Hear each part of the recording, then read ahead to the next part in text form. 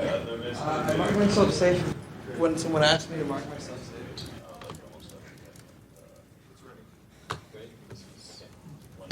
Call this meeting to order. I was going to get like. Okay, calling this meeting to order of the Sunshine Ordinance Task Force, Wednesday, December 7th at 4:05 p.m. Please call the roll. On the call of the roll, Member Barnetsky.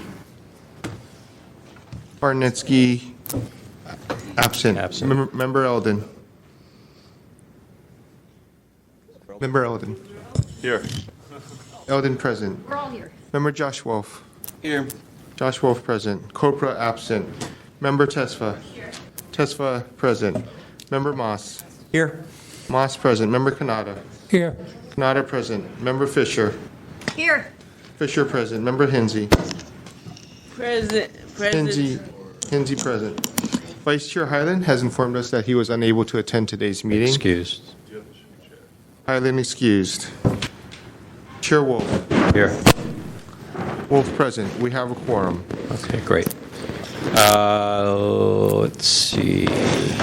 Okay, I have some agenda changes, at least one. I'd like to move item 9 up to before, to replace item 7, item 7, moving all items down 1. To replace item 7? Not to replace, to put move it. put in before item 7, making it item 7, and all the other ones moving down 1. Okay. Sounds good. Okay. And I'm wondering if, I think this probably would be a good time to do it. I'd like to see if we can combine items 3, 4, and 5. And I'd like to hear from both parties on that. Yeah. Considering it's the same complainant against the same respondent on the same issue, the only thing that's different between them are the dates. And I wanted to hear if there may be any differences between them to try and expedite the matter. And we'll adjust the time, the speaking times accordingly.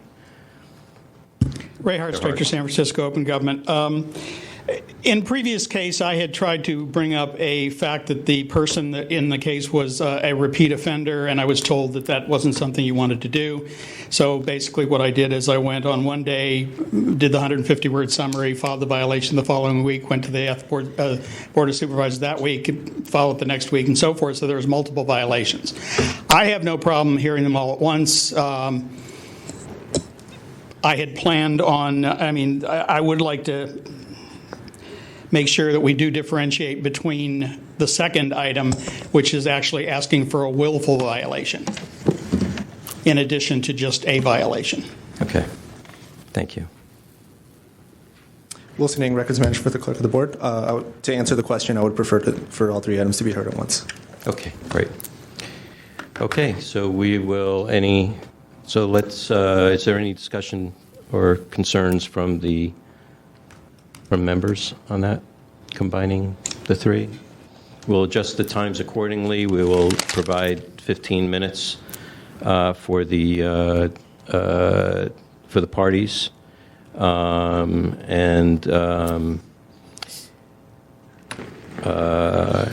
don't know that it'll require 15 minutes, but we'll have to extend it for all the other parts. So let's do that accordingly. Are there any other changes to the agenda? Okay, seeing none. Mr. Chairman, I just wanted to clarify, we're combining the hearing but not the files themselves? No, we're combining all the items. No, it's combining all the items together. Okay. To one file? Or are we just I see what combining you're the hearing saying. process? Yeah, I don't. Okay, that's complicating things. I don't.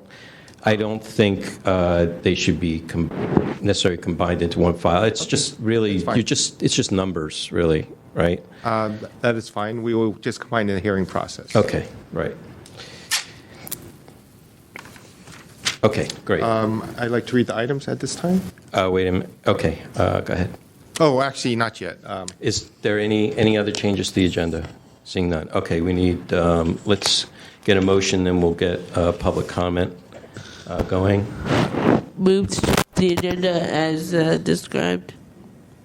Moved by Hensy, Seconded. second by Tesfaye. Okay, now public comment on the changes to the agenda. Good evening. I'm Peter Warfield, Executive Director of Library Users Association. We're not a party to these items. So first of all, moving number 9 to 7 and 7 and the following ones afterwards, no problem. I do think, once again, that it's really a serious matter to combine items. In this case, it seems to be more or less okay with the complainant, but people, including those who are not present, make plans to follow, read, follow up on, and even comment on individual items as they are shown in the agenda. If there's a good reason to combine them, and this seems to have happened without any testimony in public, then it seems to me appropriate to do this kind of administrative thing, including checking with the parties prior to the meeting and prior to the preparation of the agenda. So, for example, somebody like myself from the public who might want to hear the difference. Why is the first of 3 complaints not a willful violation? Why is the second one a willful violation? Why is the third one not a willful violation? It's a lot more confusing if they're combined. It's a lot more confusing for everybody concerned, the public and the task force. And I have been in hearings where it was enormously confusing. These, as the chair has pointed out, sound pretty much like the same or similar actions taken with the same or similar public comment summaries. But combining files leads to all kinds of complications, including the one you got from your clerk, a reasonable question, are you combining the files? And I think you'd have a lot cleaner case, a lot easier to keep things separate, especially when they're on the agenda already as separate items.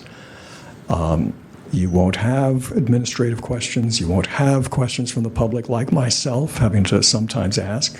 You said 15 minutes when you said other things. I'm assuming, though I guess I should ask, will the public have 9 minutes? Combining files can lead to a lot of questions, a lot of confusion, a lot of last-minute changes, and I don't see the reason for it other than an imagined savings of time. And every time that files have been combined, especially at the last minute, there have been questions and problems, and I don't see the time savings. Thank you. Any other public comment? Seeing no other public comment, please call the roll. On the motion, Member Barnetsky. Absent. Member Eldon. Eldon, aye. Member Josh Wolf. Aye. Wolf, aye. Copra, absent. Member Tesfa. Aye. Tesfa, aye. Member Moss. Aye. Moss, aye. Member Kanata. Aye. Kanata, aye. Member Fisher. Aye. Fisher, aye. Member Hinsey. Aye. Hinsey, aye. Highland, excuse. Chair Wolf. Aye. Wolf, aye. The motion passes. Okay, great. Thank you. Next on the agenda is item number 2, approval of minutes from the Sunshine Ordinance Task Force, November 2nd, 2016 meeting. Okay, do I hear a motion to approve the minutes? I have some corrections on the minutes. Okay, so let's get a motion on the floor, and then we can make amendments and adjustments. Do I hear a motion to move the minutes? Motion to move the minutes. Is there a second? Second. It's moved by Moss, second by Hinsey. Okay.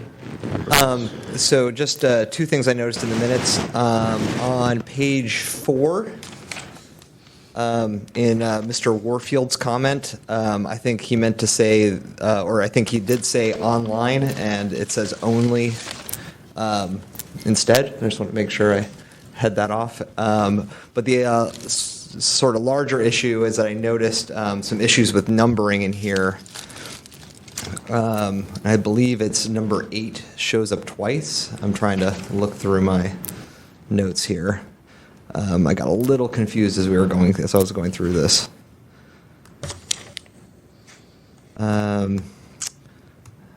Trying to find it.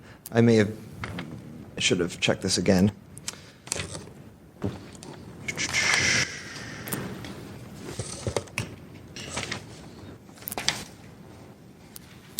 Sorry.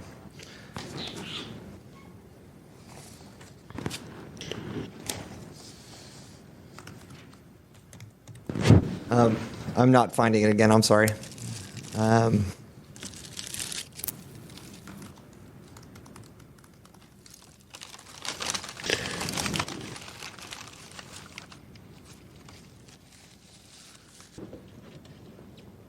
While we're waiting for you, is there any other I changes? apologize for the wait.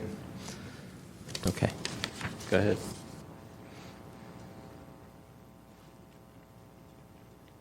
Sorry, these documents can be difficult to go through. 13, 12, and then 9.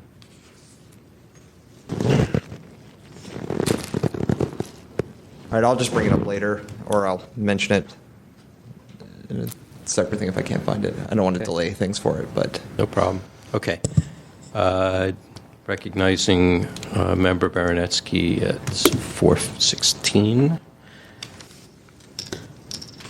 Okay, seeing nothing else, public comment on the minutes.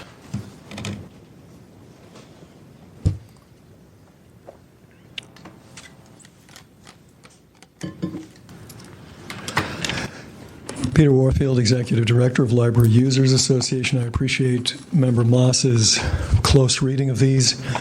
I looked on page 4 and struggled to find the matter that he mentioned.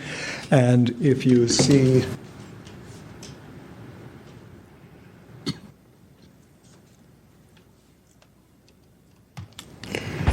as you can see here, page 4 is the full page 4, and more than half cut off is the apparently another number, which is presuming it's the minutes page number is cut off.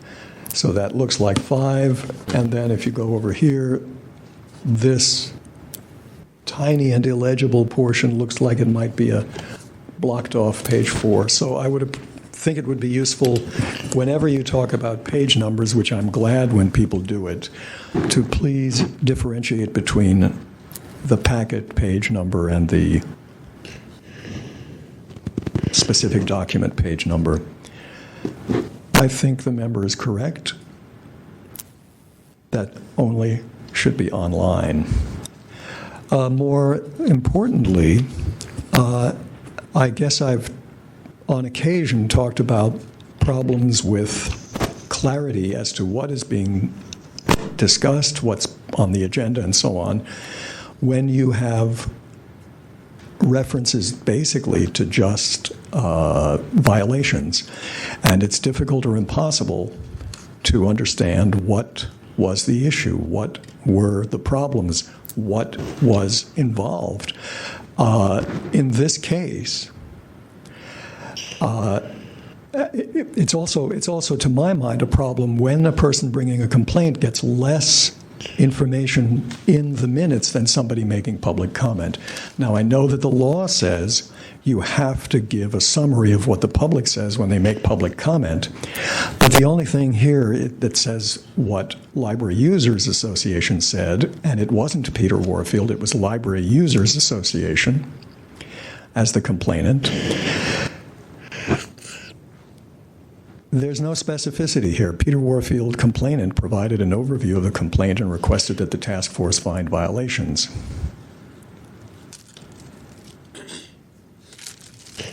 Now, you do give some information about what the library presumably said they did, and then the conclusion, but there's no specificity with respect to what the complainant said, and somebody who wanted to understand this, I don't think would get anything out of the minutes with respect to what passed. I think you need to put more about it in the minutes, and you certainly need to get the correct complainant, which is Library Users Association, as your agenda says. Thank you. Any other public comment? Seeing none, Member Moss. Yeah, so I've located what I had made poor notes for myself, but public comment section appears twice in the minutes. Where? It appears in item number 5, and then it appears again on item number 7. Number 5. Item number 7. Yeah. Yeah. Yes, I will delete the number 7 version, which I believe is the repeat. Yes. And then there needs to be, yeah, right. Never mind. It's just a lot of white space there. Okay. And also, please make the adjustment on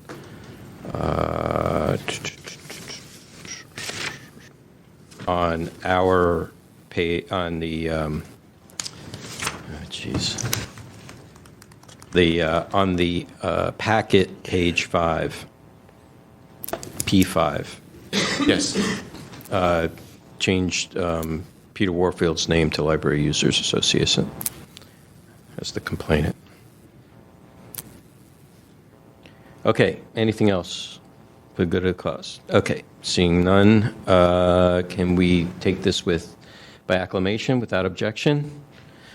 Seeing none, minutes are approved. Please call the next item. I will be calling the next 3 items together.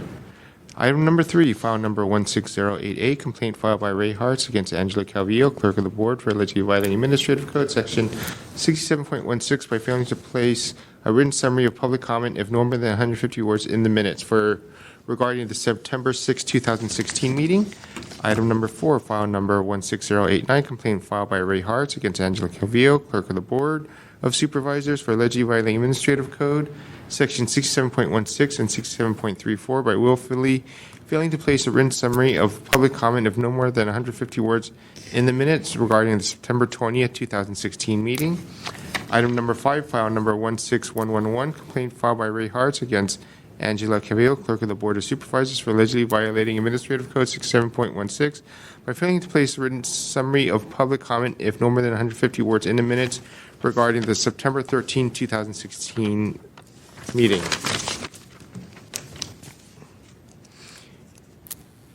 Jurisdiction. Okay. Thank you. Motion for jurisdiction. So moved. Moved by Member Hinsey. Second. Second by Member Kanata. Any discussion? Public comment on jurisdiction? Seeing none. Okay, can we take this with acclamation? Any objections? Seeing none. We are in jurisdiction. Let's hear from the complainant. 15 minutes. Is there some way to get this green tint off the...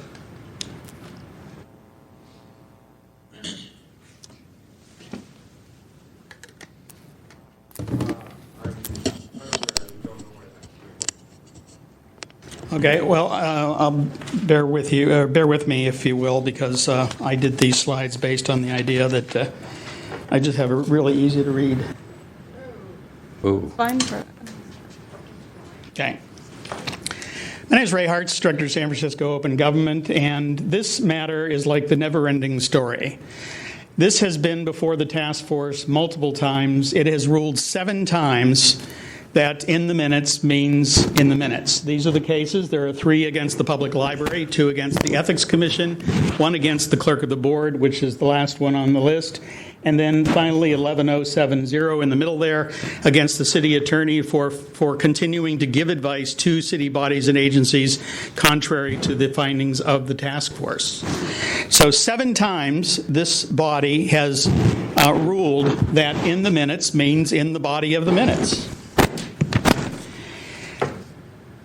In Ms. Calvillo's response to the complaint, she repeats a whole bunch of stuff that really doesn't make a lot of sense. Because if you actually look at the section, it says, any person speaking during a public comment period may supply a brief written summary of their comments, which shall, if no more than 150 words, be included in the minutes. And if you look on pages 59 and 60, you will see a memo from the task force where they sent to all departments stating that that was the finding of the task force and that all departments were directed to comply.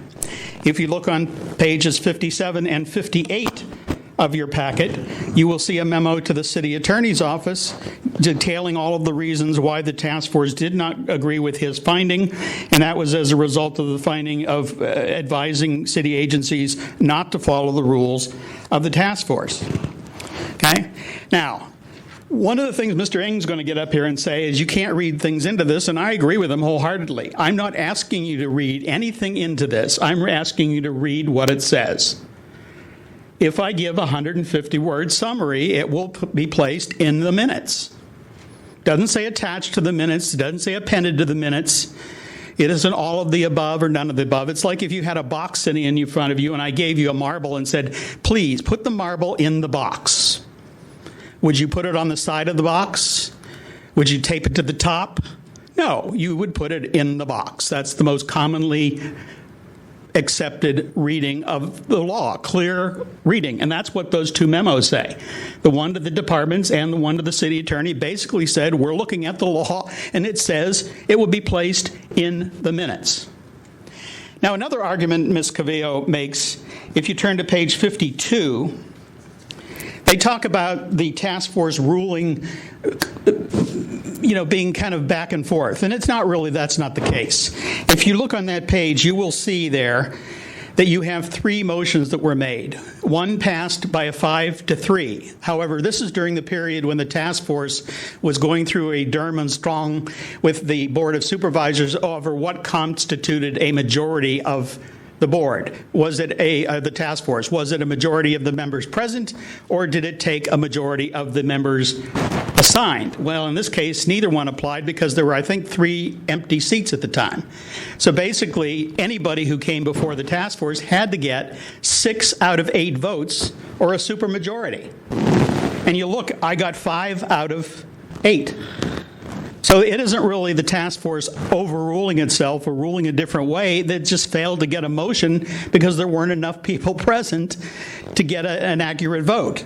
So presenting that as if no violation was found, well, technically that's true, but it was a simple matter of mathematics.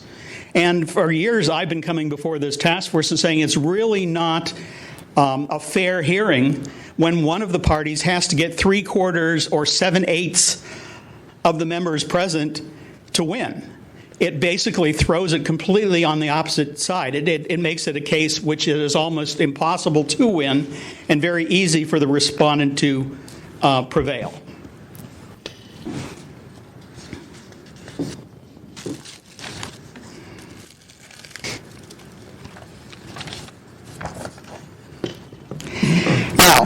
Another thing Ms. Calvillo mentions in her response was the fact that the Ethics Commission heard a case that was referred to them and did not find a violation. But that is deceptive also in the fact that that case was sent in 2014 to ethics. By that time, the city library, who the case was against, had already moved the 150-word summaries into the body of the minutes. They did that in January of 2013. And so they did not find a violation for the simple fact that they had complied at that point with the order. And I would like to This is a page from the minutes of that Ethics Commission hearing, and I know that's hard to read, so I blew this up.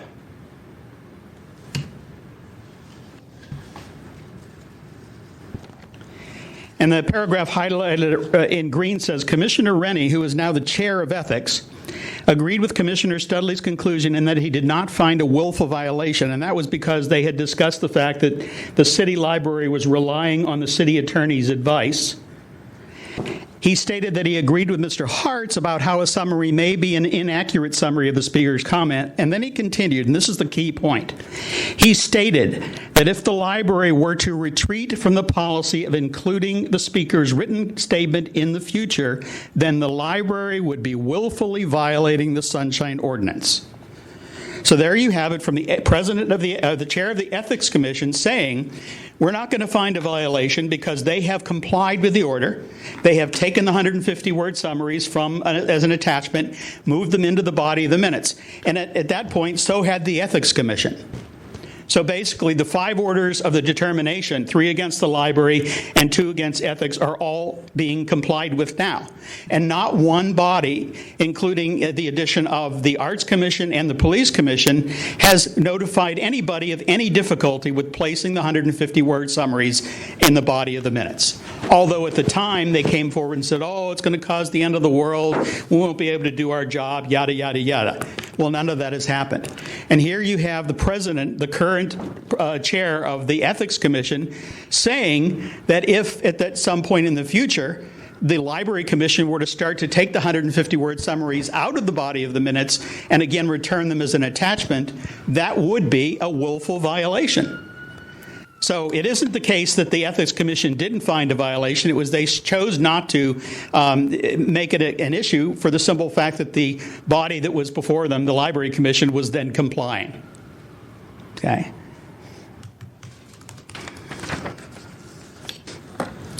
Now, you may think, well, Mr. Hartz just likes to hear himself talk and he wants to make sure that what he says is in the minutes.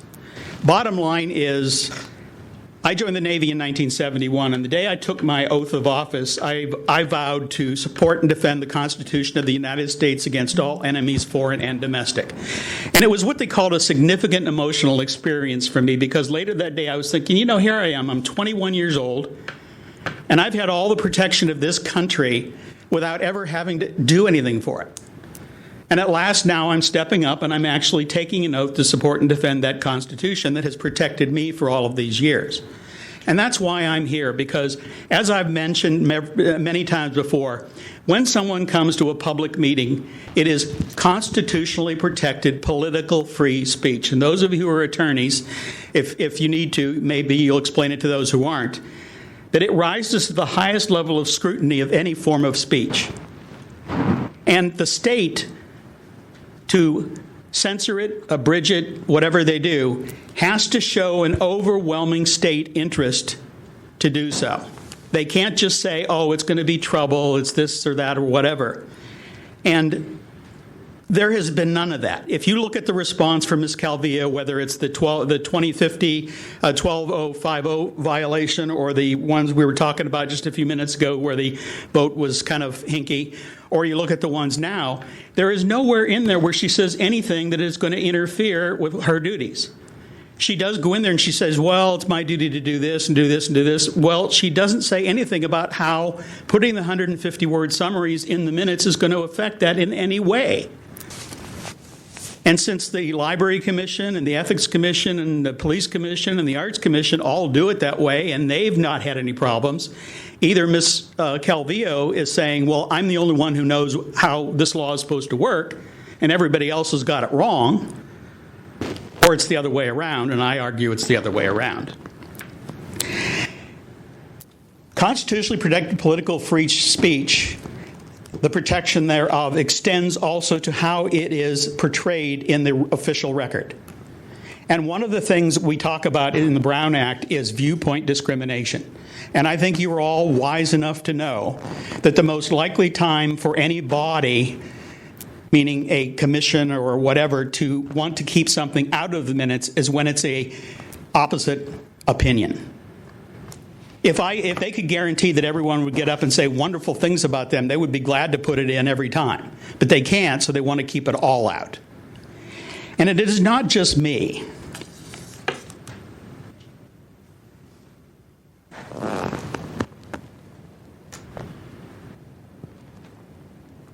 This is from the October minutes of the Ethics Commission. And that is I don't know, it's 150 words and I didn't count it. That is a summary submitted by Dr. Derek Kerr, who has started to take advantage of the use of this mechanism to ensure that his public comment is accurately portrayed in the minutes of the meeting. So I'm not doing this just for me. I'm doing it for every citizen of San Francisco who, when they go to a board or commission, whatever it might be, and they have a public comment which is not welcome, will have some mechanism to ensure that their comment makes it into the official record. One of the things over the years that I've heard from many city agencies when they're caught doing something wrong is, oh, nobody ever told us. And one of the biggest battles I've had with the Library Commission was the fact is I don't want you years down the road coming out and saying nobody ever said anything about something. And they would censor it because they didn't want it in the official record. And Dr. Kerr has appreciated what I have accomplished, and he has chosen to do that. And basically what I'm saying there is if you say no this time, you take away the right to put in the 150-word summary in the minutes from me, but you also take it away from yourselves. And like it or not, you never know when you might be on the wrong side of a board or commission and want to say something to them that you know needs to be said and you want the public to be aware of, as well as that board or commission. And this would give you an option to do that. It would ensure, number one, that you were able to say it, and number two, most importantly, that it would actually be reflected in the official record. I mean, basically, if I am running a board or commission and I can simply edit out what you said, that's censorship. That's abridgment. However, whatever way I choose to do it doesn't change the fact that that's what I'm doing. And that's why I have fought so long and so hard, because there are no real reasons why they don't want these things in, except for the fact they don't like my viewpoint. We had another case recently where Ms. Blackman responded to one of the cases, and she went on and on about Mr. Hart's waging a vendetta against the library and harassing the library. And then she started making comments about my public comment. Mr. Hart's uses a horrible tone, and he swears, and he does this, and he does that. Well, I hate to break it to people, but the bottom line is the First Amendment allows me to use whatever words and whatever tone and whatever expressions I feel are appropriate. And there has to be an overwhelming government need to prevent that. And the last thing I'll mention is that I have 27 orders of determination. And believe me, I don't do this because I have nothing better to do with my time. I would rather be home watching a good movie or reading a good book. But the bottom line is sometimes when you go to these public meetings, you see these things being done to people. And these people do not know what the Sunshine Ordinance is. They do not know what the Brown Act is. They don't know what their rights are. And they don't know, in some cases, even that their rights are being violated. And I have chosen, because of that oath I took back when I joined the Navy, to protect the rights of people to go to a public meeting and speak, to say what they want if they feel it is appropriate, and to ensure that what they say actually makes it into the official record. And that's all this is doing. And I'll remind you again, if you take this away from me, you take it away from Dr. Kerr, from a couple of other people who have chosen to use the decision of the task force, and more importantly, you take it away from yourself.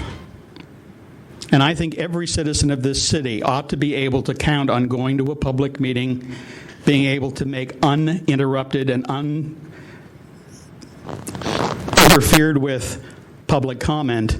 And I particularly believe that in this, as in this case, having that show up in the minutes is critical. Because if it doesn't show up, then it's just nothing but something in the wind, smoke in the wind. And again, that last thing, it's constitutionally protected political free speech. And I've been saying that for the last 5 years, including in front of the Ethics Commission, who consists of 4 out of 5 members are attorneys. And not one person ever has said, you're wrong. And certainly the city attorney has never issued an opinion. The law says in the minutes, the task force has ruled 7 times what the in the minutes means, has directed bodies to follow that, and has advised the city attorney as to why. Thank you. Are there any witnesses or persons to provide any facts or evidence on behalf of the complainant? Seeing none, respondent may approach. 15 minutes. Hi, Wilson Ng, Records Manager for the Office of the Clerk of the Board. Here on behalf of Ms. Angela Calvillo. I was just at the Compliance and Amendments Committee last month, so some of this information may be repetitive to some, but I will present some new information as well for those members of the Compliance and Amendment Committee that can just bear with me. In September, our office comprehensively responded to this complaint, which is contained in your memo signed by Angela Calvillo, which is her official response. This same matter was also heard multiple times back in 2013, and the same matter was heard in 2014, where the task force did not find a violation and also concluded the matter, and here we are again with the exact same type of complaint, the only difference being the dates. Mr. Hartz also submitted identical complaints to other city departments, as he mentioned earlier, consistent with past determinations with the Ethics Commission, however, which are also referenced in our submission, that the Ethics Commission motioned in 2013 that the minutes being paginated as a single document, including the addendum, are part of the official minutes, and the task force cannot simply add or imply the words in the body of the minutes into the Sunshine Ordinance. In a duplicative complaint to the Library Commission, the Ethics Commission again motioned no violation and concluded that placing summaries in the addendum that is part of the same document satisfies the requirements of the Administrative Code. I'll talk about that in a little bit more in a bit. But the Brown Act also imposes no requirements on policy bodies regarding what order things are recorded in the minutes and what is recorded in the minutes. However, we do go above and beyond, and in accordance to Proposition G, we do record minutes for each meeting, as well as if the public speaker submits a 150-word written summary, that written submission is noted next to their name, and they are referred to another page in the minutes where that reader is referred, and that submission is paginated as part of the exact same document. The minutes have to clearly reflect the proceedings of the board and has to be reflective of the clerk's accounts during a board's proceedings to ensure accuracy and accountability. The clerk can validate whether the public comment was made orally and verbally in the motions and actions that the board took, but she cannot validate or attest to the contents and relevance of the 150-word written summary that is handed to her. Therefore, the statement has to be in the appendices within the same document because those submitted statements can be validated as part of the proceeding. This matter has been addressed and resolved on numerous occasions. I think what I want to do right now, since I have the full 15 minutes, is actually just go through how the minutes actually look like, because I think that speaks a lot more than what I'm conveying to you right now. So this. I just grabbed a copy of, maybe this might be easier. No, that doesn't help either. This is a copy of the minutes from September 13th, which is one of the minutes that is listed in the complaint. At the very bottom of the first page, you'll notice that this is volume 111 of 111, number 35. The reason why that is at the end of the year, all of these minutes are compiled into one book. So these are all sequential. So that's one thing to notice. Going on to the first page of the September 13th minutes, you'll notice at the very bottom, it doesn't start on page 1. It starts on page 740. And then it ends and then it continues sequentially up until the very end. At the very end of the minutes is page 767. On the header, you'll notice that on the first and last page, these are noted as the meeting minutes. So the first, all the way through the last page, are considered the entire meeting minutes in comprehension. At the end of the year, when all of these minutes are compiled into one single book, all these pages are sequential. None of these, regardless of what it says, addendum or not, these are part of the official minutes that get bound and go into the official record at the end of the year. So I do want to point that out. So to say that there's any abridgment of public comment and that there is censorship of any kind is just absurd. And I think that's a mischaracterization of what the actual minutes are actually reflecting. They are paginated as a single document. They are titled as the same document. They're called the minutes, regardless of whether they're in the addendum or in the body. Right now, I believe the argument is that these the 150-word statement, written submissions, which can't be validated by the clerk of the board as part of the proceedings, are to be included in the body of the minutes. That's a slippery slope because there's no, I mean, what can come next could be, I want these comments to be in the beginning of the minutes or, before a certain item. There's a good reason why these are in the minutes or why these are in the addendum. Also,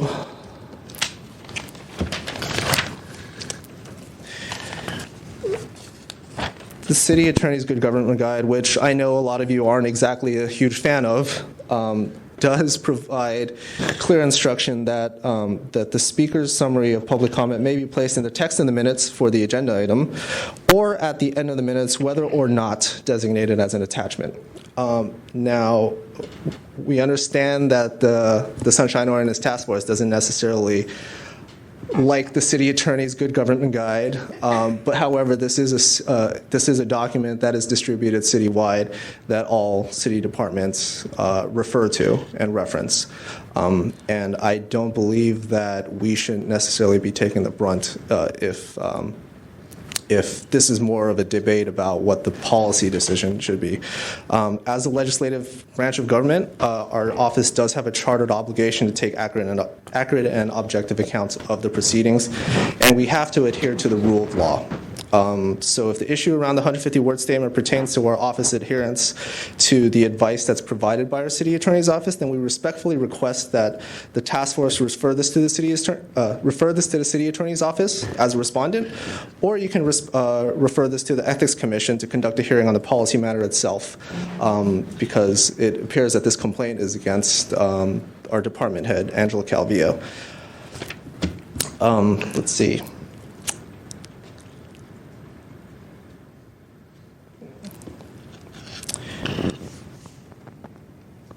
I know that there's going to be some statements made when you guys deliberate that what the spirit of the Sunshine Ordinance actually says.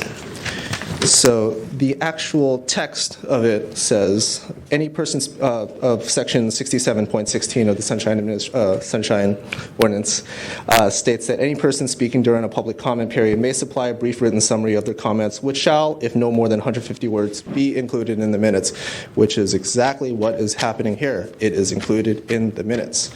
One can argue that the spirit is to make the any written submission, albeit not validated by the clerk during the proceedings, to be included in the body of the minutes and make comment more visible to the public. However, the Sunshine, this section, specifically this text, which was added by Proposition G, in Proposition G, there's absolutely nothing in Proposition G that interprets it as such. So I do want to lay that on the table before you guys deliberate as to what the interpretation or what the spirit of the Sunshine Ordinance is. With that said, I just want to reiterate that this might be something that you guys want to speak with the city attorney's office about during your deliberations, and and might want to defer to their advice and guidance. Thank you. Are there any witnesses or persons provide facts or evidence on behalf of the respondent? Okay, seeing none. Task force members? Member Canada. We heard the first two items at compliance and amendments, and the major discussion was about the wording in the minutes and what that actually meant. And we sent it up here without any recommendation so that we could have a full discussion of it here at the full body. Okay. Member Moss, any? No, that's about it. Are there any questions, clarification from any of the parties? Okay, I do. Mr. Ng? Wilson A. Records Manager for the Clerk of the Board. Thank you. First of all, I just have a couple of things today to say. With regards to your comments around the city attorney, we have legal counsel, and he's appointed by the city attorney. So we know that a lot of information and a lot of trust comes from that office with regards to providing us with advice.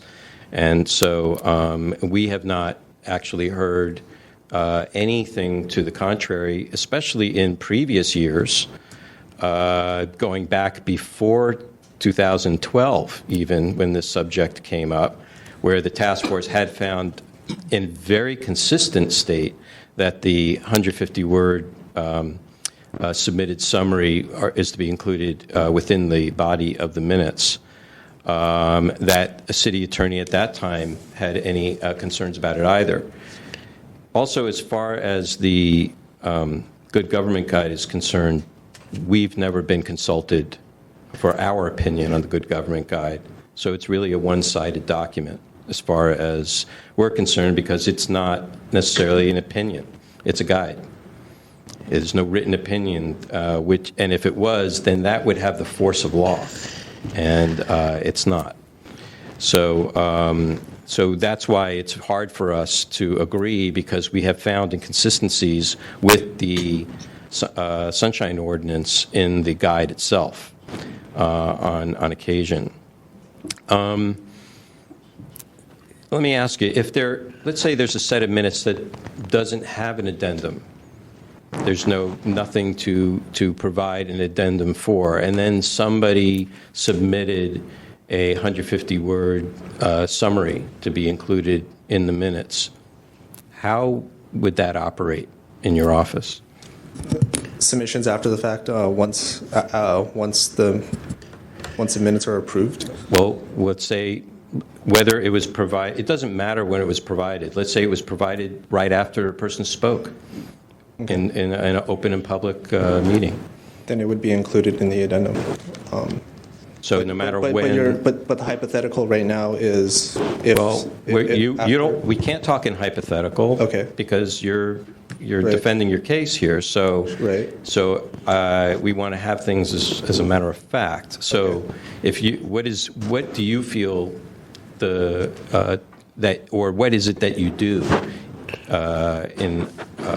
when you receive a 150-word summary that's submitted by a public commenter?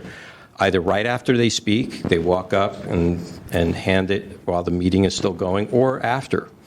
That 150-word written summary that is handed to the clerk of the board gets included in the addendum of the minutes. Okay, if there's no existing existing addendum, then where does it exist? It has to go in the addendum. So you create. Okay, so we don't throw it away. I mean. No, I understand, but my question is: do you create a special, it automatically triggers an addendum?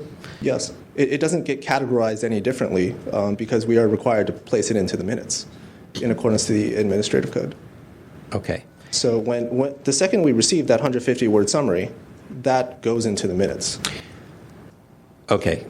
But into the maybe minutes. I'm not understanding the question. My question is some minutes don't have an addendum. There's no need for it. There's no items that would be other than the 150-word summary. Okay? Other items that normally would regularly be placed in an addendum. If there were no other items, so that an addendum would not be even created for a set of minutes, if 150-word, just one 150-word summary was submitted, would that automatically trigger an addendum to be created? The answer is yes, as provided in this example right here. As you can see, there's it's off center. There's one item on the addendum, and that's the 150-word summary. Very good. Now, you stated that this is in accordance with the administrative code, or Correct. in some of your written response, and some of your testimony that I've listened to on playback, that it would satisfy the administrative code. Okay? Where in the administrative code does it say anything otherwise? Otherwise, as far as not being, like, it can be an addendum, or it can be something other than in the body of the minutes. So an addendum. So the requirement in the administrative code is that it be included in the minutes. Right. So what it sounds like you're implying is that the addendum is not part of the minutes, which is not the case. The addendums are part of the official minutes. Excuse me. Okay. So if a person were to then make public comment and not provide a 150-word summary, where does their public comment exist in the minutes? They would, if they made verbal or oral public comment, they are recorded and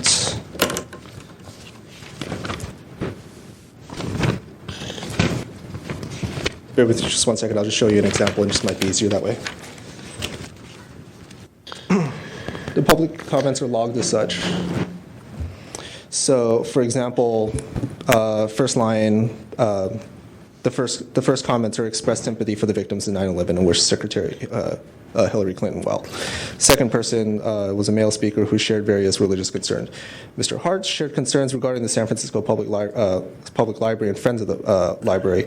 And then he also submitted the 150-word written summary, which is referenced in this document here, to go to the last page of it. Okay. When it's paginated at the end of the year, the addendums and the body, they don't get treated any differently. They are one whole document. I understand what you're saying. What I'm questioning is, when you reach the bottom of minutes, what's the very last item of the minutes? Not the addendum, but of the minutes. It would be Ms. Calvillo's signature. Last action item. Last action item? You have it right there. Yep.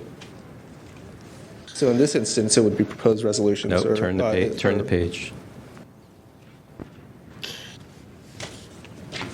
That's the last action item, adjournment. Adjournment, okay. Okay? So that's the end of the minutes. That's how the Sunshine Task Force, in my mind, in previous years, that it found that I would say in my years of serving on it prior to 2012, that we found that the minutes ended at that point, at the point of adjournment, and that anything else beyond that is not inclusive. It's not included in the minutes. So if a person were to speak in public comment, and the minimum, if you're not taking verbatim minutes, which would be every single word that is spoken, and you're not taking action minutes, which means that there's no paraphrasing about what the public commenter has said, It's just a list of the actions that were taken. The middle ground, which is basically what we follow, is a paraphrasing of what the public commenter said. Now, the purpose of this 150-word summary is to satisfy maybe a poorly written, a not understandable, not concise, not descriptive enough, paraphrasing. And that essentially is to replace it. Okay. Because the paraphrasing is, how is anybody to know that that is validated properly? As far as validation is concerned, there's no requirement in the law that requires validation of it anyway. A person may submit it, a person. So I'm a little confused by some of the comments that you're making in response to this, because I just don't. I find that the law is clear, is that in the minutes is in the minutes, and addendum is an attachment to the minutes. So, and in pagination, there's no discussion about pagination. Somebody created that idea. It's not. There's no requirement for an addendum. In fact, actually, there shouldn't be an addendum at all to the minutes, because everything that happens inside of and before adjournment is part of the meeting and should be inclusive as part of the proceeding. And anything that's part of an addendum is an attachment. It's additional stuff that may be outside of the meeting, that could be references or what have you. But I really don't know why there would be an addendum to a set of minutes. Maybe to an agenda, but not necessarily to a set of minutes. So if you can respond to some of those concepts. So if you're saying that the adjournment identifies the end of the conclusion of the minutes, then that the adjournment is followed by Angela Calvillo's signature. What you're saying is, and you can correct me if I'm wrong, what you're saying is that this portion, regardless of the very last page, regardless of whether it says addendum or not, that 150-word public statement should be included either before or before the adjournment? No, Or I'm after not the saying adjournment? that. No, I'm saying that Okay. there is no necessity to create an addendum, because the 150-word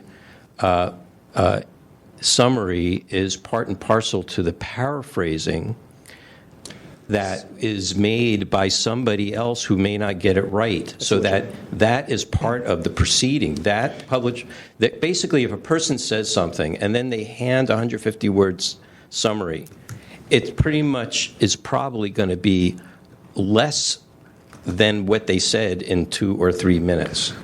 Okay? And that would be a proper paraphrasing. Now, we saw the example that the complainant, Mr. Hartz, brought forward in I think it was the Ethics Commission's minutes, where it showed Dr. Kerr's submission. Not only did they paraphrase what Dr. Kerr said, but they additionally added his 150-word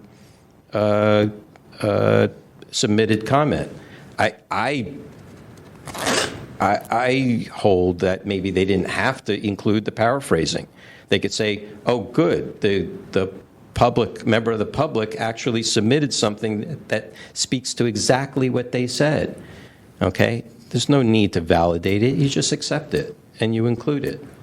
Okay, if for some reason you want to maybe corroborate it by listening to the audio playback and seeing if it matches what he or she had written on that 150-word summary, okay, that's a way of validating. Okay, but if you're saying validation as far as did you receive it from the right person or not, I'm a little confused, like by the word validation. So, if I may respond. Yeah. So, when you make oral public comment, everybody is given the opportunity to speak for 2 to 3 minutes. Right. Right. Now, when they submit a 150-word summary after the fact, after those comments are made, the clerk of the board is not going to reconcile those statements with what was made. Consider a budget meeting where literally hundreds of people turn in speaker cards. They can potentially turn in 150-word summaries, follow-ups. We're not going to validate each and every single one of those statements. However, In accordance What do you mean by wait. validate? We can't, so I can say here today, public comment, that I feel such and such about an issue, and then I could submit a 150-word statement about a completely different issue and include things that I didn't even make, statements that I didn't even make, and I can submit that. And it would be included in the addendum, but it wouldn't necessarily coincide with what was actually spoken during the proceedings. But I think that would be necessarily incumbent to corroborate, to make sure that that is. I mean, it seems a little unfathomable to me. I mean, I know you bring up the budget hearings, but that's not the only meeting that happens. I mean, and we have plenty of commissions and boards that provide minutes that include them, the way the task force has determined for many, many years prior to 2012. Why the task force post 2012 and 2013 thought otherwise, I don't know, but it's been my understanding and practice, and the fact that we saw the testimony or the testimony from Commissioner Rennie at the Ethics Commission saying that if the library stops doing what they're doing as far as including it in the minutes and does it then starts changing it to be in the addendum, then they'll be in violation of the ordinance. So it makes it a little a lot clear, very clear to me on those 2 points, and that the fact that the task force for so many years had held that it was that when it was meant to be included in the minutes. That's almost a double standard right there, that it means inside and within the proceeding of the minutes. If you could entertain me in a hypothetical. Sure. Okay. So, actually, 2 questions. Number 1, where would you ideally like to see those minutes exactly on hypothetically, on the meeting minutes of the board? So, in the area of public comment, okay? So if you go, I don't have that in front of me, so where you have public comment and the list of everybody that submitted public comment, right underneath where it says, like here for Ray Hart's, right underneath there, you would insert his 150-word submitted statement there, just like the Ethics Commission did and many other commissions do.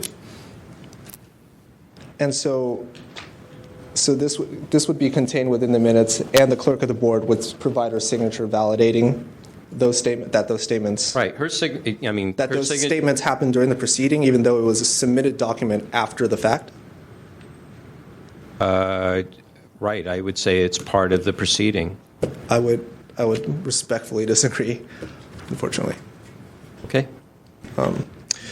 The other thing is with regards to Prop G, most ballot arguments and ballot items aren't necessarily written that well or that detailed. And a lot of that can be left up to either interpretation or practice, depending upon who it's left to do that with. So it's hard for me to kind of use a ballot initiative as the end-all, be-all, because lots of times it needs to be either put into practice in some way, or it's given latitude for it to be function, to have function and be operated with. So, and we've seen that. I mean, there's tons of ballot initiatives that are like that, that we've seen come across. So I am not necessarily convinced by the argument that within the ballot pamphlet of how it was written there. And if I may make Sure. a request, in order for this to be a fair and balanced hearing rather than a debate, which I feel like this is kind of getting into, if I may ask through you to solicit the Deputy City Attorney's advice and to provide input on what the actual requirement, the baseline requirements are, and what latitude do you have to interpret the law as it is written? Okay, well, we are an adjudicating body. It's our determination. If there's an argument with our determination, there's a reconsideration process. So it's, I think that we have full authority to make an opinion or a determination. There's a number of us here and numbering different diverse minds here. Plus two lawyers that sit with us and a third lawyer who's our legal counsel. Which is fine, but as I stated in the very beginning, the potential opinion that or the potential order of determination that you guys it sounds like you're approaching, would conflict with what the city attorney's office advice is. Granted, it's not policy, but it is suggested practice, and what the Ethics Commission has determined in the past. There are, and our department, we're not the only ones. We're just kind of caught in the middle, and we feel like we're being made an example just because of who we represent. And I don't believe that's necessarily fair. Oh, please do not go there. Okay. That's not the case, because you're not the only one that this issue has come up for. Okay. This issue's come up for many other commissions for over a decade. So I would say, you're not being singled out for this. Okay. You're here because a complaint was made about it. Okay, and as we know, there's a list of other cases that don't include the clerk. So this is really a matter of how the task force is going to determine so that it can send a communication, an advice communication to all departments in the city and all commissions that that have deliberative meetings on what we would consider that. So the last time our office was here was in 2014, which is why I referenced the April 2nd, 2014 minutes. Mm-hmm. And it was about the exact same matter. Mm-hmm. And we city attorney's office weighed in as well. Mm-hmm. And the task force at the time, it's a very different makeup now, but the task force at the time supported and determined that there were no violations.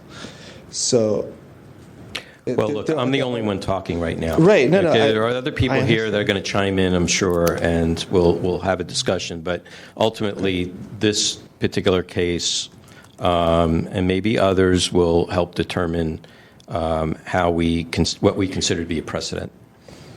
Okay. And if I may make a request again, and I know I requested this earlier, but I just want to emphasize that because Angela Calvillo is a department head, that this matter be more appropriately referred to the Ethics Commission, whether you guys decide on that or not. But that is a request. But we would only refer it to the Ethics Commission if there was willful misconduct. Oh, okay. Maybe it's not. the only time. Okay. All right. All right. Thank you. Any other questions? Member Baranetsky. I think I just didn't get to hear a statement that you said. You said there was a good purpose for having the addendum portion, and I just wanted to hear again what the reason for that is. Because the clerk of the board cannot validate written submissions that are handed to her after the proceeding or after public comments made, because those aren't the written submissions are not the same as oral public comment that's made during the proceedings. But could they not validate that was in fact the document that was given to them during the proceedings? Right, and that's exactly what they do within the body of the minutes. But the actual within content, the addendum body of the minutes. within the actual body of the minutes, right, under public comment, right.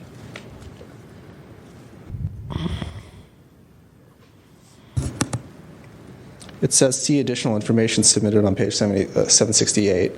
And everything that's on that page is a text that is on that card. So would you not include public comment, or would you not include an addendum that didn't match? Let's say someone says during the public comment they're, whatever, petitioning something, they're saying, I don't agree with X, and then they hand over the card and it says, I actually don't agree with Y. Would you still include that card or that 150 words? We absolutely would. We just wouldn't validate it. So- That's why it would be in the addendum. Right, because so the of issue is- inconsistencies. Okay, so you're concerned about that inconsistency is the point of why there has to be this addendum section. Correct. Right. But so potentially, so regardless of whether it conflicts, it's just whether it conflicts based on whether it's in the public comment section or whether it's in the addendum section. But you're saying that there couldn't be validation for it to be internally included and just saying we confirm that this is in fact what was included, what the card that was included? Not during the proceedings, no. Why not? Because the proceedings are going on and nobody's going to be sitting there reading the card. And then being able to rewind on SFGov TV to see what they actually said and match it verbatim, whether it was verbatim. And then also it does leave room for interpretation too, which we don't want to touch. Sorry, maybe I'm being a little dense here. So, for example, if I said, you know what, I am in support of issue X, and the card says, I'm kind of in support of issue X, we're not going to pick one or the other. You're not picking one or the other. No. You're just saying, we're not going to say that, okay, yeah, I mean, this card is true and correct to what the actual statement was made. Right? Because, I mean, even with Mr. Hart's submission, that if you look back on SFGov TV, that wasn't the actual statement that he made. Okay, so I'm going to move on to another question, which Sure. is, so having is there a reason why there's a benefit to having the public comment section abbreviated? Like this Public abbreviated comment section So abbreviated? this section that's in front of us right now on the screen. Is there any reason why there's a benefit to having it abbreviated rather than let's say that it does that there is why wouldn't you have a longer explanation included? It's not. I mean, I don't know. So, just to read the actual requirements of Admin Code 67.16, what we're required to record this. The minutes shall state the time the meeting was called to order, names of the members attending the meeting, roll call vote, time the board and commission began and ended the closed session, the names of the members and names and titles were applicable, or any other persons attending any closed session. Let's see. List of those members of the public who spoke on each matter if the speakers identified themselves, whether such speakers supported or opposed a matter, a brief summary of each person's statement during the public comment period for each agenda item, and the time meeting was adjourned. So it would be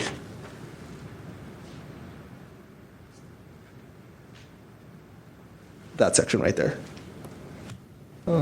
Sorry. Wish the screen was bigger. Where I just drew in those brackets.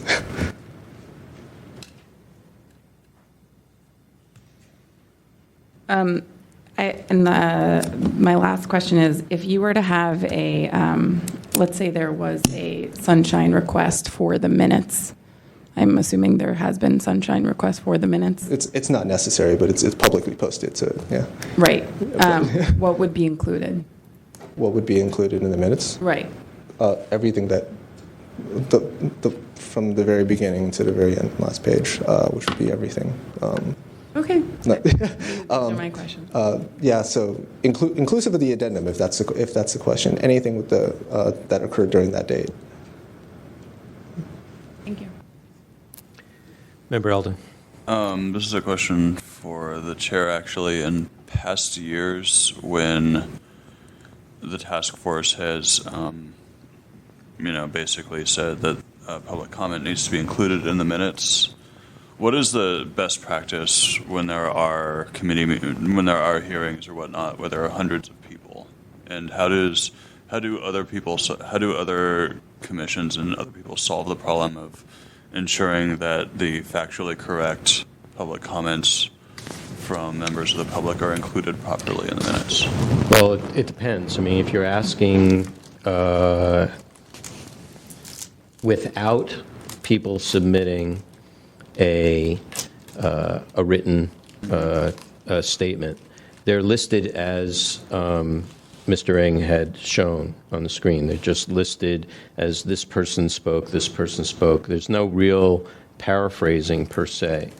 Actually, because that's what I was explaining before, there are kind of like three blocky ways of producing minutes. Could just be action minutes. Here's the item, who motioned second, did it pass or didn't it pass with nothing else. But the agenda would have all the supporting documents, so to speak, on it. So if you were doing verbatim minutes, though, which I know some organizations still do, then everything is included. Every single word is included. And if somebody did provide a written statement, it would be noted that this was a written statement, but it would be included in line in the body of the minutes so that it completes the flow as you're reading it, instead of having to, now you read the end of the minutes, and now you may miss that there was a notation that somebody had submitted, there's an addendum or something like that. You miss that actual flow of the comment itself. So in this case, would that be, the best practice, regardless of the city attorney's guide and good government guide and all of that, the best practice that the task force would recommend would be to, if you're, instead of doing any paraphrasing and inclusion of the person's own summary or their own words, you would do verbatim plus their own words in line. No, we do paraphrasing plus. Okay. As what Mr. Hartz had shown in the Ethics Commission's minutes, where it was included, where actually they included both. Because and here's the thing, the problem with the paraphrasing part is there's no way to validate that paraphrasing either by the public. And all of this is for the public's benefit, is in my view. So it's either paraphrasing plus the member of the public. Microphone, please. It's either paraphrasing plus the option for the member of the public to provide their own statement or nothing. Or an action style. Right, or action style, right. But the way they do it here is they paraphrase. And if you, as you see with what was shown on the screen, with the listing of the public commenters, it's not really being paraphrased there. Okay. Member Josh Wolf. This is a question for Mr. Ning. So you highlighted just a few minutes ago what's required under 6716. So it's a list of those members of the public who spoke on each matter if the speakers identified themselves, whether such speakers supported or opposed the matter, a brief summary of each person's statement during the public comment period for each agenda item. Now, I realize what's really before us is Hartz's complaint about his written summaries being put in the addendum, but if we go and look at the minutes from this same meeting, for example, the special order for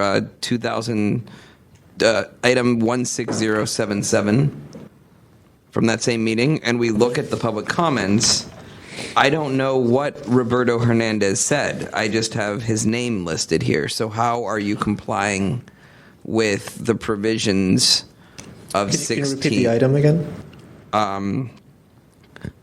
160777. It's the special order at 3 p.m. Okay. So it's page 750.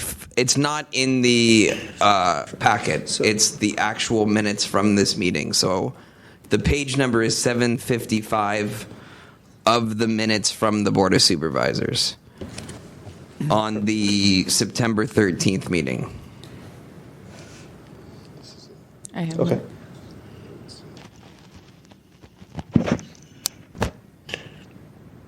Oh, okay, got it. Okay, so Because so the item that you spoke of 160777, it was a hearing on, for example, appeal of conditional use authorization. Any speaker that speaks to that item is going to be speaking on that subject matter, and it is well documented as to whether they are in support or against. So it is going to be speaking about that subject matter. What we don't know what the subject matter is during general public comment, when they can basically talk about anything addressing the full board.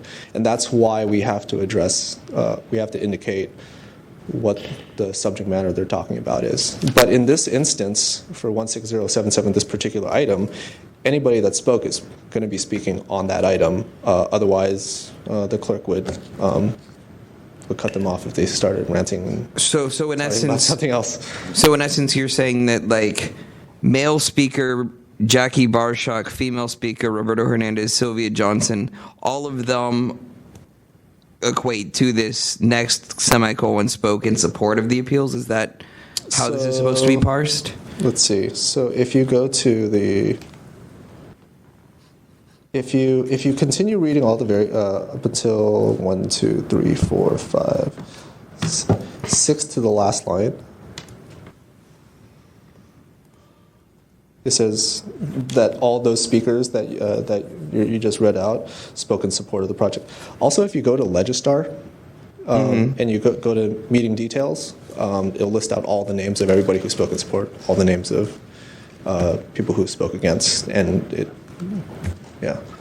Sure. I mean, it's broken out into really just looking at the minutes because that's all we're dealing with, as opposed to Legistar, which is just as much as that's not the part of the minutes. Even if this body agrees the addendum is the part of the minutes, the Legistar record is not part of the minutes. It's technically actually generated off of the same. Okay. Same thing. It's the same exact information. So if there's a typo in Legistar, there's a typo here. Yeah. They correlate. Yeah, they correlate. Awesome. Great. That's all I need. But data-wise, it's the same. Sure. Sorry. Yeah, just to clarify. Anybody else? Let me ask you, Mr. Ng, when you talk about public comment, where do you see public comment to exist? Where do I see public? Yeah. I mean, you showed us the Board of Supervisors. Meaning, does public comment exist anywhere else but just in the public comment section? General public comment? Yeah, well, no, public comment. I mean, the Sunshine Ordinance doesn't specify between general public comment or any other public comment. So public comment exists for every action item if allowed. Absolutely. So for each respective item that's being discussed, if there's public comment following that item that pertains to that subject matter, then the speakers that spoke are right below that. If it's general public comment, then it'll say public comment, and then those names and what they actually talked about, and then if they submit a written summary, then we'll say this person provided a written summary or provided a written submission, and then the written submission goes into the addendum. Mm-hmm. And I feel like there might be discomfort about the word addendum. So if you could just entertain me in a hypothetical. Mm-hmm. I think so. So I think this isn't really. So this is part of the minutes. At least that's the statement that I'm making, and I think the discomfort is really around this word right here. No, it's not. It's not. No. So it's the actual location. At least for me, the discomfort is that it is independent of the item, the actual proceeding of the item itself. Okay. So that's why I hold that included in the minutes means within the body of the minutes for that item. Okay. The clerk of the board's concern is where she places her signature. Well, but I don't see anywhere in the law with regards to minutes that signature is required. minutes they're certified usually by a secretary or the clerk, but I don't know, really it's up to the body to approve the minutes of the previous meeting. I will need to revisit the charter to verify that. Okay. I think there might be more information. There may be more to that, and it may not be that simple. Okay. I don't want to say you're wrong, but I hear you. I do believe there's a charter mandate somewhere. Okay. But I'll need to research that further. Fair enough. Member Baranowski and Member Eldon. So I just want to clarify, the concern about the signature is just that that it would validate, you're saying the concern is that it would validate the content of what is written in the 150 words. It validates all the actions that are taken and all the clerk's notes during the proceedings, and it becomes part of the permanent record that goes down in history. Right, and so, but isn't it what's wrong with validating the fact that this is something that was submitted during the meeting? Which is validated, just not the content of the actual statement. But why would the content be validated just by including it into the minutes and saying this is the content of what was inserted or what was given?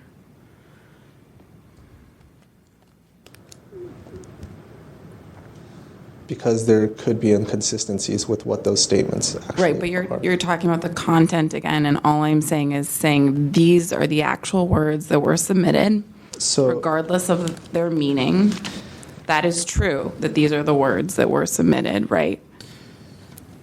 So we are very careful about what we place on here.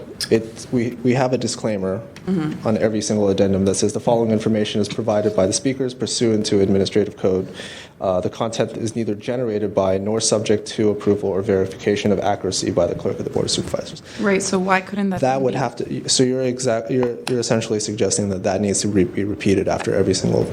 I'm not suggesting that language necessarily has to be included or not, but I'm saying if there's concern about the signature verifying whether there was consistency between what was said and what was submitted, that could potentially obviate that concern.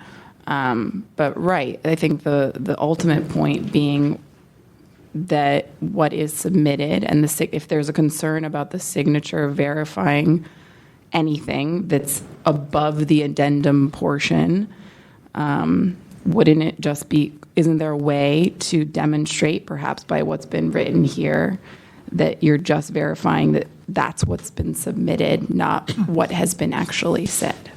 So we can put it in there, but we will not, because it's not mandated, nor is it a requirement. As a legislative body, we have a chartered obligation to take accurate accounts. Mm-hmm. And that is, that goes against the city attorney's recommendation. And as a legislative body, we do have to set a good example. Wouldn't it be interesting to know, though, if there was an inconsistency between what was said and what was given in the wording? And you are more than welcome to investigate. I'm asking. So if you're saying you can do that now. You can do that right now. You can take the addendum. You can take the last page, compare it with the public comment page, mm-hmm. with this clerk signature sandwiched in between. And you can do the exact same analysis, but what you're saying is you want to move this, and you want to just move it here. You want the exact same thing, you just want to move it before the clerk's signature. Right, because I feel like that's a little bit more, it's putting more of a burden on the reader to smooth out the comparison. And if and when we potentially. If and when we get a complaint that says, you know what, all public comment sections should move up to the very beginning of the minutes. There's extremities to, once you put it into the body, then you start talking about where in the body should it be placed, and what does it go in the beginning of the minutes, beginning of the body, to the end of the body, and I think that's essentially what the core of this issue is. Whether it goes in the beginning or the end or the middle or before the signature, after the signature, we do have good reason for it to go after the signature, which is the certification, which is the clerk's signature.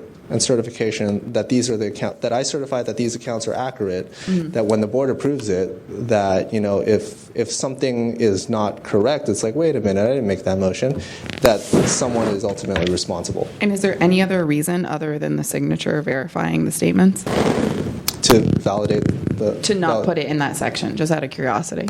to not Like, for example, I could think of another reason, which would be, for example, Mr. Eldon explained that, that potentially if there are like 100 people, I could imagine like wanting a more abbreviated list or something. Right. But is your only concern the verification of the signature, what the signature That verifies? that's one of our primary concerns. What are the other concerns? In the instance where you say there is a budget meeting and there's 100 people or hundreds of people, every single person submits a 150-word statement.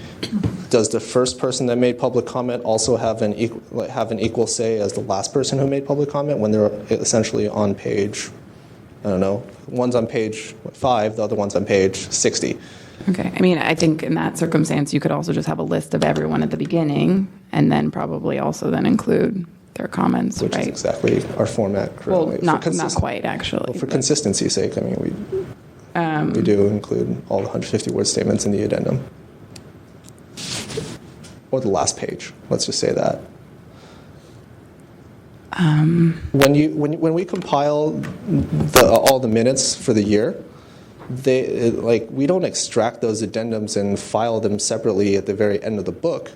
There's still, another way to look at it is this addendum is going to be the first page as start for the next set of minutes. No. So, I think that's I think that's your strongest argument. I think that I understand why you're stating that, right? Like that's included. If someone made a request, the addendum would be included. I think that conceptually a difficulty there is if you're reading the minutes and you are the hope is that these documents are supposed to inform the public very easily of what happened as if you're sitting there, right? And so you're reading it and then having the same experience of what happened and not have to sleuth out later what was included. So, but regardless, I don't have any more questions. Okay, Member Eldon. Yeah, In the microphone, please. Yeah, I guess the issue, as I understand it, your argument is that, we don't want to have to certify the content of what they say or reconcile whether or not the content of what they said there matches what they said before. I just don't think that's that's not my understanding of what, valid certification means in this context. You're saying, this has been brought up separately. I'm just going to rephrase it quickly because it's helping me draw a conclusion, and it's kind of a messy issue. If the goal is to inform the public about what happened at the meeting, you want to have the direct quotes in line along with your paraphrases. That's just in terms of human communication. That's, to me, obviously the right way to do it. I think there's a real issue when it comes to 100 or 200 comments. How do you organize all of that? It sounds like you have a different solution, and that's not really the matter at stake here. I guess I just don't understand why the addendum exists. I don't think I don't think you're actually. To me, it sort of looks like a way to marginalize potentially what people are actually trying to say verbatim in a way that doesn't fit with how the Sunshine Task Force views this. if I might ask, how does that marginalize? Because it breaks apart the flow of the reader experience. So it's so you're saying okay, here's what we said they said here, and then here's what they said 5 pages later. So if you say, here's what Mr. Hart said, here's what Mr. Hart said during public comment, and he also provided a written statement, which is attached on page 736, you think that the reader will essentially not go to that page? Yes, that's exactly how reading works. I would disagree with that. It's like saying, I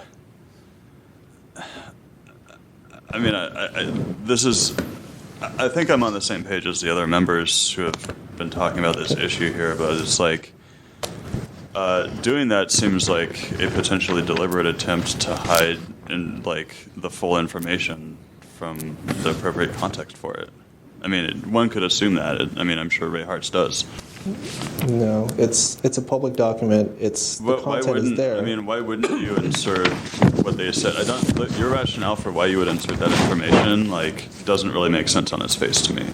Like, why wouldn't the whole reason you have of like breaking apart like what they said in your paraphrase of what they said is validation, but you yourself has said that you're not trying to analyze the content of what they said. So I don't understand that argument fundamentally, and I don't understand like the separate argument of readability. I think as a journalist I don't agree with. Like if I'm going to paraphrase somebody's quote and then quote them directly as well in an article, I'm going to put those things next to each other. I'm not going to make somebody click a link to read the actual quote. But the verbal statement that's being paraphrased is not the written statement that's being paraphrased. Why wouldn't you put them together in terms of a good reading experience for someone who wants to see both? If someone wants to see, like, if the presumption is that members of the public want to be able to see both, why wouldn't you just put them together in the minutes? The issue about validation isn't really relevant here because you yourself agree you're not trying to analyze the content of what people say for truth or whatever. So if we're going to talk about reader experience, the public comment section goes before for adoption without committee reference. So we're saying that if we include that, we're going to elongate the public comment section to potentially unlimited or however many public comments. But that's not the issue. That is the issue. Because we're talking about if we're talking about reader experience, the public comment section goes before for adoption without committee reference, and that item goes before that. So if the public comment section is elongated, and you're saying that takes precedence over anything else, the actual actions that the board's going to take for adoption items? The structure of the index of the board minutes, I don't know if that's what this is about. To me, your argument that I understood was that you didn't want to have to deal with analyzing discrepancies in the content of your paraphrase versus... No, it's not about analyzing, it's about documenting like what actually happened during the proceeding versus what was submitted. And we're not going to reconcile the two.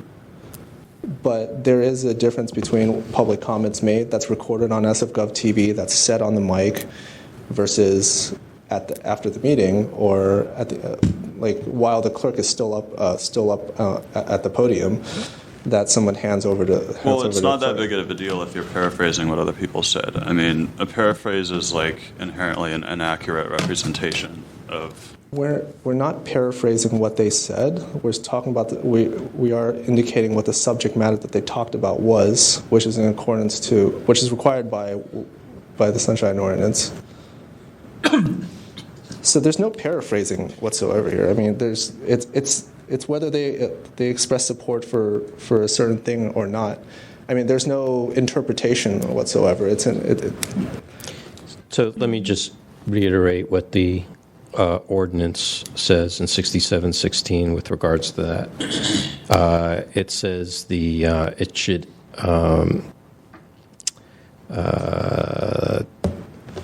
with regards to the minutes, I'll shoot down to the public comment section. It should say a list of those members of the public who spoke on each matter, if the speakers identified themselves, comma, whether such speakers supported or opposed the matter, comma, a brief summary of each person's statement during public comment period for each agenda item, comma. Those are requirements. They're not choices. So, I mean, and that particular, as far as the paraphrasing portion, that's not necessarily part and parcel of this complaint. But when if a paraphrasing was provided as it was in the example of the Ethics Commission's minutes. Was it included in the 52? I think. Oh, is it in here? Okay, that's good.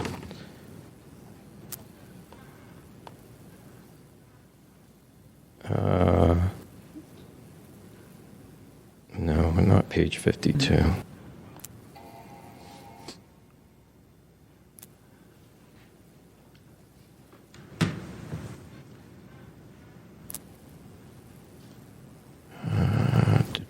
Mr. Hart showed it before, I believe, the Ethics Commission. That's all right. No, that's fine. Okay. I'll be honest with you, there were 3 packets, there's 255 pages, so I lost track of that one. Can you zoom it out a little bit? Thank you. Okay, so in this example, okay? Well, actually, if I may, Yeah. I can't speak to the Ethics Commission minutes because those aren't. No, but we're talking about how the task force may see how the minutes are done that other bodies do. Okay, and other bodies don't set precedent for what the precedent had been set because of previous years of the task force having made determinations that it should be done this way. That's why they do it, so they don't end up here, because they know that we have that there was a precedent set at that time. Now I know you're going to say since then there's been conflicting determinations. I get that, but that we're back here again. Okay, and I think we want to deal with this once and for all and create a precedent for it so that everybody knows what it is.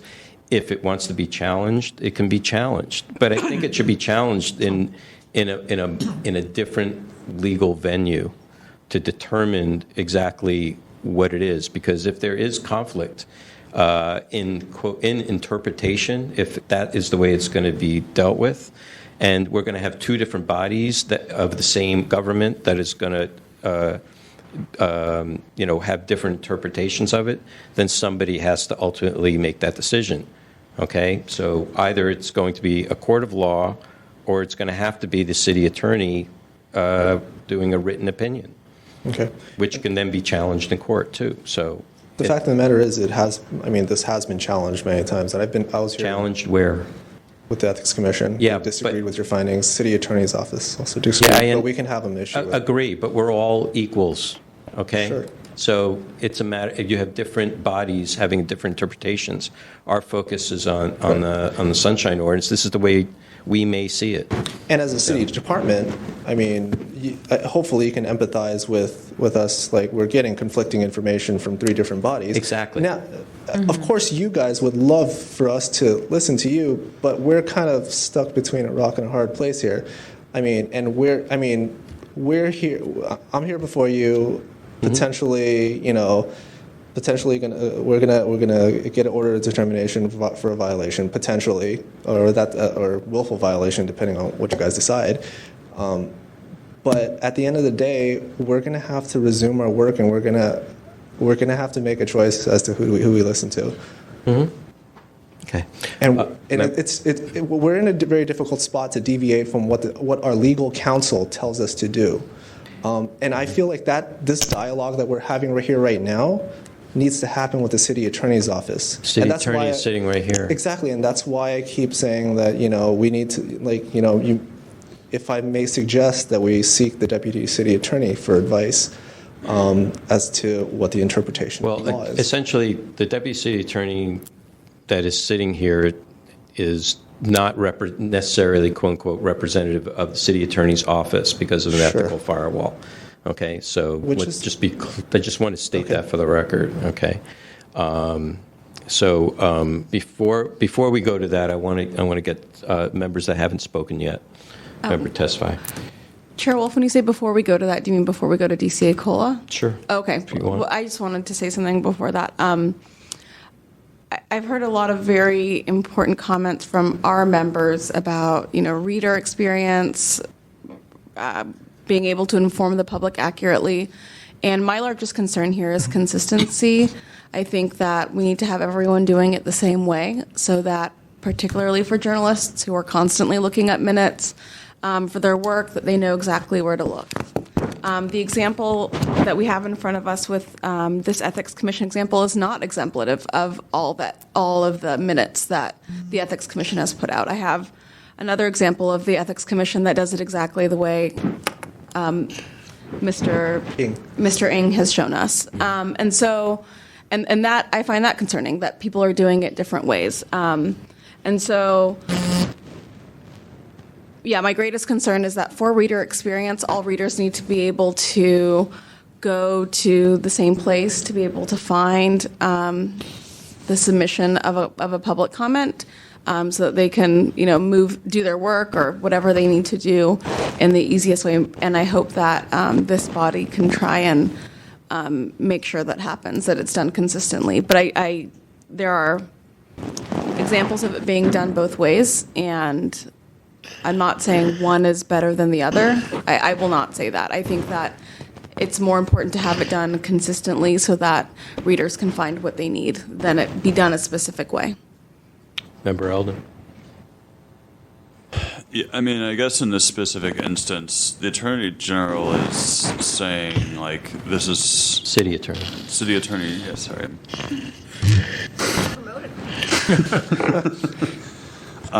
This isn't the presidential administration, yeah. So I guess it's like there's certainly like ways it could conflict, but they're not saying, the city attorney is not saying you guys couldn't do it the way we think you should do it. They're not precluding you from doing that based on the rules, right? They are simply saying you can do it this other way that the task force happens to not agree with, potentially. Right. And so when you're saying you're getting pulled between different directions, I guess I don't see it quite that way. I'd rather see it as like they're saying, here's what you need to do. You need to include the summary, but you can put this other thing in the addendum. But we're saying you could put it all in one place. And they're not saying you can't do that. Well, you're not. Well, you're not really saying that we can put it in that place. You're mandating us to do it because otherwise we wouldn't be hearing this complaint right now. Do you agree that there's not inherently fully conflicting guidelines in place? It's more like we perhaps have a. So, I mean, do you see what I'm saying? They're not saying you can't do it the way we want you to do it. It is within the clerk of the board's purview on formatting and standards on how she wants to present the minutes and what she's comfortable with, what she's comfortable signing off on. But what I'm hearing right now is that there's a violation based on a loose interpretation of what's in the admin code, even though it's not explicitly stated, that the formatting standards need to be this way. Well, my point is that she's made a personal decision based on the available information, and part of it seemed to be based on the content argument, which we already agreed is not really there all the way. No, this standard has been set in place since the 70s, the way the minutes are formatted. So it's always been in conflict with the task force? Ever since Prop G came about, those 150-word summaries have always been placed in the addendum. So this is it's been the same issue every time? This is not the first time I've been here. But for this exact issue? Exact same issue. But I'm not sure that 150-word summary submission existed before Prop G, before the Sunshine Ordinance. And since Prop G forward, I mean. But that was. I think it makes it. But I think I think the Sunshine Ordinance, when it was created, made it more clear that it should be included in the minutes. And that's inclusive. An addendum is not inclusive. If it's after the signature, if you're claiming that everything that is part and parcel of the minutes is inclusive before the signature, then addendum is not part of the minutes. I feel like we're kind of arguing about semantics here. No, it's not semantics. In a book, is an addendum part of a book? It is.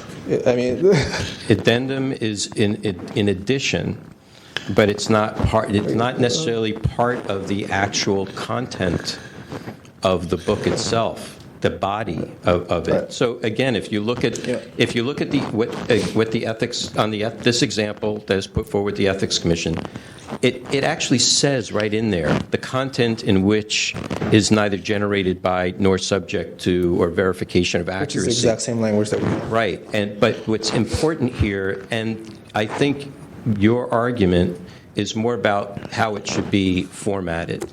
It has nothing to do with the content. Okay? So as far as the what is accurate in the minutes, it's a fair assumption that it's accurate, because the Board of Supervisors can, when they go to approve, or anybody, any of us, when we approve our minutes, we can find that there was something completely wrong, completely inaccurate in the minutes that as it was created, and then it would have to be corrected. So what of the signature at that point? It doesn't really matter. To me, when minutes are certified, it's generally after they've been approved. Then either a secretary or a clerk or whatever signs it, because then they've been approved and the matter is then a matter of being closed. In this particular example, you have the paraphrase that was made by the person who wrote the minutes here, and then you read what Dr. Kerr had submitted, and you can then compare at that point of what it was either included, not included, correct, incorrect, or what have you. And it's within the flow of the proceeding. And so, yes, it's about user experience. It's not, formatting is not a guarantee here. What is guaranteed is that the public have an accurate depiction of what happened during the meeting, in the flow of the meeting. So if a paraphrase is given and it's not verbatim, but then somebody gives what's essentially would be verbatim, then that's accurate. That, to me, is absolutely accurate. And I would say if this is really that big of a problem, then I would say move to verbatim minutes. And then you won't have that problem. That would be called a transcript. That's right. But transcript is depicted, right. Well, sure, transcript. Have a court reporter and do it that way. You can't say that the video is that. That is not part of the minutes. It's just a reproduction of the meeting, okay? But what really matters is what's on paper as the minutes. So I think it's important that if a person wasn't able, if they didn't have TV or they didn't have internet and all they had was the minutes, okay, to have it the way it's in this example here is actually more accurate as the minutes go for the public commenter than it would be in adding it in the addendum, which in this case, because it comes after the signature and is placed into a separate section that is actually not part of the minutes. Okay? It's not a matter of pagination. It's not a matter of desktop publishing. This is a matter of what is being said, and that there is an accuracy of what is being said in the proceeding flow itself. And that's the way I see it, and that's the way I and my other members prior to 2012 saw it for many cases that have come before us. So why there was a shift, I don't know. I'm a little concerned that in kind of what you showed us as far as the list of public comments, that there isn't any paraphrasing, a summary, actually, which is, I don't know whether it's the same thing as paraphrasing or not, but I'm a little concerned that that's not there, because that actually would be even more helpful in that way. So, all right, I'm going to stop there. I don't have any other questions. Anybody else? No? Okay, thank you, Mr. Eng. Sure. Thank you for your patience. Okay. Rebuttals. Okay, Mr. Eng, you go first. How much time? Usually we give 3 minutes, so 9 minutes for rebuttal. It's not necessarily. I think I've had more than enough stage time today. Again, I would like to hear from the deputy city attorney. I understand that they're not. He's fired Walt from our deputy city attorney, but I would like to I would like to know what his legal opinion on the text is. That's it. Okay. Thank you. Mr. Hartz. Members of the task force. For all the fact that they love to quote the Good Government Guide, I wish they would actually read it, because the paragraph regarding the very issue Mr. Ng brought up is right before the one we usually talk about, where it says, quote, "The policy body may reject the summary if it exceeds the prescribed word limit or is not an accurate summary of the speaker's public comment." So basically, it's what Member Wolf said. If you get something and it says A and he actually said B, you could just simply say, well, you didn't say A, we'll reject it. And when the minutes are approved, you could just decide that won't be included because it's not accurate. Member Wolf also brought up something I think is very critical, and it has more to do with the pagination type thing. It's when it's like the Ethics Commission did it here. You can see their representation of what Dr. Kerr said, and then you can see what Dr. Kerr said he said, and compare the two. And one of the biggest problems I've had with the Library Commission especially was I would get up and say something. The minutes would be at the next monthly meeting. They would be inaccurate. I would get up and say, those are not correct. They would ignore it and approve them incorrect. And then I would come back the following month and write a 150-word summary saying, last month you approved minutes which were incorrect based on the minutes of the previous month. And it becomes a never-ending struggle. Now, Member Tesfaye mentioned that she's seen the Ethics Commission do it a couple different ways. How far back, where were you looking at? What date? 2012. In 2012, both the Library Commission and the Ethics Commission refused to comply. The Library Commission actually took a vote and unanimously voted to ignore the decision of the task force, all three of them. They never have changed that, but in January of 2013, all of a sudden, those addendums were no longer addendums. All of my 150-word summaries have appeared in the minutes, and it's the same with the Ethics Commission. Sometime in 2013, there were no more addendums. All the 150-word summaries now appear in the body of the minutes, like you see Dr. Kerr's. So in other words, basically they want it both ways.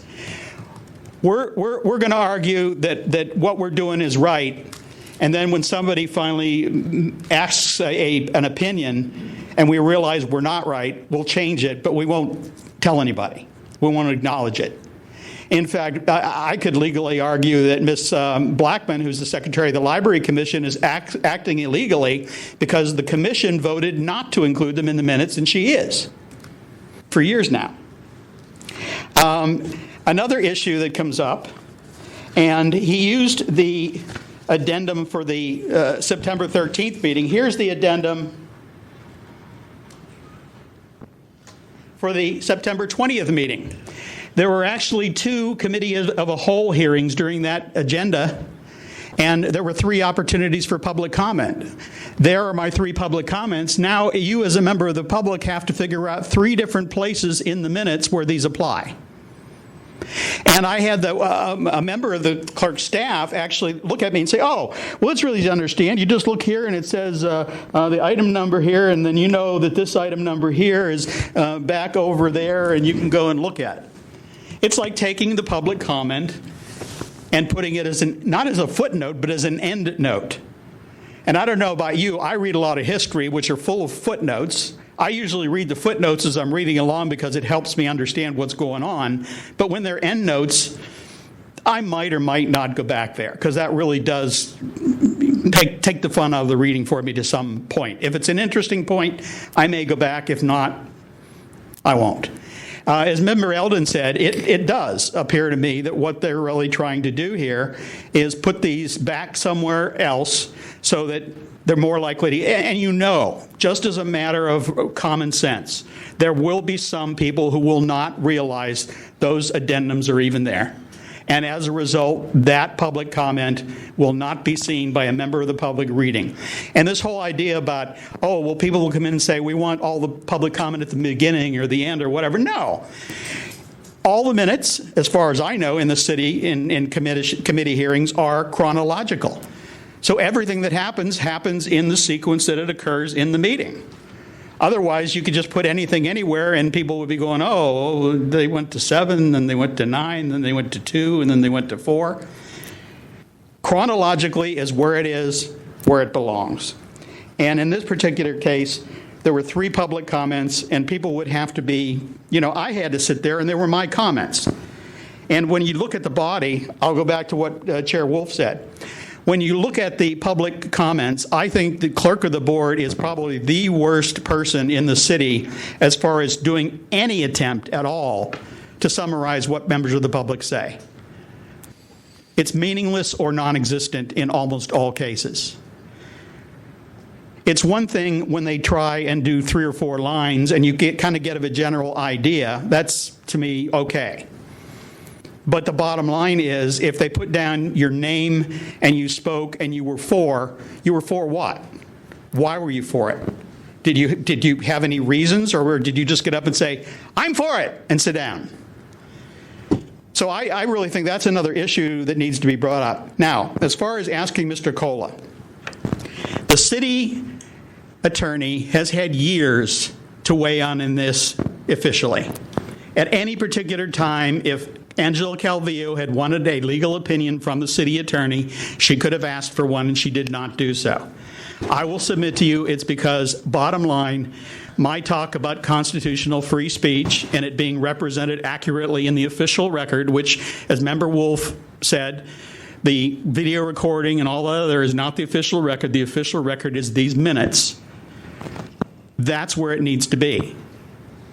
And somewhere along the line, the Library Commission and the Ethics Commission bit the bullet and said, we got to put them in the body of the minutes. And that's what they have done. Did they come out and admit it? No, because they don't want to come out and say, oh, well, we were wrong, because that opens them up to the fact that what I've been saying all along. You have been censoring and abridging and, doing all this other stuff for years. And the reason I fought for these 150-word summaries is I was tired of being always 2 or 3 months behind trying to get what I said clear. I wrote one very sarcastic one where I said, I don't think Ms. Blackman could have done any better if she had intentionally tried to write this summary to make me sound like a complete idiot. Because the summary she wrote made no sense at all. And yet I had to wait for a month to come back and point that out. And Mr. Warfield, who is here, can tell you, he has had a number of occasions where he's gotten up at Library Commission meetings and said, what you wrote in these minutes is not correct. It's inaccurate. That's not what I said. And the library commissioners will change something because there's a comma missing and they think the comma is important, but our public comment can be accurate or inaccurate, and they really don't care and will not listen when you raise the issue, which is why I have fought so hard for these 150-word summaries. And again, I'll close with one final thing. Remember, you never know when you're going to be on the other side of the fence. And you never know when you're going to go to a public meeting and make a comment which you know they're not going to like, but you know it needs to be said. And you want to be in the position where what you actually said makes it into the official record, so that they are, and the public is, on notice that they were told something. It may not have been what they'd have liked to have heard, but it was what they needed to hear. And that's what free speech is all about.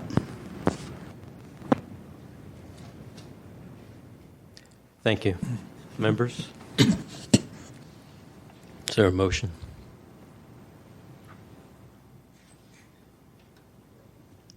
Can I just have a question? How many, do we know just how many agencies do follow one over the other method, out of curiosity? I don't know. Can I answer that? I'll give you just for the answer to that question. Sure. Ethics, Police Commission, Library Commission, the Arts Commission, and the Small Business Commission, all, without argument, put them in the minutes, in the body. It would be probably a good exercise for our Education Outreach and Training Committee to do. And I would say I actually would have preferred to have this discussion and this this precedent had been set before this case was heard, because then it would have provided the guidance for the rest of us, having actually approved a position on this matter that would, and not have to try to create it or make it as part of a case. But here we are. So, is there a motion? Are we making motions for each individual file number? That's the question. Yes. Okay, I need to. You can combine them all into one motion, or you can separate them out as you feel.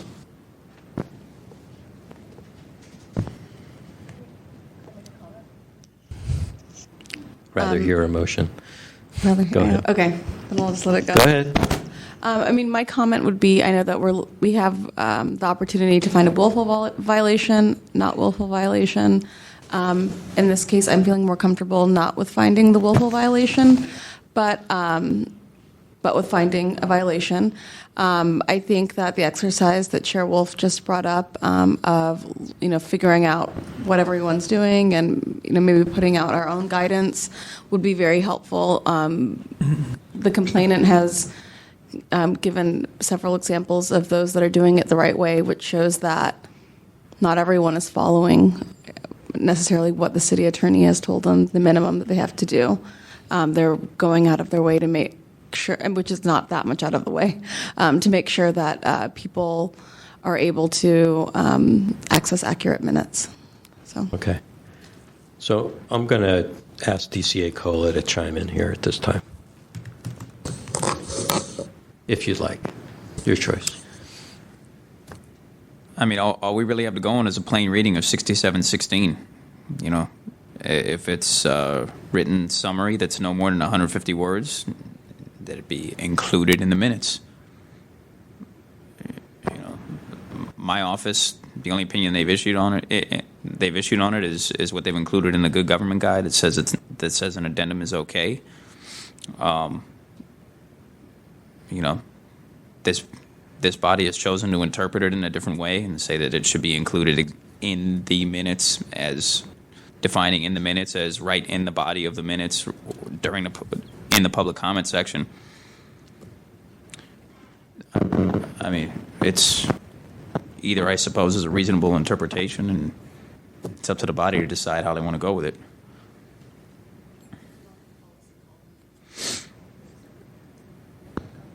Okay. Do you want to is there a motion? We need a motion, one way or another, for something.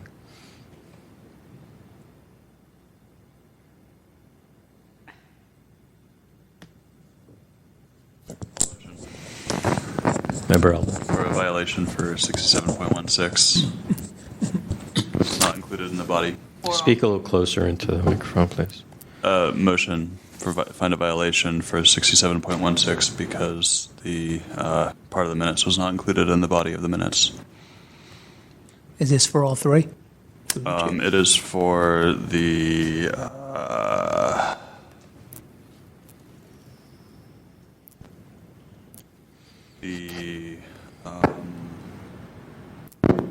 I think we're doing each one separately, so I think this would be... No, you can put them all together, and the reason why is first of all, there's been no distinction between the three of them. Okay, yeah. They're all the same. The difference is just the dates. Yeah. That's the only thing that's different.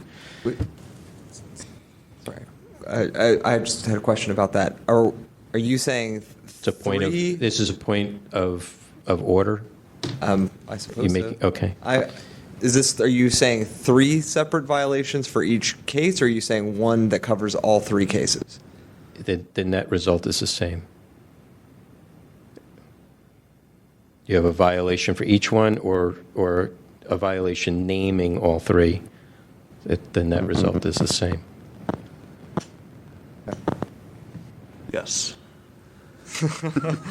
No? I'm a little confused about that, but I mean, I'll accept that answer. That question Well, is like let's not be confused. What? The reason I'm confused is that if at the end of the year we're trying to tabulate how many violations have we, recorded by this committee, did we, if on this motion, is this 3 violations or is it 1 violation? As there are 3 separate files, I believe there'd be 3 different violations. That's what I'm asking. Yeah. Well, and they're combined. So if we want it, so you can state it that way in the motion that it would, this one motion provides for 3 separate violations of each, kind of Allow like me. This one motion provides for 3 separate violations. Okay. Is there a second? I'll second. Okay. Moved by Member Moss, moved by Member Eldon, second by Member Moss. Discussion.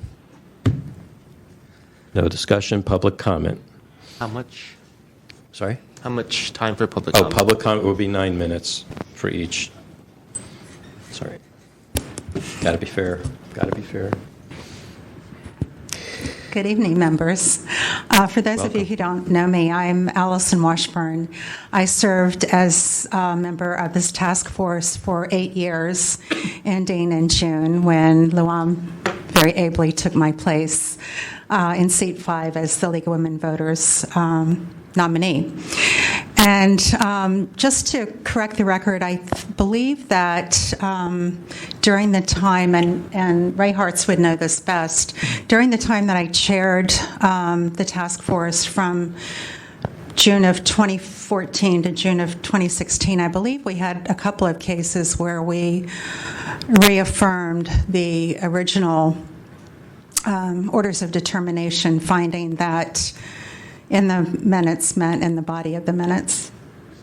So, throughout our history, there may have been occasional cases where this finding wasn't made, but in recent history, it certainly was.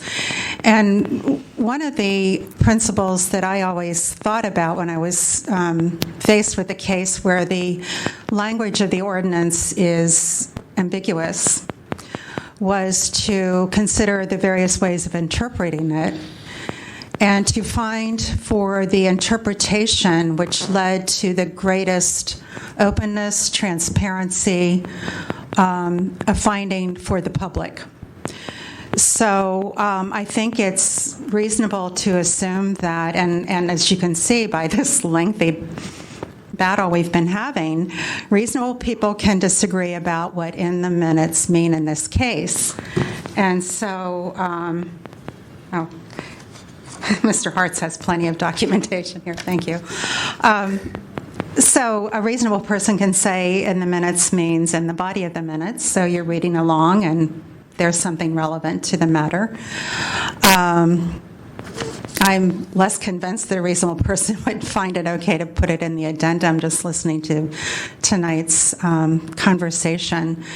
But I really think that in the body of the minutes, finding that to be the reasonable reading of the ordinance is very much in the spirit of the Sunshine Ordinance, which is to, in cases like this, find for greater transparency. And I'll be speaking in a few minutes about amendments to the ordinance. This was discussed, ad nauseum in compliance amendments when, over the years, we were drafting amendments to the ordinance. And if the proposed amendments should pass, eventually it clearly states in the body of the minutes.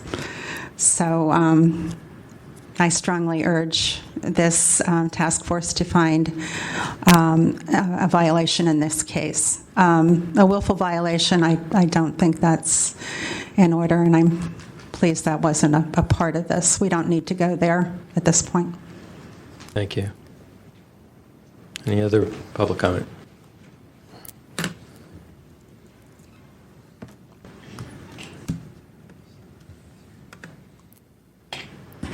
I'm Peter Warfield, Executive Director of Library Users Association. We're not a party to this, but have followed the discussion and some of the documentation with very considerable interest. First of all, I think I certainly agree with the previous speaker that in the minutes means in the minutes. And I think that's clear. I think the Sunshine Task Force has repeatedly, as you've heard, voted on that after considering it, and so I certainly support the motion. I am a little bit troubled that there were 3 complaints and nothing was said about willful. One of the complaints from the complainant asked you to find a willful violation, and I haven't heard that discussed among the body. I think it would be useful to be thorough about it and to find out why was it requested as a willful violation, and what are the pros and cons of that. Perhaps you can do that with asking some questions. Certainly, the clerk had a good deal of notice and a good deal of information about what the law was, what the complainant thought, and so on and so forth. I'm going to back up for a moment and say that I think Ray Hartz is an outstanding citizen. I think it's wonderful that we have somebody who's as articulate and as persistent as he is in bringing these sorts of issues to the public, and as he said, bringing these to you on behalf of the public. There are a number of things that have come up which I think only strengthen what I think is the support for the motion of finding violations. And by the way, you once again had a procedural question, and this is what happens when you split these things up. Is it 3 violations? Is it 1? And so on. But there are a number of things that I find would strengthen what you're headed for. The complainant mentioned in his rebuttal that I had filed complaints. Well, in fact, about 12 years ago, I filed a complaint, and I believe that Electronic Frontier Foundation, Li Tian, senior attorney from Electronic Frontier Foundation, filed complaints about the library's so-called public comment summaries. The library, in my case, gave 5 words that were not even a sentence, about the very strong objections that had been made in 3 minutes about the problems with radio frequency identification and all of the privacy issues that would occur if that were to be adopted by the library for the purpose of check-in and check-out. As Mr. Hart said, those summaries that the bodies produce can be anything from excellent to sloppy to poor to the exact opposite of what a person has said, including Li Tian, who said that the report of what he had said was the opposite of what he had said. But the Library Commission would not change their version of the minutes.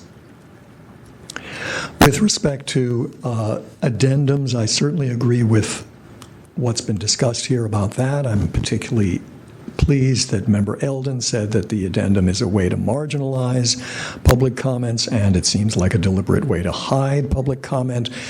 I have a particular memory of a slightly different realm. The library director decided with RFID, when the Board of Supervisors rejected funding for a trial radio frequency identification installation at the library, thanks in large measure to our efforts in publicizing it and in working with the ACLU and Electronic Frontier Foundation. The supervisors rejected it, so he set up a Technology and Privacy Advisory Committee, and they ended up issuing a report that included statements of great concern from a variety of sources, including Library Users Association, the ACLU, Electronic Frontier Foundation, and even the library staff. I'm not sure if it was an official union position. So what they did was they published the report and put all of the comments that they had received as letters in a separate document, which they called an addendum. And there was no reference whatsoever, and I'm not saying this is what the supervisors are doing, but they marginalized it to the point where there was no reference in the table of contents of the main document that there even existed an addendum. And then for a time, they put both documents on their website, but of course, many people, I think, had no idea that the addendum was an integral part or was requested to be an integral part of what the whole document was about. So I think that addendums are viewed in many cases as separate. And the fact that not only was the adjournment shown, but initially the signature of the clerk was not shown. When somebody signs something, that seems to me to be clearly, for most people, a clue that it's the end of the document.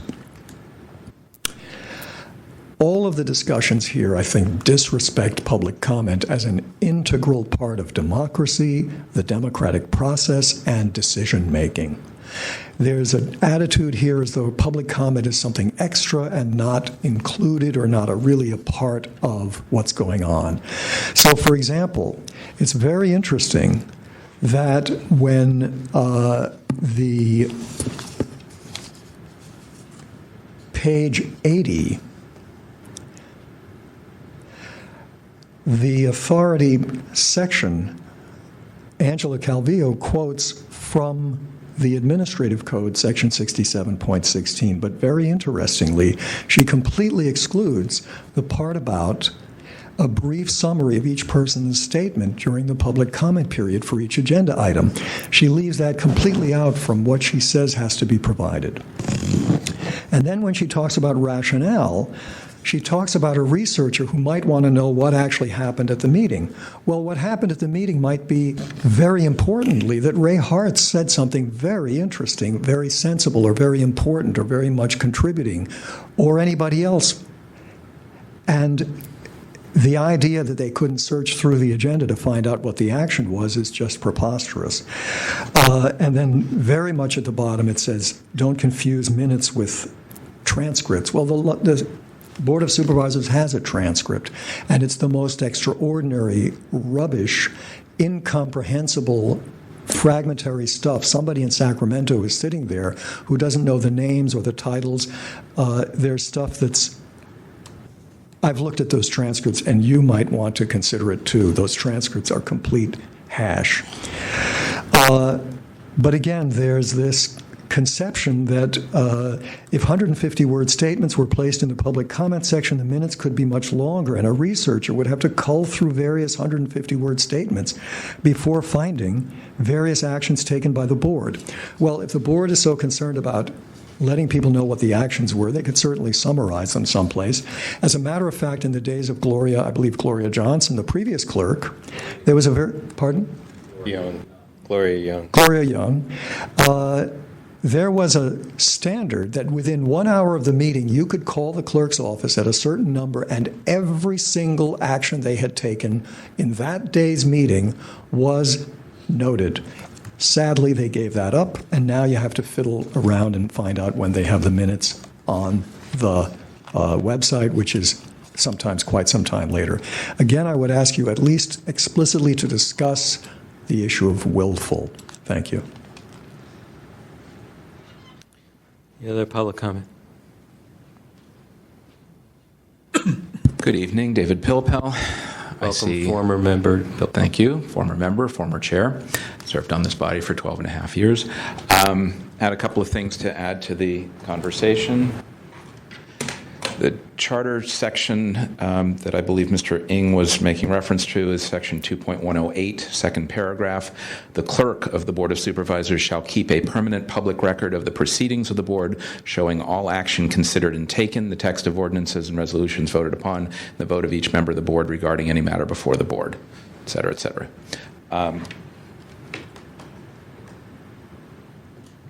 That's a charter requirement. in my opinion, it does not interfere with the ordinance requirements related to the minutes. You've talked at some length about the actual language of 67.16, what it requires, and ways to interpret it.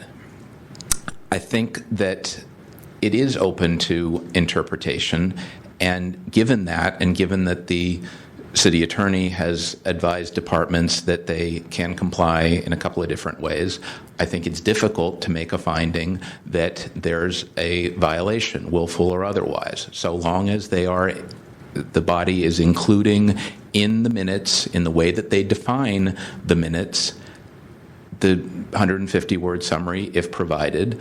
I think that they're complying. The ordinance could be written differently, could require the content to be in the body of the minutes, in which case they would be in violation, but it does not currently so provide.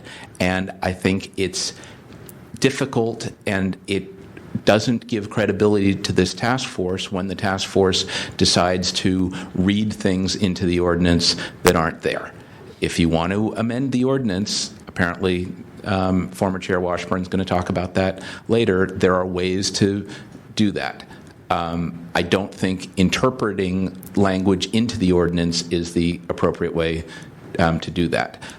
In terms of the user experience, readability, other aids, if someone really wants to know what someone actually said at a meeting, there's an audio tape, there's a videotape, there is verbatim information about what someone actually said.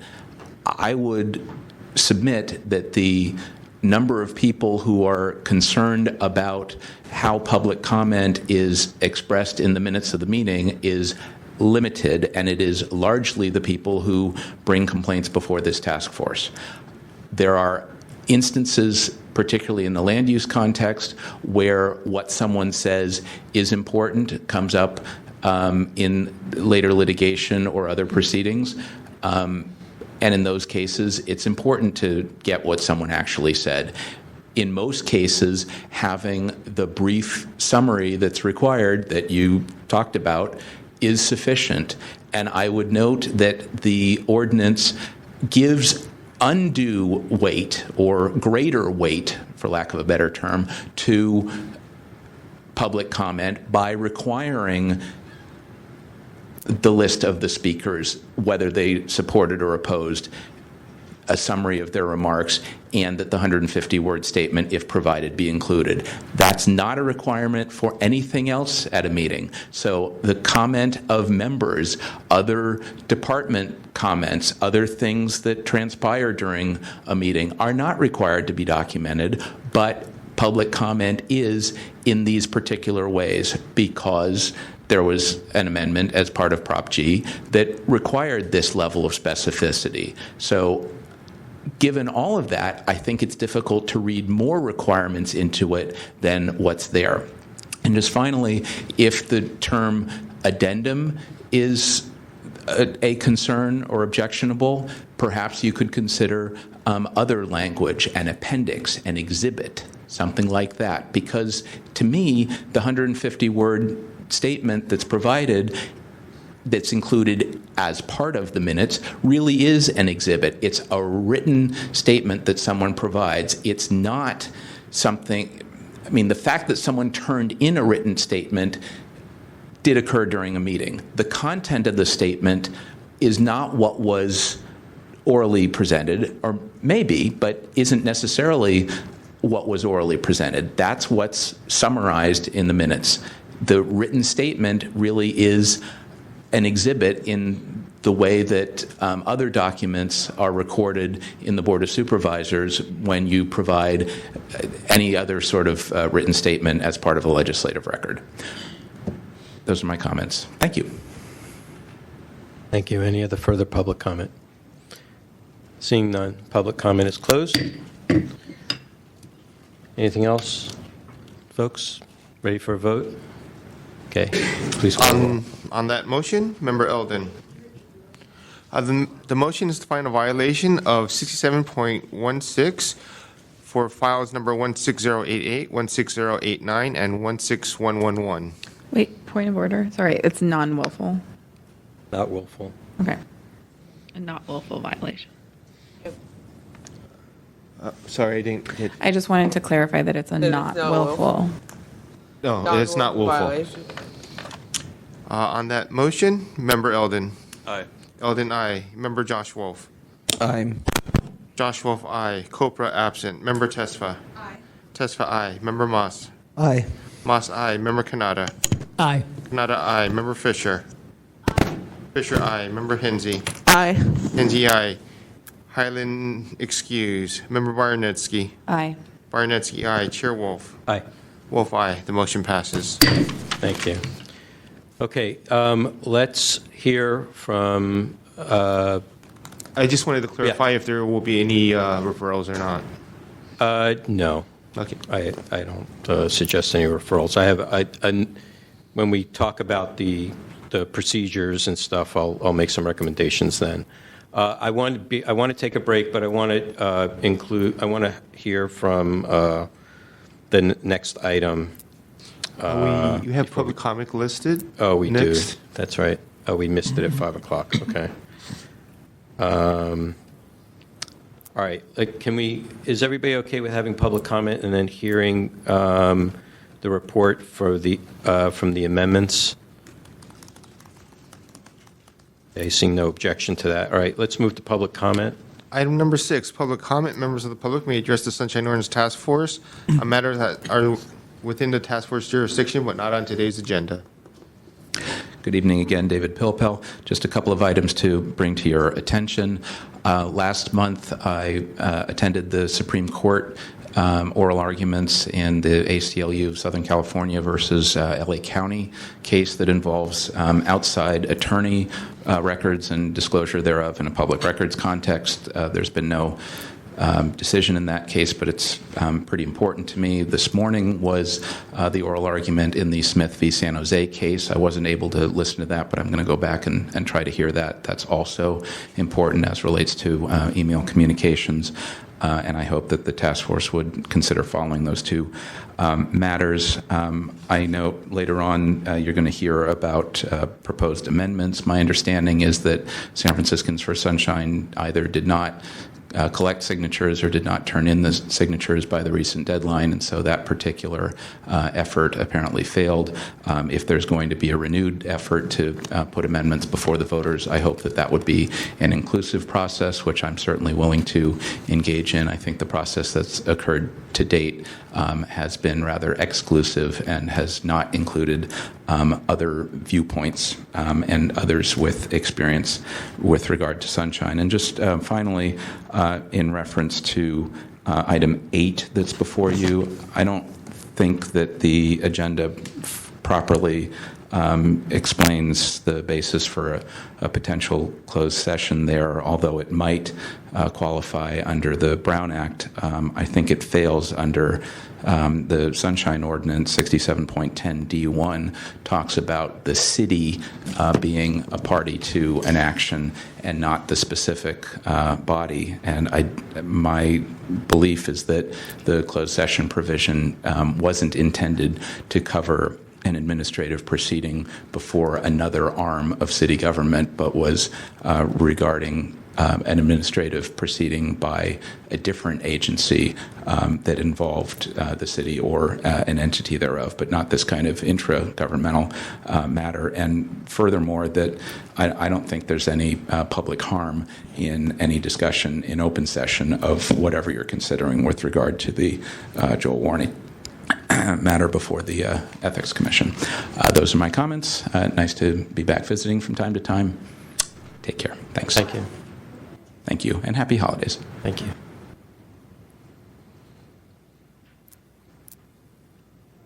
General public comment is for matters not on the agenda.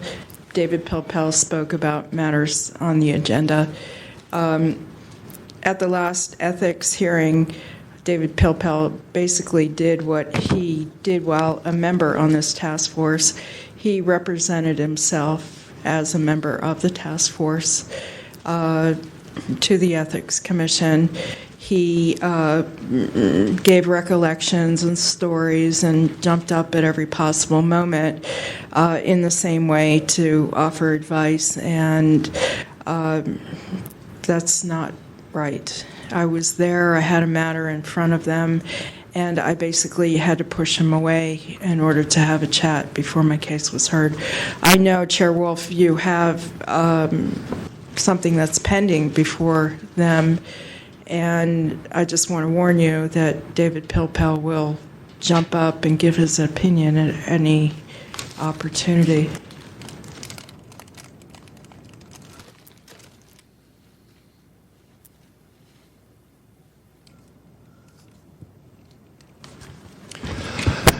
Peter Warfield, Executive Director of Library Users Association. A number of things. First of all, the previous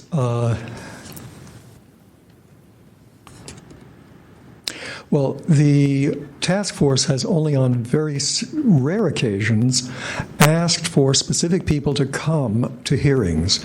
Apparently, according to your page 17 of today's agenda, the committee that heard the Ray Hart's complaints asked Angela Calvillo. The committee requested that Angela Calvillo, clerk of the board, to attend the task force hearing on the complaints to provide detailed justification for her position on the matter. I have occasionally said, and I think it's a very serious matter, I think that you want knowledgeable people, and that's fine, but I think very often you should do what is done in court, and that is not go for hearsay, but go for the people who specifically have violated or carried out the violation of an alleged sunshine violation. And so I think it would be excellent for you to do this more often. That is to request the person who was the agent of the supposed violation, because that's how you're going to find out were they poorly trained, is that what they were instructed to do, and so on and so forth, rather than have a PR person explain it to you. I'm concerned that in this case and in others, including one that I had many years ago, there was a specific request, and when the library in that case didn't show up, there was no evidence of any impact on anything. And I think that's something that you should consider. What is it you're going to do if your specific request for a specific person isn't honored, or even, as in that hearing you just had, it's not even mentioned? If that's happening as a regular matter, then I don't think you're going to get much compliance for your requests, which I think are a good thing, as I said, for you to do. Second thing is, I don't see on the next item, number 6, any mention of your statutory requirement to, in certain cases, render a decision in 45 days from the time you receive a complaint, and I think that should be very high, if not tops, on your list. Finally, it's almost 2 3/4 hours after the start of the meeting, and I'd like to ask you to have some consideration for the public and the coldness, and have breaks at some reasonable time and not endlessly. You guys can get up and leave for a break. The public who wants to listen to the full meeting can't. Thank you.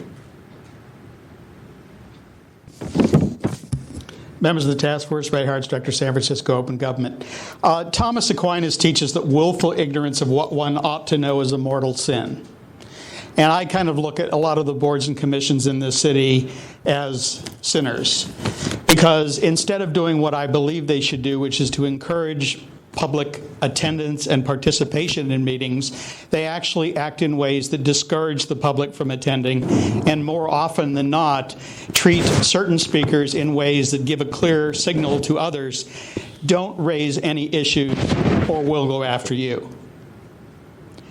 The reality is, democratic government only works when the members of the democracy feel free and even feel encouraged to come forward and participate. to learn what's going on, and not just be limited to learning what's going on, but to look into what's going on and to raise their issues or concerns about what's going on. And I think one of the issues that some of these cases bring up is the fact that there is a real inconsistency. Is everybody reads the Good Government Guide and they all go by their interpretation of what the city attorney interpreted.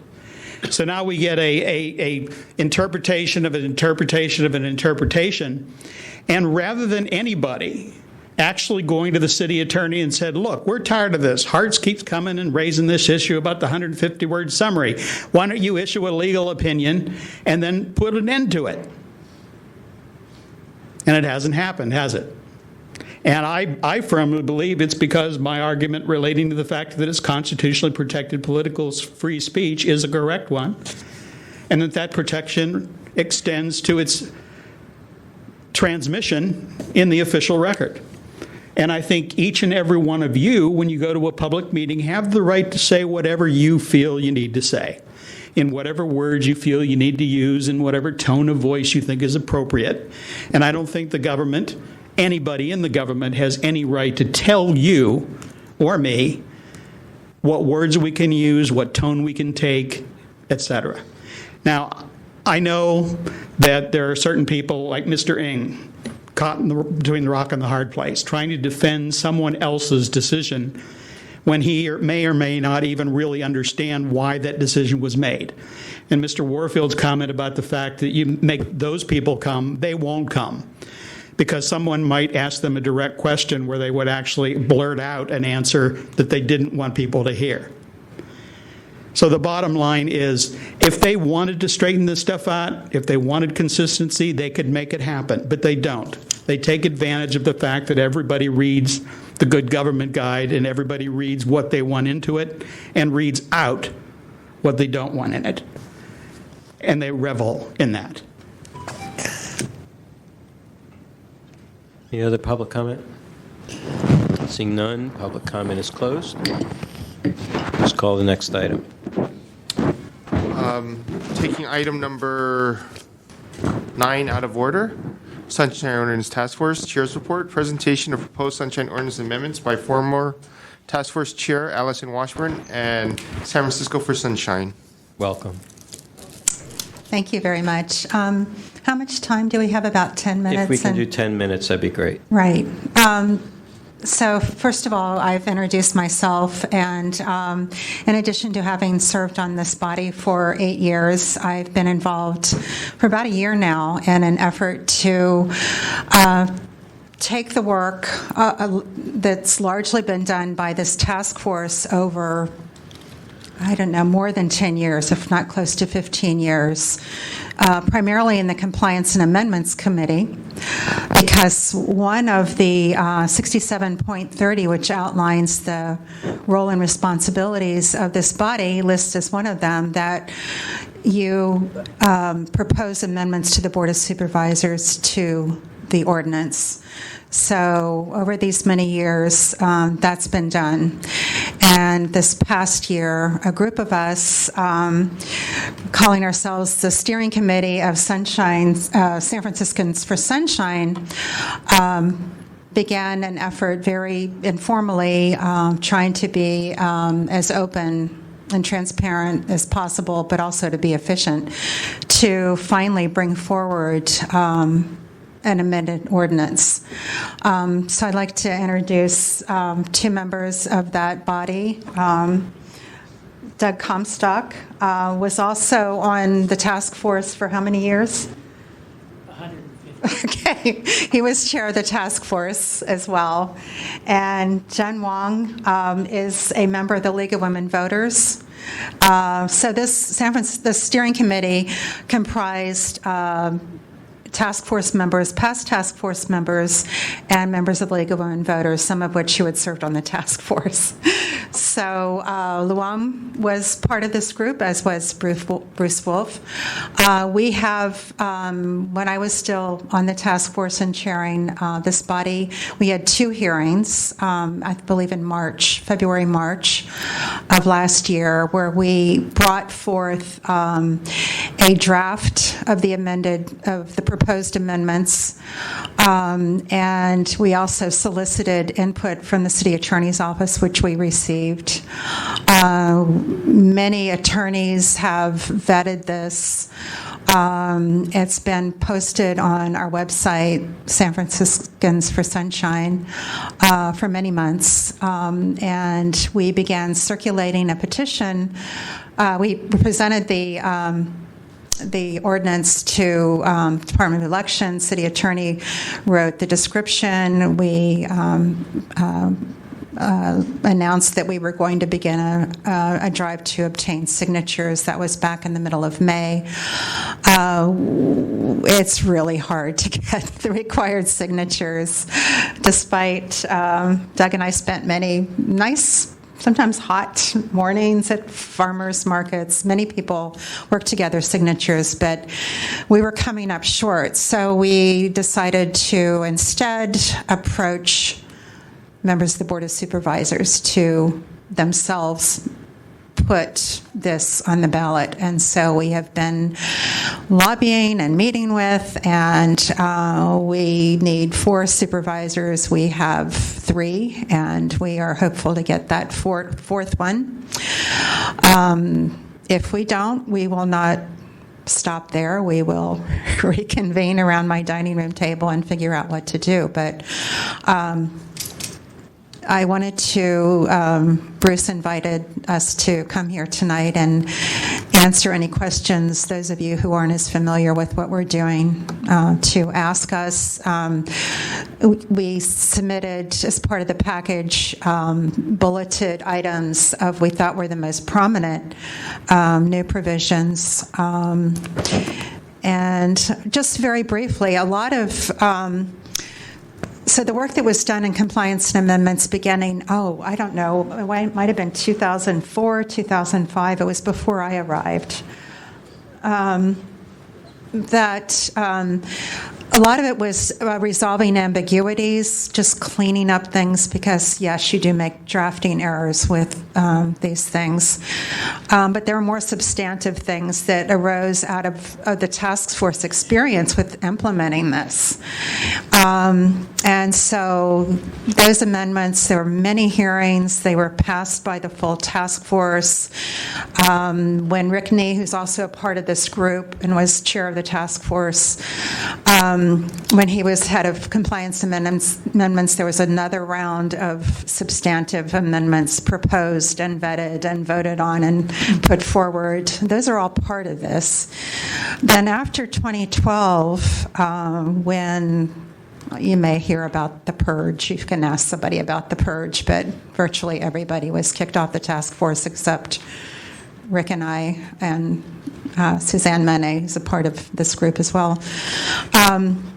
We sort of stepped back to see what else could be done to strengthen this body, because we had found a number of members of the Board of Supervisors in violation of the ordinance. And so the upshot of that was that members were not reappointed, and led to many problems. So a main provision is, as a result of that, is that this body become, well, it was going to be a commission anyway, but that's part of it.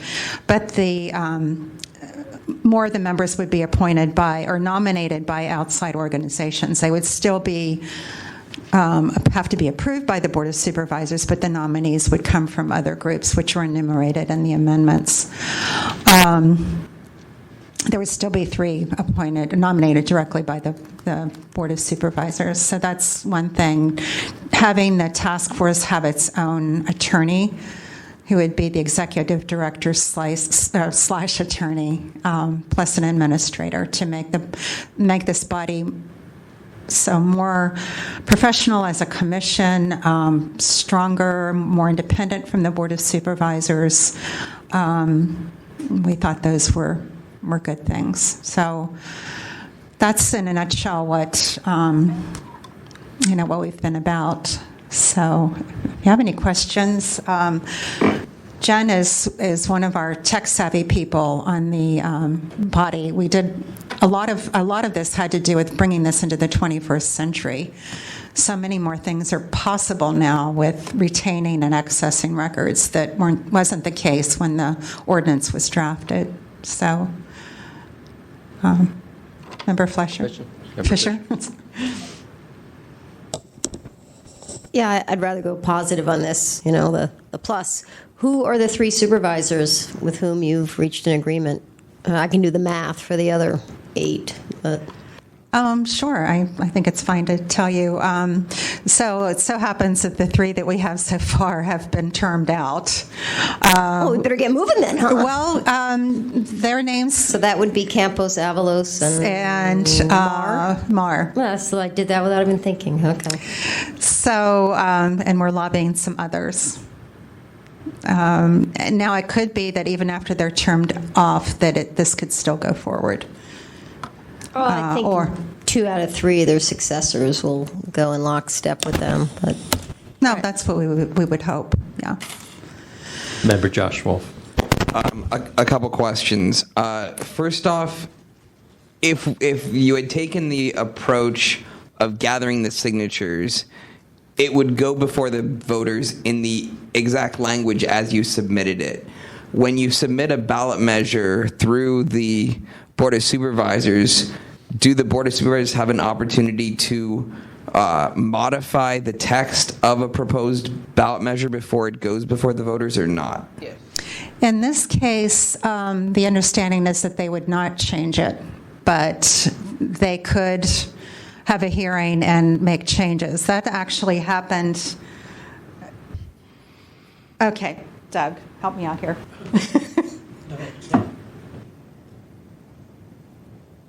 That did not happen. We took it to Avalos's office. Or, I'm sorry, it wasn't Avalos. It was Campos. No, I mean in 2008. Okay. We took it to Avalos was just an aide there. Daly. Chris Daly, that's who we took it to. So we took it to his office. That's as far as we got with it. And that's when they stepped in and wanted to make some changes. It had not gone to the full board yet. It had not been approved. And so that's when we withdrew it because members of the Sunshine posse at that time did not want those changes. So when I came back from that meeting with Chris Daly and John Avalos and a few other people, there was a city attorney present, with these amendments that they wish to make, the Sunshine, the San Franciscans for Sunshine said, we don't want those amendments, we're going to withdraw it. So we withdrew it, and that's as far as it got. Okay. Right, and the other question that I had was that in the past when this had been brought prior to being finalized to gather those signatures, there was a discussion about sort of modernizing it and dealing with increasing access. And during that conversation, it had appeared that what I had described was part of the actual ballot measure, and then in rereading it months later and taking it apart, it seemed less clear. So I'm reintroducing this concept for you guys to weigh back on, which is it seems quite possible to dictate in the Sunshine Ordinance much more documents that would just be made automatically available on the city's public-facing servers. It seems like it could be that language could be taken much further than it is in the current language I see before me, and I'd like to know why the decision to not do so. I'm going to defer to Chair Wolf and Jen Wong on that. So why we weren't more explicit about the types of things? Well, I mean, there is the argument that what I was describing could still be implemented by the city without violating the language that's proposed, and that certainly is true. But why it doesn't make sense in this? I guess to put it bluntly, it feels like we're writing that we've written a Sunshine Ordinance to get us to the year 2020, and not looking for how we can build a Sunshine Ordinance that isn't going to need to be consistently re-updated by really looking at where technology is headed, where it already is, and taking, the bleeding edge approach.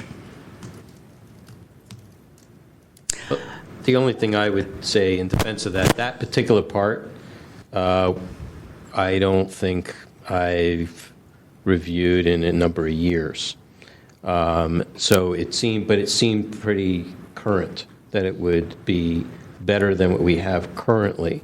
And it seemed, I'm not quite sure what you're suggesting specifically with regards to what's on the written page right now. Because it generally has been kind of open-ended in a way. It kind of provides access for all documents and not necessarily confining it to a specific list. So I'm not quite following what you're suggesting. Sure. It's been a while, and I may not be speaking this as clearly as I could have at the point that I had looked at this more detailed. But in essence, like the current, every document with very limited exceptions exists on the city's file system right now. And the vast majority of those documents are inaccessible unless someone actually initializes a request that requires manual oversight to decide whether or not to turn that document over.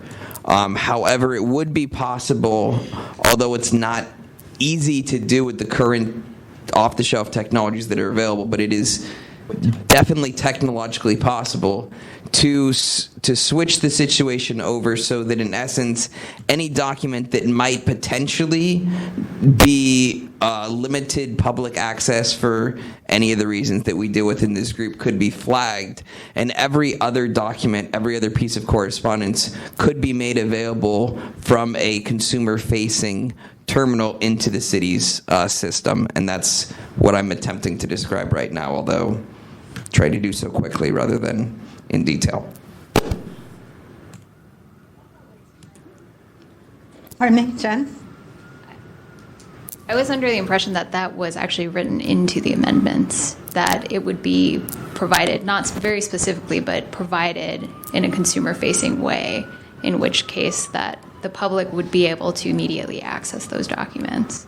And that's what I was told at the last time this issue had come before us, but then when I had parsed it, it seemed like that wasn't nearly so clearly put in the actual text. Unfortunately, I don't have that text in front of me right now and haven't reviewed it for some time. So I'm not sure whether this is the venue to dig into whether we've done this the right way, or whether that's something else that could be brought back, particularly as the supervisors that have signed on we don't have the 4, and those 3 are quickly moving onward. Well, we might get the 4th before they move on, so I'm ever hopeful. But Member Wolf, if you would go back, if you would go to the website and or even... Yeah, I have it. Yeah, we all have copies of this thing. And look at this over and write down what you think would be best. That would be helpful. Even if it doesn't get into this version, it could certainly, the Board of Supervisors can amend this whenever they tend not to. But I'll review it and send the link around to everybody, but it's sanfranciscansforsunshine.org, and it's on there, and the new section is 67.31, and it's all brand new. So, you can take a look at it. It's pretty explicit, and that's why it didn't raise any red flags for me this year, looking forward into the future, because it seemed very open-ended and not specific to today, but could be applied any time in the future. So, but we'll review it again. Yeah, but anybody who has any expertise in this, Yeah. The goal is to have this, find that balance between being very specific, which is helpful, but also being, forward-thinking too. So I think there are ways to do that, and maybe we didn't get it quite right. And I certainly myself don't have the expertise to imagine what we can do even 10 years, 5 years from now, actually. So, are there other questions? Any other questions? Seeing none, all right, let's take some public comment on this, and then we'll take a break. Hello, task force members. Doug Comstock. I just wanted to walk down memory road just a little bit to talk to you about how we got where we are. The Sunshine Ordinance, as it is something that happened in Angela Aliotto's law offices, where we met with people like Bruce Brugman, myself, Rick Nee. There were maybe 15 of us who came regularly to meetings and hashed out this whole Sunshine Task Force idea, this whole Sunshine Ordinance. Unfortunately, it was rushed because we had to get it into the hands of the voters.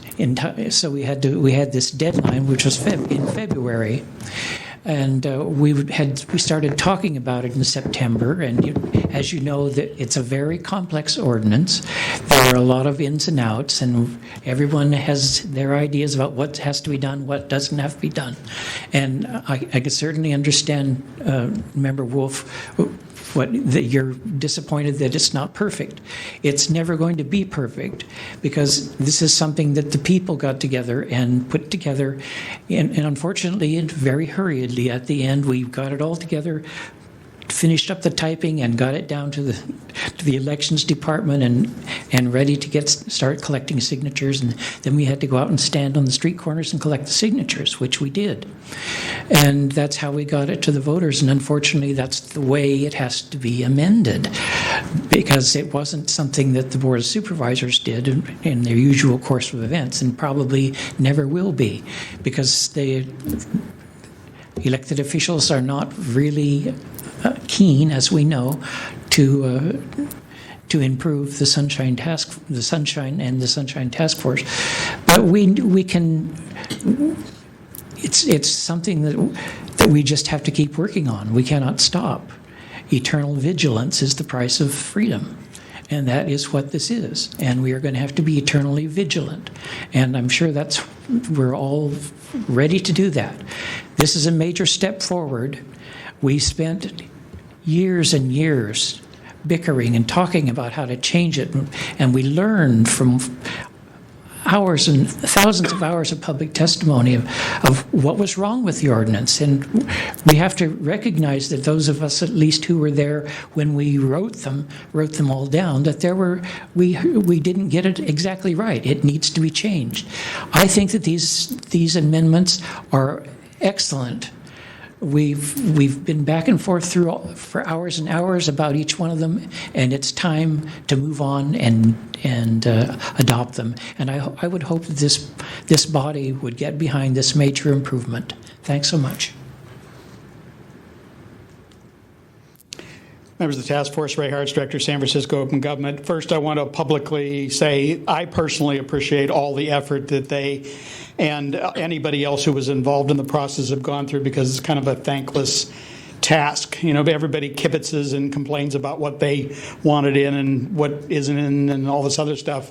But there are very few people who actually will sit down and do the grunt work and actually make it happen. And it's like voting. You know, we can all complain about our president-elect, but the people who didn't go out and vote, in my mind, don't have a lot of room to kvetch much. To talk to a couple points that Member Wolf brought up. One is a good reason why I would never be a city department head. If I ever became a city department head, the very first thing I would do was tell everybody in my department anything that isn't redactable is going to be put up on our website. All of our rules, all of our regulations, all of our forms. I don't want you guys telling me how much time you spend answering public records requests. I want to put all the documents on the darn website, and if somebody wants them, they can find them. And the only things you'll have to deal with are the ones that we can't disclose because they have to be redacted. And that's one of the reasons that I would never be a city department head. Bottom line is, if you're going to hear it if you haven't already, time and time again, people will come in here and kvetch and moan about all the times that people made a public information request and they had to spend complying with it and all this other stuff. But instead of doing something positive like saying, well, let's just put it on the website and they can get it whatever they want, they'd rather come in and kvetch and moan and make us look like bad guys for exercising our rights under the law. The second thing is the idea of relational databases. One of the things that has to be confronted is the fact that a lot of the data that is available now is in databases where you can go in and not do programming, but do a query, where you say, I want to know all the people who are male and of this age bracket and whatever. And the department, if they want that kind of information, can run that in 5 minutes. And the department head or anybody else in the department who wants to use it for their job can use it. But the problem with that is if you're a member of the public and you say, I would like to see that, there are two problems. One is, yeah, we may have a list that includes everything you want, but it has a couple other things, and so we'll just tell you we don't have it. Or the second thing is, we could run it for you, and it wouldn't cost us really anything. It'd be just a matter of doing the query and printing it out, but we don't want you to have the information, so we won't let you have that either. So basically, those things, I think, should be included in the thinking, especially as we move forward with computers going where they are.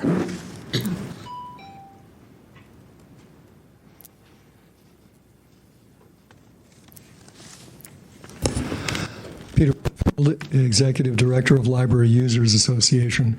I believe what was left out of this particular story is that there was a second attempt to get on the ballot for the next election, which would require signatures to be, December 7th or 8th, and I think that didn't happen either. With respect to some of the history you've heard, I remember very vividly what Mr. Comstock mentions as happening, and I think Allison too, in 2008.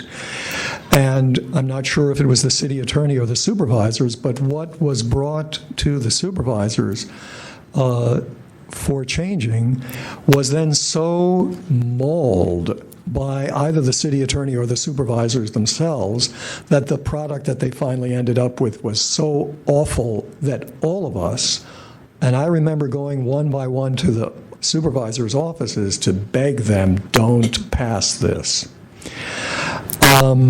And I even remember talking to my supervisor in a public meeting in a very embarrassing kind of a way.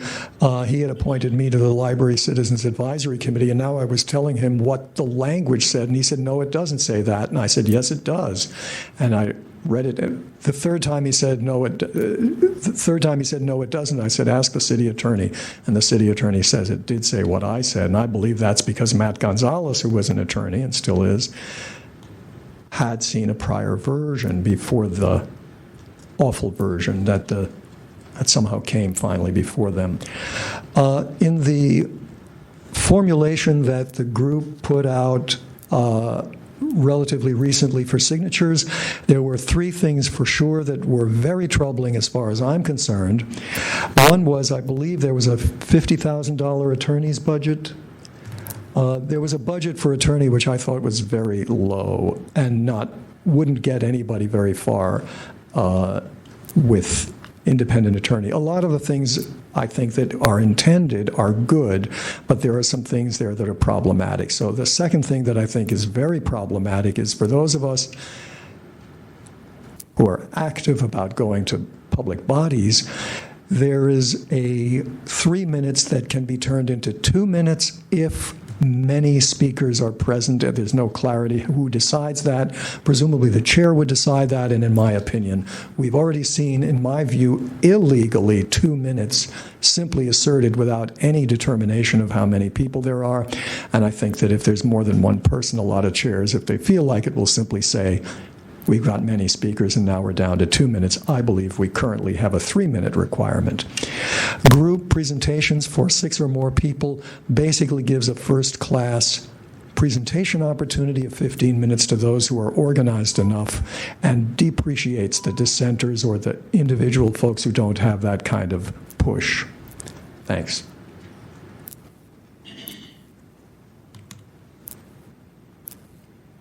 Any further public comment? Seeing none? Okay. Public comment is closed. Let's take a 10-minute break, 15-minute break. Okay, so we'll be back here 5, 10, 15, 25 after 7. We have also asked that the air conditioning be turned into heat because it's getting a little frigid in here, so just so you know.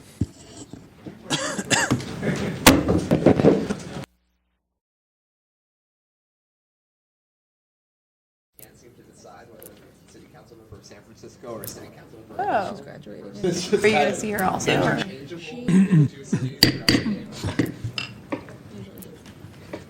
Okay, let's get rolling. Next on the agenda is item number 6. Item number 7. File number 16093, review and possible amendments to the Sunshine Ordinance Task Force bylaws and complaints procedures. I believe at the last meeting, we were talking about minimum requirements to process complaints. Member Barnensky's volunteered to review that policy, and she has provided us a revised version, which is on page 258. Right. Do you want to, Member Barnensky, want to speak to that? So this is actually edited onto the original document, which had some sort of cursory requirements, and this is sort of includes those and just highlights them into distinct sections. I think it's mostly self-explanatory, but as for sort of the background of where this came from, I just sort of looked at basically state and federal requirements for a complaint, the basic requirements. So starting with, naming the parties, describing the facts, including any supporting documentation. So that's sort of the thought process here. In fact, like a short and plain description of the facts is swiped from the federal guidelines. So that's sort of the background, but I imagine there are other things that this body could include with its particularities, but that was sort of a starting point. Okay. Are the underlined portions additions? No. Are those meant to, or is that meant to highlight? I don't know why it's like that. Who made those notations? I'm sure it was mine, but I think that's basically just saying, like, I don't know why. Victor, do you remember? I think that this is basically saying that, like, this is not permanent language, what's been suggested here. Because I actually thought that I was going to circulate this and then there would be other edits made on it before it went before all of us. Got it. So I think that was sort of like a notation for others to chime in before. I just sort of took the first stab at it. Okay. Thank you for that. I just want to say as a preface this, I mean, there's a lot of what you see listed here in the bullets on the following page, on page 259, which is kind of the ongoing list of items that either you or other people or myself had included as part. It's trying to start some sort of list of precedents that this body can have. So that way, as complaints come up, we have an agreement that we hold these things as true, or we believe we have this position of these these particular items and how they should be either managed or processed or decided upon. It also makes it publicly known so that it gives some guidance to the rest of the city as to, how we will adjudicate or make a determination on these particular items. So, for instance, the whole 150-word thing, it would have been preferable that we would have done it before we heard the case, because it would have shortened the case probably by about an hour and a half. So I think, trying to get to as many of these as possible, and if there's any controversy for any of them, let's do continue. But if there's anything that seems pretty okay that we can get to approval on today, that would be great. And I believe we can take action, yes, today on any of these. So, or if there's anything that pops out at you that you think is kind of easy, we can kind of get through pretty quickly. Or if there's something that you see as controversial, let's start identifying which items.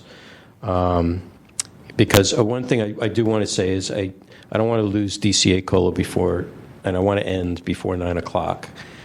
Because I want to get to the next item, which is, I think, very important, because I think it's somewhat unprecedented. So, yeah. Thank you. Hopefully less.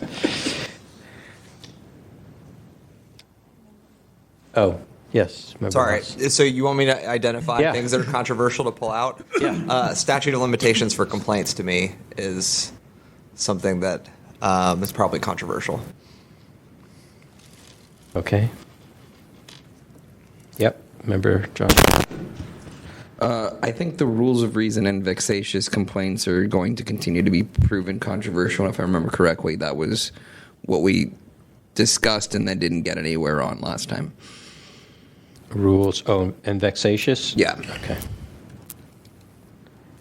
Okay. Anything pop out for it? So these are. Member Moss, is that a controversial issue? Well, I mean, in the sense that I don't think there should be a statute of limitations for records complaints, and other people do, then yeah, I think that is okay. So then it's controversial. Okay.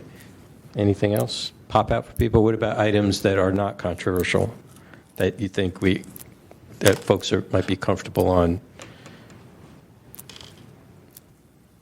Obviously we'll have some discussion about them, but. Anybody? Member Testify? Maybe the 5-day. The 5-day submission? Okay. Yeah, 5-day submission of documents in advance of a hearing, just so that everyone has everything available to them and can prepare. And the other one, I think, would be the procedure for combining similar complaint files. Okay. Anybody see anything else? All right, let's start with those. Let's start with the ones that are not controversial. We can dispose of them pretty quickly. Can I also add tabling for being unresponsive or non-appearance? To table that one.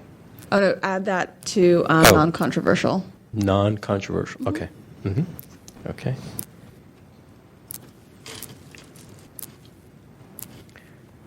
Okay. So 5-day submission. And I know that this is something that Victor and I discussed quite a bit, and in my previous experience with the task force, actually those folks were very strict that if somebody walked into a meeting with additional documents, they would refuse it, and if they really meant that it would change things, they would tell the person to refile their complaint. They would. That's how far they would go, because people would abuse it, and so they got very tired of that happening. And I don't know, for some of you who have been here before, if that happened often or not. Yeah, remember one. I haven't seen that happen often during my tenure on the task force, but I am slightly concerned without having some sort of process for when there are documents Like, this doesn't actually happen very often, but if documents are created within that 5-day period as part of the process to resolve this, either we should have an exception for them, or any documents that are applicable within that 5-day period should automatically result in the case being moved to the next month's hearing, one of the two, but we should have some way that we're dealing with any documents that are created within that 5-day window. So either continue the item or an exception. I don't care which. I'm open to either. Okay. I believe when we spoke about it, that we would leave it, we would poll the parties to see if they believe they need to continue or if they wanted to go forward, even though the items were submitted after the 5 days. Right. Part of the issue here is people's preparation for their case. So, if something comes so close to the point of when the agenda is going to be is being processed and sent out, that then a meeting comes 5 days later, that they may not have enough time. Meanwhile, if it's after the complaint committee but before the task force, that kind of thing. It's like, I've got a smoking gun, Yeah, I'm also concerned kind of thing. for us. Huh? For us to be able to inspect the document and have some time as well, Right. not just the parties. Right. So I think the idea of continuing it is a better one, because then it gives everybody an opportunity to kind of review the documents. What do you think? Yeah, I mean, as I said, I'm open to either scenario. I just feel that it needs to be addressed through one path or the other. Okay, Member Canada. How does the continuance fit in with the 45-day? Usually when they ask for a continuance, we ask that they waive the 45-day. Right. But just so you know, if you read the 45-day rule, the 45-day rule doesn't mean that you have to adjudicate anything. All you have to do is make a determination if something is that it's public information, and it only applies to 6721 and 6725. That's all. It's only for on request of records. So just by virtue of finding jurisdiction, there should be more discussion during the finding of jurisdiction at the complaint committee process to say, is this, even for any of you other chairs that are adjudicating cases, at the jurisdiction process, make your determination as to whether if it's a 6721 or 25 case, that the information is in fact public. And once you do that, that satisfies the 45-day rule. So what other people say about what they think the 45-day rule is not necessarily correct. So, and then the case can go on. We can be scheduled in the future for whatever time. Doesn't matter. Okay, so anybody else? Member Moss, did you have something to say? So on the 5-day submission of documents, I mean, how does that affect us if we're sitting here and we have a question about how various committees handle 150-word things, and a few of us are looking online and just sort of pulling agendas randomly from groups, like to see what other options there are out there? Is that something that we just can't do because looking at those? Or No, that's your prerogative. This is 5-day submission of documents from either party. Okay. Okay, so that it becomes part of the record and part of the package, so that we have all the information that's needed, and it doesn't come at a last minute. So let's say agenda goes out. The agenda right now goes out on Friday. So now, if something comes in on Monday, should it be included as part of the package? Well, to try and get everybody to get a copy of it, and where it's supposed to be as part of the package, and how it applies and all that, it can get a little unruly. And so I think it's important to, when the case is ready, people have had probably, at bare minimum, 2 weeks spread between the complaint committee and and when the agenda for the task force comes out. And unless something is an absolute, like, smoking gun kind of something, or something that will, like will exonerate a respondent, then the question is if it's a really complicated case, then it's like, we need time to read this thing, and so then you would consider continuing it. So what I would recommend is because I don't want to affect the ability for people when they're doing their presentations to be able to put whatever they want in front of the projector. Maybe the night before they spent some time making a really cool graph that they want to put up on their thing. I would say that if we're being very specific about what's being included in the packet, but they can do whatever they want with that magic board camera thing. Right, so... In the microphone, please. I can't hear you. The thing that Ray Hart showed us was in the packet, though. Is that what you? Is that Well, what you're yes, talking but about? I mean, not everyone is necessarily showing what's in the packet, and we've had people who want to put stuff. But I mean, I don't want to say that everybody who wants to prepare for this has to be ready to go with their presentations 5 days in advance, of the hearing. Why not? I mean, because they're waiting to see the packet as well from the other side, potentially, and right. So the full case should be like in the way lawyers and courts do it. The full case should be submitted, and then he can't submit anything more. You'd have to make a motion before the court to submit something, and then it would be. Then the other side would say, you know what? I've never seen this before. It's way too complicated. Whatever. I need time to read it. They'll request a continuance, and that's what we're kind of suggesting here. In that kind of way. I don't know. I mean, I'm more concerned about just limiting people the way to do their presentation the way they want to do it, and not necessarily submitting new records, so to speak, which is what I think the case study that we're talking about is. Somebody comes in with a new document. I just want to be clear that my thought is if somebody brings in a political cartoon illustrating their case for us, and that's the way they want to make an argument to us. So then maybe we need to be talking about what's substantive and what's not substantive as part of the case. I guess. I mean, but it's somebody can draw on a whiteboard as far as But if the rest of us, you may understand it, but if somebody else doesn't, then they should have the prerogative to have time to review it and learn about it. Go ahead. I think the logic that Member Moss is bringing forward is the best approach, and trying to break it down into substantive versus unsubstantive is going to create this subjective analysis that we have to then build guidelines and then deliberate from those guidelines. Like, in essence, you have this, you're presenting your written case, and that has a 5-day not statute of limitations, like a 5-day, whatever the word is that I can't come up with, deadline. But then whatever you want to present as part of your oral presentation should be permitted.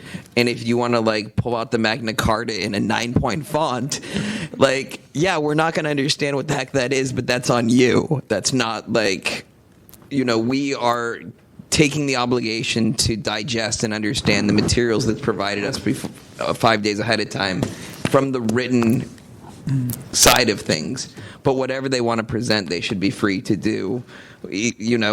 What if someone decides to wear a costume? We say you have to take off your costume because it's new evidence. We can't. I think that's a good line to draw. I tend to agree. I think if somebody's up there presenting and we have this document and they start talking about something else, we're not going to tell them, hey, that wasn't in the document, right? I think they should be able to do whatever they want when they're presenting their case. If it makes no sense to anybody, it makes no sense. I really think that kind of practice is not going to lend to our legitimacy as an adjudicatory body, that people, whether it's a respondent or a petitioner, can just be surprised by new information, that information is going to be put in the record for us to make a decision on. They've never seen it. They can't speak to the veracity of that. I don't think it lends to our legitimacy, basically, as an adjudicatory body. If there's information that we want to look up online ourselves, or if we're trying to understand documents that have been provided in the packet from Victor and we're doing some legal research or something like that at home, that's a different thing, but I don't think it would be fair for the response. There was a case that the complaint committee heard. It was a woman who brought a case against the building department I don't know what it was called, Department of Building Inspection or something like that. And she would come with her case and be prepared, and then they would like give her hundreds of pages of documents, like a day before, and say, we've actually fulfilled the entire request, and that's it. And she would say, I haven't even had a chance to look through this. And so, she's being surprised and told that she's been given all of the documents. She hasn't had a chance to inspect them. And for us to make an adjudication on the matter based on that, we're not giving people a fair opportunity to prepare. Yeah, I'm just going to suspend the Roberts rules and just freely speak up as you need. Oh, I mean, I think there's a balance we can hit here. I mean, I am not necessarily as concerned about, like new evidence is one thing, but I just want to make sure that when we're talking about barring evidence, we're not affecting a person's ability to make their argument or to present the evidence that has already been put in the file. Oh, it's already been put in the file. I mean, if somebody wants to make a chart of the records that they'd already put in the file because they thought of a good way to present it to us, because basically I don't want to make a rule that says that the only thing that you can improvise is your speech and not the materials that you present with your speech. Like if you write on a whiteboard, like if people can communicate in a lot of ways, and a lot of ways is not necessarily going to lend itself to the 8x11 piece of paper. And there might be other types of writing. Somebody may make a video that they want to come in and show because that's how they think is going to make their case. I just want to make sure that we have room for people to make their case. And if we want it to be, you can't introduce new evidence 5 days out, I'm happy with that. As long as it's not just a blanket, all documents must be in 5 days. All right, let me ask Victor, from your perspective, since you prepare a lot of these documents, how does this affect your work functionally? I believe it's more of, I ask for documents 5 days in advance, and I tell them I need it 5 days in advance in order for it to be included as part of the packet. In the past, the task force has made their own determination when items are brought in at a late time to decide whether or not to continue the matter, to give the parties additional time to review the new evidence. Maybe that's the way we should go and just take it on a case-by-case situation. But do ask that they provide everything 5 days in advance so it can be included in the packet, because I cannot include things after that date. It's just, I'll be constantly amending packets and so forth if they're preparing it a day ahead of time and so forth. Okay. Can I just add, I think that the evidence is a good line to draw. And as for things that are outside of because, for example, a graph is still, it's the same, you're not bringing in new evidence, you're just sort of processing it differently. Same with a political cartoon, whatever you want to say. And as for things that are potentially outside of that, in the legal system, there is the notion of like judicial notice, which is if it's something that's within the general public's knowledge or something that you could easily obtain that is public knowledge, then we could potentially like adopt that policy, which would be to include those things that are within judicial notice. It's just a suggestion. So what about, it's more like about documents that are pertinent to the premise of the case kind of thing versus, an infographic or some visualization or some other expressive or way to present, like you were saying, the presentation of the evidence that's already contained in the packet. Yeah, I mean that kind of covers it. I'm not sure if I'm articulating this well at 8 o'clock, but yeah. Yeah, no, the concern, I think, for me is more like people will show up with like a smoking gun. They think and it becomes so, and sometimes is so arcane that you really need to kind of sit for an hour with a cup of tea and, read it through to try to digest it. So, that kind of thing. Or there may need to be, or we're sitting here trying to read it, and the clock is ticking, kind of thing. And I think that's not a good use of our time and our energy and our expertise. So, all right. So what do you think? So maintain the 5-day submission. and that any additional documents, are not pertinent to the case or for presentation purposes, something like that. Just to kind of be loose, a little loose about the language on it. Does that sound about right? That sounds about right to me. Okay? I'm kind of looking at our lawyers over there and like relying on them. And as far as the idea of continuing it, should we just leave that on a case by case basis?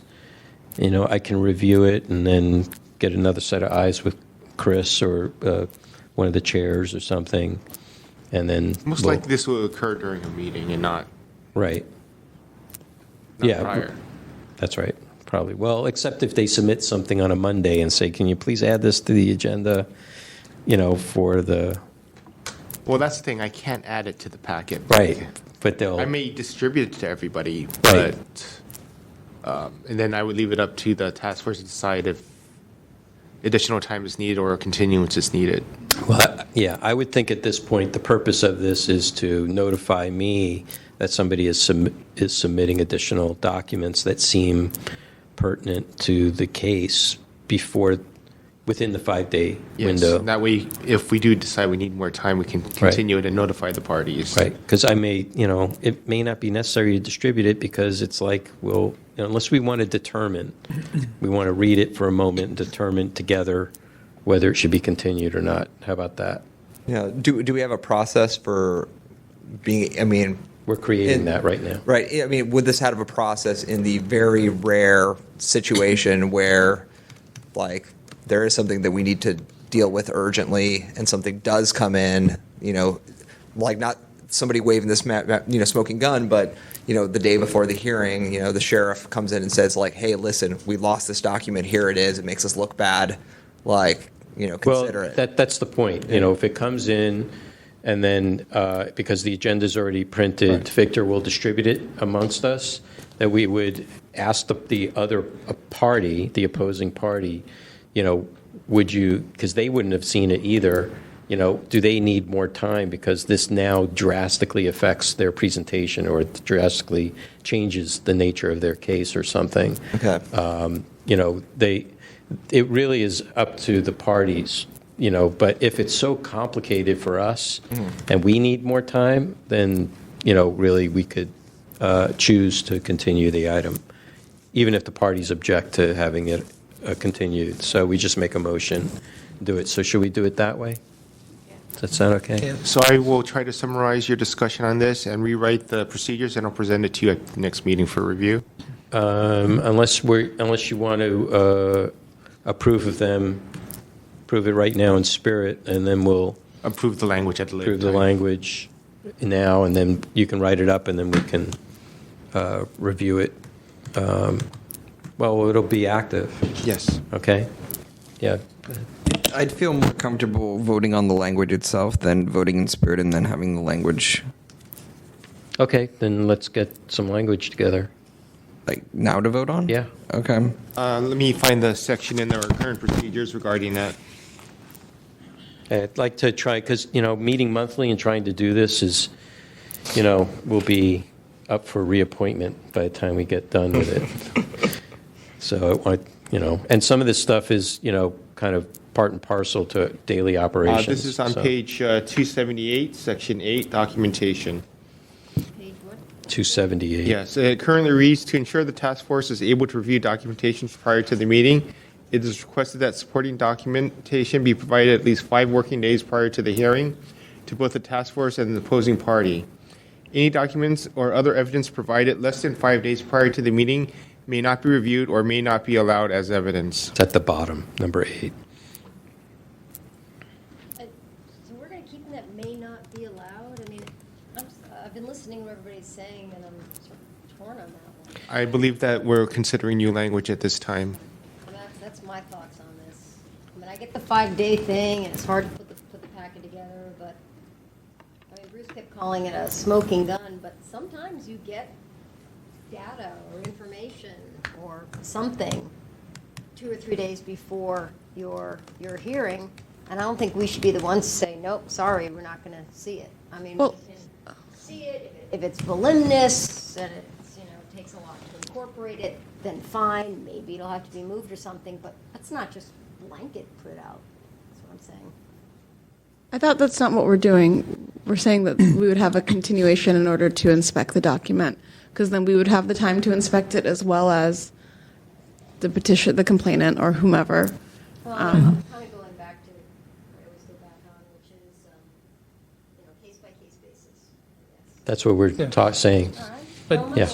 Yeah. If we add just an additional line at the end of this, or subject to continuance, to allow the parties time to review the documents. Yeah, something like that, or something like the parties may request a continuance, or the parties or the task force may request a continuance. Almost better keeping it vague. May result in continuance. Go ahead. What if we just keep the language as it is, and then may not be allowed as evidence unless the parties accept a continuance? No. No, it means that a continuance is necessary to allow the evidence to be. It actually means that the evidence, that if the task force moves to not allow the evidence, that a continuance is an available remedy. I think more what we've been talking about is that it will be accepted if the opposing party, agrees, and the case will move forward. And the task force too. I mean, then the task force can determine whether it needs more time to deal with it or not. I mean, an opposing party may say, "I don't care," but that may not be helpful to our job. So I think kind of what we're talking about is that there would be at the approval of the opposing party, and second would be at the discretion of the Sunshine Task Force to continue the item. Sure, that works for me. Okay. So it would be adding a line, or adding at the end of that sentence, any documents or other evidence provided less than 5 days prior to the meeting may not be reviewed or may not be allowed as evidence except if the opposing party agrees to its submission and the Sunshine or the Sunshine Task Force may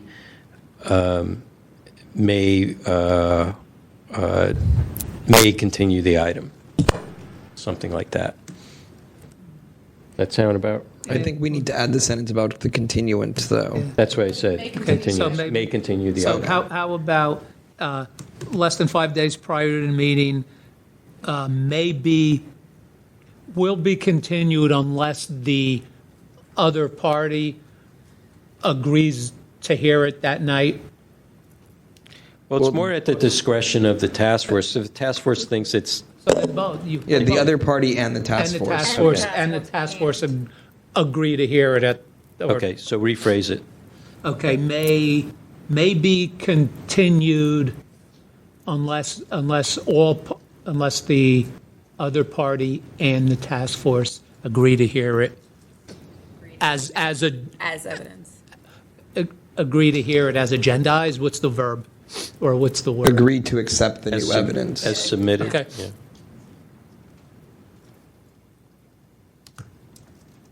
Okay. And, well, never mind. Somebody else is taking notes, I guess, too. Well, it's on audio, and I'm just pull like it. trying to type and okay. restructure Yeah. a sentence around, so I wasn't sure if anybody else was. So We need semantic track changes, right? Okay, so does that sound okay to everybody? Does that satisfy everybody's concerns on this one? All right. So can we, since it's procedural, we don't have to do a roll call vote. Can we take this by acclamation? Are there any objections? Seeing none? Okay. Very good. The next item was combining complaints. Do you want to speak on that complaint, committee chair? Go for it. Our committee has seen has seen some complaints that are submitted that have the same complainant, same respondent, same section of the Sunshine Ordinance implicated. Sometimes those are the three connecting pieces. And so we were hoping that we could combine similar complaint files that have those three items, that they have the same complainant, respondent, as well as the same ordinance section implicated. Yeah, no Robert's rules, just go. What does combining them look like? Are we still doing this like they get twice the amount of time and twice the length for public comments, or are we actually combining them into one case, which to me seems like the most logical approach, but is not how we've done this in the past? Yeah. And just like we had tonight, if you combine them and there is a violation found, how many violations? Right, so the idea is, do you combine them as one file, or are they combined as three individual items, all just heard at once? Yeah. I suggest that we combine them into one file, otherwise it's pretty much pointless to combine them in a way. Okay. Start manipulating it too, so they get more time. Right. Another reason to combine it into one file is something that I struggled with this evening was trying to find a document. I know that we had 3 files, and I was looking at the wrong file, and we were discussing them all at the same time, so I had a hard time finding the document. So at least if they're in the same file, you can find the documents in one place, and they can refer to one set of documents. I agree with that, but I think that the violation is sort of a separate issue. So when you're looking to review the questions and the facts are reasonably synonymous, it makes sense to combine them into one file, but the violations still seem to be separate violations, and therefore I think that there should be individual violations, even if they are combined into one file, if that's possible. So in the motion, like take the case we heard tonight, okay? In the motion, you can say we find a violation of, dates. So it was based upon dates, okay? So, on date A and date C, we find a violation of this, and in date B is this additional violation, or there's this different violation, that kind of thing.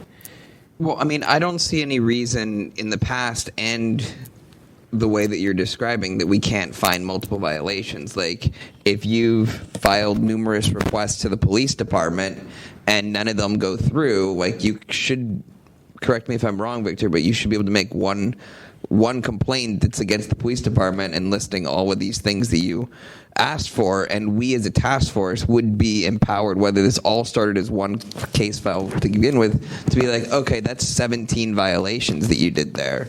So I don't think that changes anything. And most importantly, I don't see any meaningful argument for why we should compound public comment time the way that we've done.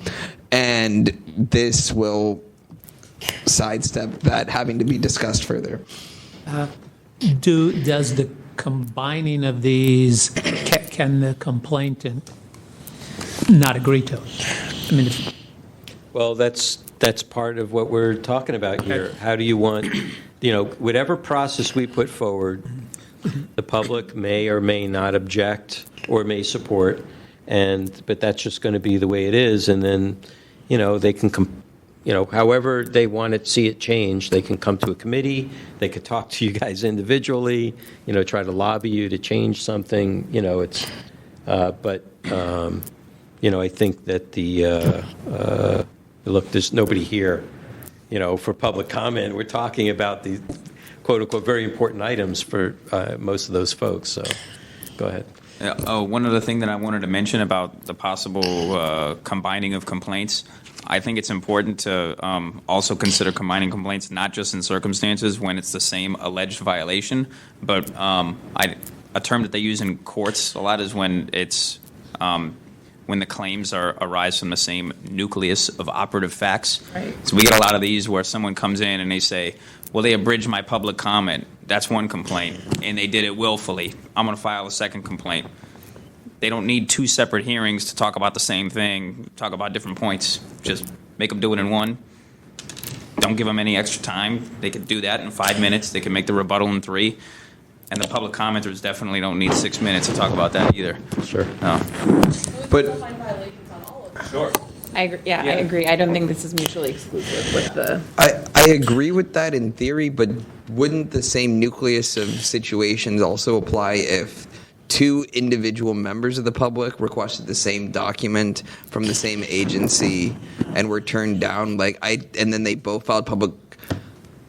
That wouldn't. Okay. Then. No, that's the whole idea. The idea is the same complainant against the same respondent for the same. I just wanted to verify that what you were saying would require the same complainant. Right. If it was the same nucleus of operative facts, if it was two different complainants making two different requests, and it's two Well, but if it's two different complainants making the same request and being turned down, though. separately, yeah. Sure. But if it's, it worries me just saying the violation, though, because if it's the same complaint, if I file 5 public records requests over a period of time, and I did them on separate times, and there are different reasons they violated, like by not giving me the records, and we have to go through each one and say, like, well, what did they withhold from this set that I requested? And then the next one, well, what did they withhold from this one? Doing like 5 different on that in one 5-minute span is just not enough time to just establish the facts. I think when we're looking at this, we're thinking it through the eyes of what we just saw, where it was 3 and 150 words, which was fairly cut and the philosophical debate was not cut and dry, but the facts of it weren't. It wasn't like there was like a stack of documents they were supposed to give that we had.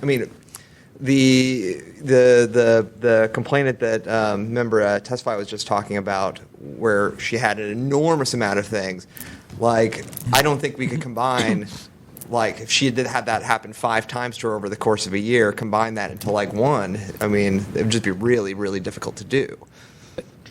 Yeah, but do complainants wait though? If you're talking over a year's period, if she had it in January, February, and then June, the January, February ones would have, theoretically would have been already here. Right. I can probably come up with a better example. Yeah, but I don't think the right violation. I think the subject matter is a little bit clearer than a violation, because say your complainant is the mayor's office, I might file 5 requests over a period of days on different subject matter, but the violation is the same. They didn't give me the records that I wanted in each one of them, and each one has a totally different set of facts because maybe it's different people in the mayor's office who are handling it. Maybe it's So let me offer you this. This is kind of like if you were to do a consent agenda, for combining a whole bunch of things to be approved by one vote. At any time, somebody can pull an item because it's controversial, they want to have separate discussion. So you'd offer the party, the complainant, to say, as I kind of questioned here, are there any of these complaints different from one another? And if they are, would you want one of them to be handled separately and not combined? So you make that offer at the time of deciding to make the combining them. You make the offer, but it's our decision. So they can say, Right. I think this one. A lot of people would say, no, all of them should be Independent. done separately. And it's our discretion to pull it onto the regular agenda. Yeah.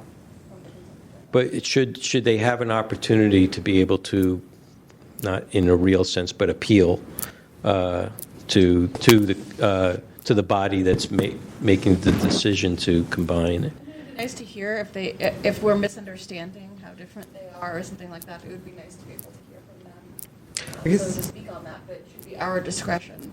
Okay. To decide. Not if they agree, then only if the complainants agree can we act on something. No, we're the members here, not them. Okay. I'm having a hard time understanding how this actually plays out in practice, though. So I file a complaint against the mayor's office for refusing to give me documents related to the inauguration and also correspondence related to a new proposal around immigration. So two completely different things. They both are denied because a vaguely similar reason. So we end up combining them. And so I go into the meeting thinking I have 5 minutes, and within the first 2 minutes, it becomes radically apparent that these cases aren't really similar. So I go, I'd like to separate them, and the task force says, yeah, we can't deal with these together anyhow. Now I have 10 minutes to present my case to present my 2 cases instead of 5 minutes. Am I still scheduled for today's meeting, or is it now calendared for the next meeting so I can properly prepare 2 cases? So I have something to offer on that, because I think what's important that you're asking is on the fly like we did today, or do you give the complainant at the time of submission to the administrator, at that point in time, is it done even before it even gets agendized? My kind of thought on this is because of our complaint process, that we have the complaint committee actually work that out with the parties there. Yeah, that's okay? the kind of thing we're But that the items are scheduled together for that upcoming complaint committee, so that way they can dispense with it all at once. I mean, the potentially similar items. Right, potentially similar items. Potentially Right. combined items. Yeah. So the complaint committee becomes the entity that's combining the items then? Or making the recommendation. To do Right. so. That sounds good to me. I'm happy with that. Okay. Sounds good to me. So if they make a recommendation to combine them, then on the agenda for the full meeting, it would be there as a combined item? It's a combined item, but that means that, it could be taken apart if somebody here says, I read through this whole thing, and there actually is something so different about this one item that I want that one pulled. And anyone could do that. And All of us have the right individually.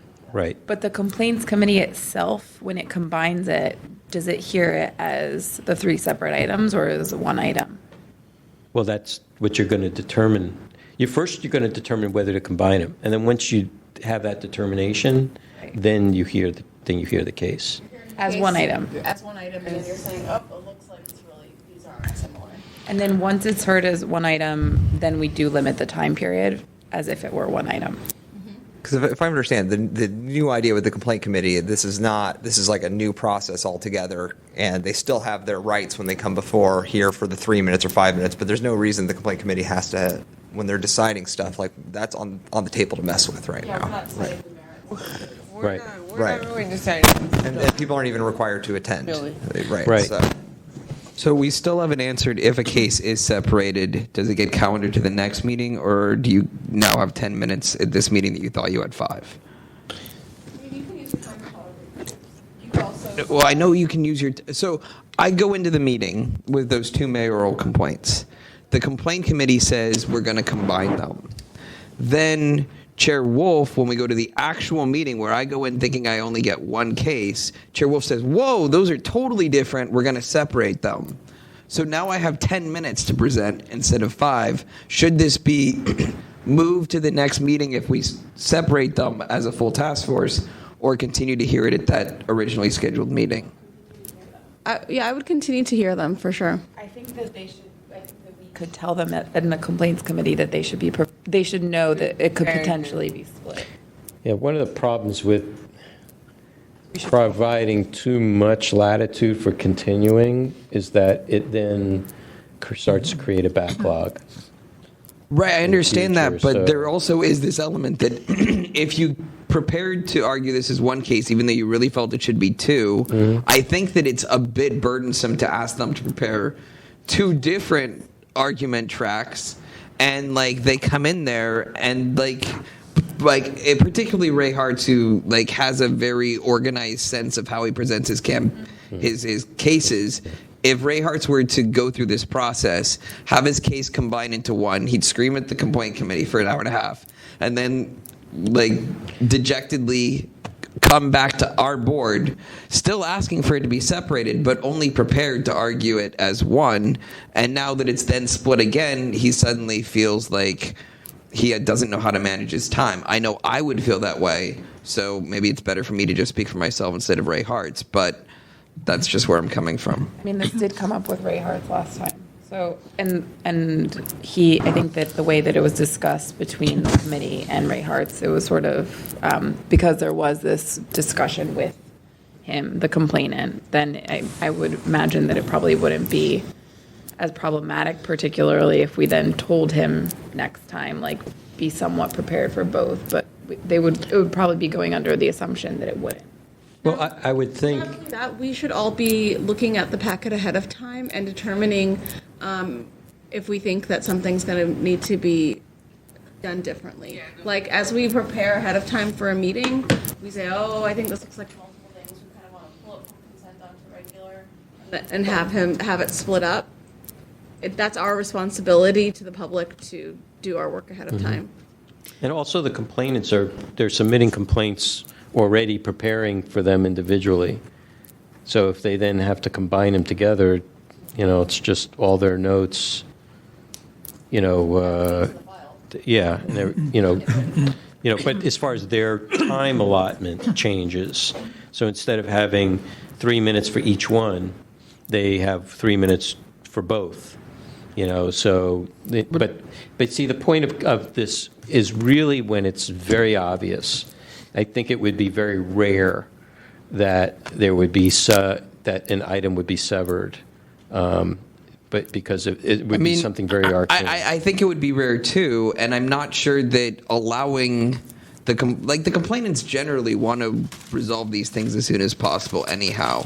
So I think allowing them the opportunity, if it changes, because in essence we're changing what the agenda is from what its posted agenda actually is. So I think that there's actually a legal argument that they should be continued, whether we just continue the spin-off case.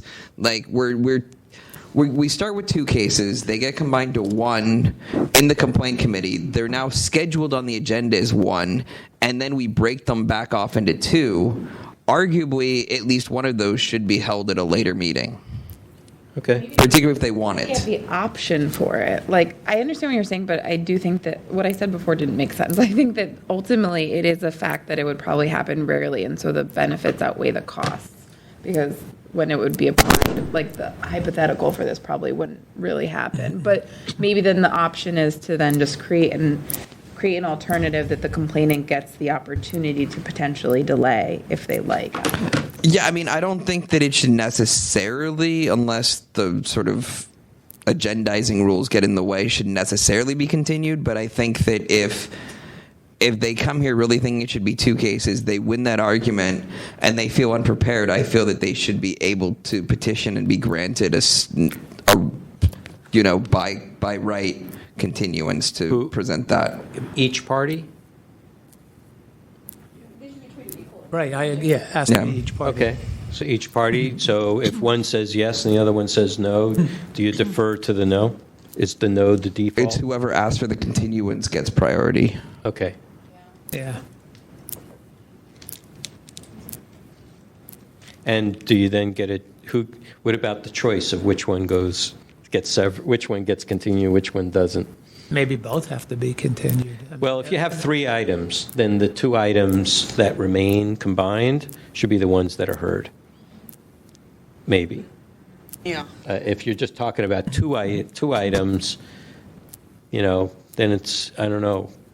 At that point, it could be a choice at that point. Can that be to the discretion of the chair? Because at this point, we're talking about how to negotiate continuations, and it's well. But really then you're a asking me to do it here on the fly, And in public forum in real time. in terms of deciding the schedule based on the needs of each of these 3 people, or 2 people plus So us. I'm going to err on the one that's going to be the quickest to adjudicate. And to an extent, the complaint committee needs to be given a certain amount of discretion. The job of the committee is to figure out these types of procedural items. So I don't think that members should be looking at an item for the first time on this Wednesday night and thinking that it should be split up. Right.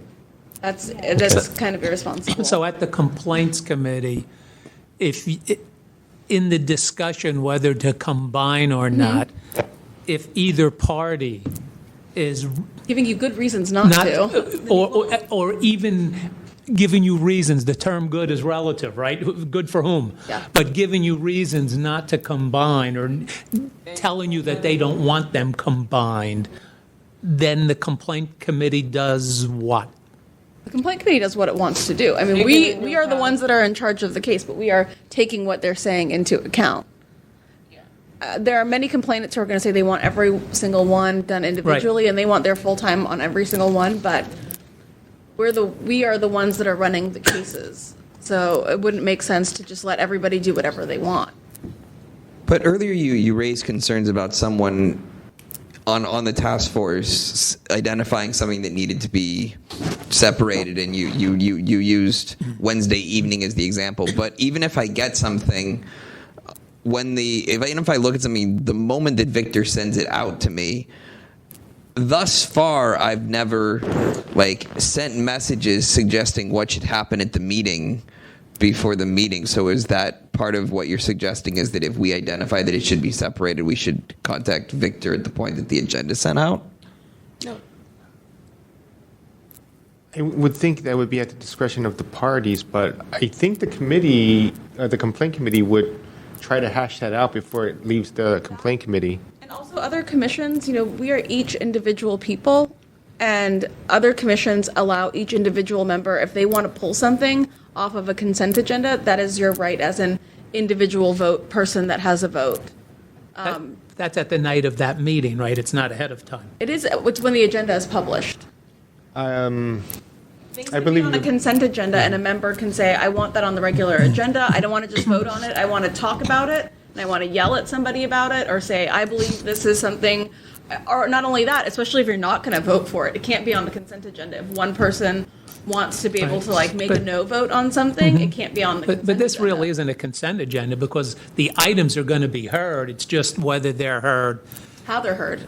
How they're heard, individually or separately. And I believe, I think the standard that we're going to be working with is that I would note on the agenda that the chair intends to consider a motion to hear the following files together. And I would list all the files on the agenda, but I would put a note on the agenda saying the chair intends to hear these three together. Just so that everyone knows that we're going to talk about the three items together.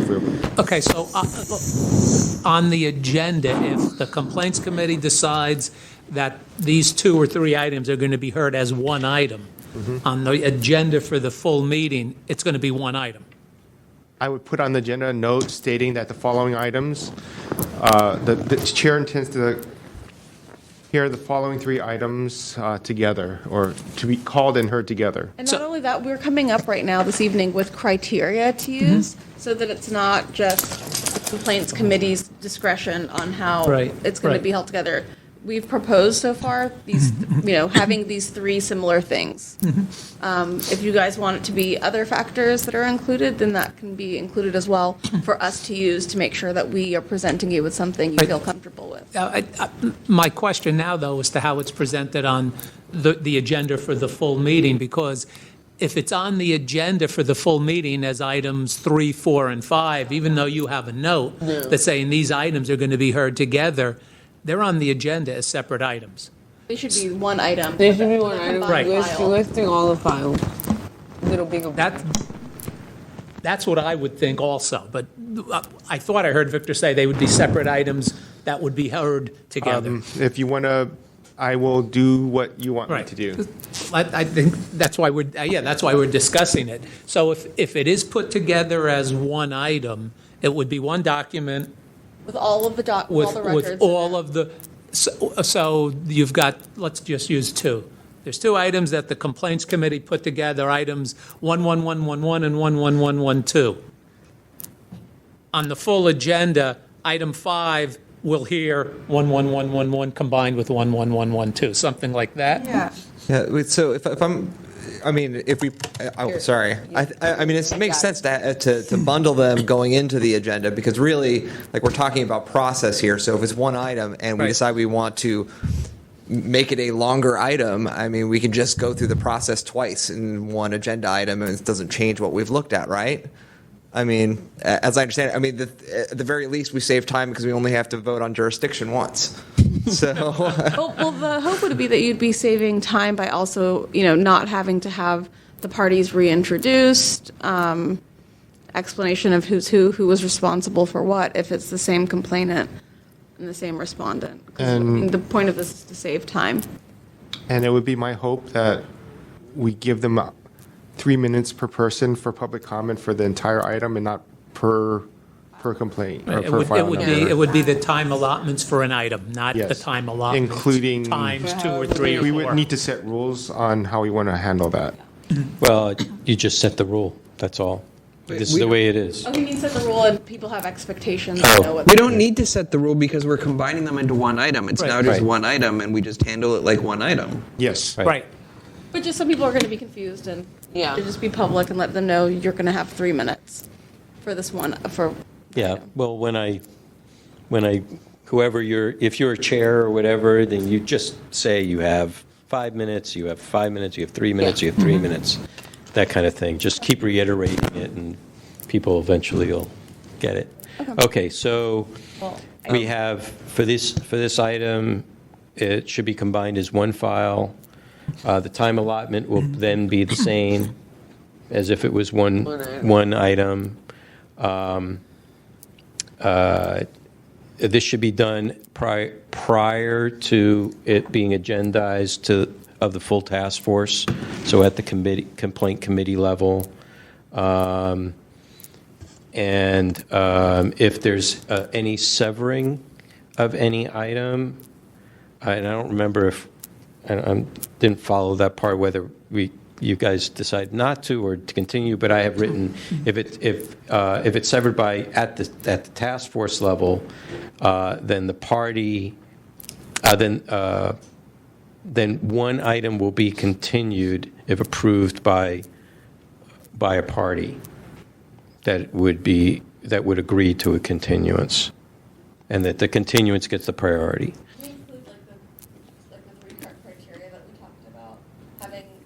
Right. complainant, respondent, and ordinance section implicated. Could we also add that the complaints were filed in sort of proximate time of one another, so we're not combining something that was 4 years ago. Yeah, 2 years ago, 1 year ago. Maybe we can just leave that. I mean, this isn't limiting statute. It's limiting when we can combine people's cases. I mean, 30 days, like nothing outside of 30 days. I mean, is that need to be less? That's never pretty had that short. high? problem. No, short. That's. I think 6 months. I would say 6 So months. we would combine. So if somebody files a complaint on January 1st and then they file another complaint on July 31st, we could theoretically combine those complaints into a single hearing.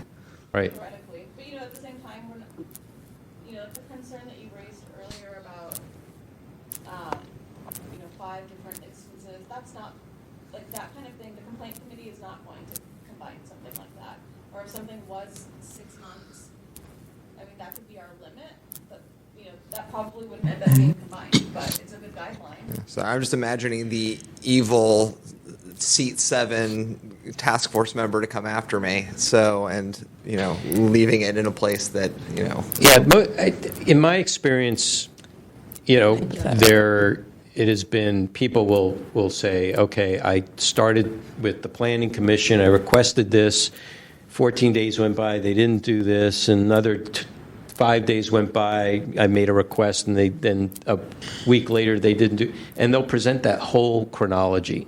So you might have multiple, and we have found multiple violations then because they've maybe supplied something that was unresponsive and it was obvious that it was unresponsive, or there may be multiple different violations because of something happened in a chronology of time. Then you have the other situation where people will try to compound different different periods of time that were independent of each other over the course of, they asked for it in January, then they asked for, something, they asked for the same thing, but at a different period of time, like essentially here for a set of minutes. You have two separate independent documents, but it's the same animal. It's still apples to apples. So, but it happened 2 months later. Sometimes like Anne Troubeau brought up, she, did this kind of fishing expedition over the course of, many years for agendas. You can combine all those together because it's applicable, for all of them together. But I think you're correct. I don't like hearing about items that I have not been party to prior to me coming onto the task force. And I don't think relying on people who were formerly here to try and carry that and convince me or try to, explain it is a good way of doing things. So I would look to, okay, we have a 2-year term here. And to try to keep things as inclusive in 2 years as possible. Okay, and if you want to make it so cases are on more of a year-by-year basis, then do it that way. So I would think in that kind of time frame. So whether you want to do within 30 days, 60 days, or 6 months, or whatever. I mean, it's hard for me when I'm thinking. I'm defaulting to public records on this, and when I read this, I might have the violation might be this. I'm alleging for the same one. I could have filed 5 requests with, say, the sheriff's department. And for the same document? No, for different documents. Okay. But the violation is the same. You didn't give me the records, but the BS exemptions they're claiming are all different. And so if I can argue each one individually because each one is a hard exemption that they might be claiming. But if we combined it all to one, then I could be ending up with 5 difficult exemptions to argue against in a very short amount of time. Right, I hear you. But the difference with that is that then the complaint committee needs to discern whether they're truly independent, violations of each other that really require their own hearing or not. And I think that we want to leave it not vague, but we want to leave it flexible. Right. So that they can actually hear the details of the case and, truly, this is like the case that we just had with Ray Hartz obviously was a good reason to combine them, and which is why he didn't complain. Yeah, I mean, Okay. I agree. I just worry about all of us get cleared out of here and they replace us all with a bunch of stooges and we've. I know, but you know rules. what? That's for a number of reasons that will happen. Okay, if you. Yeah, I mean, there's all kinds of reasons.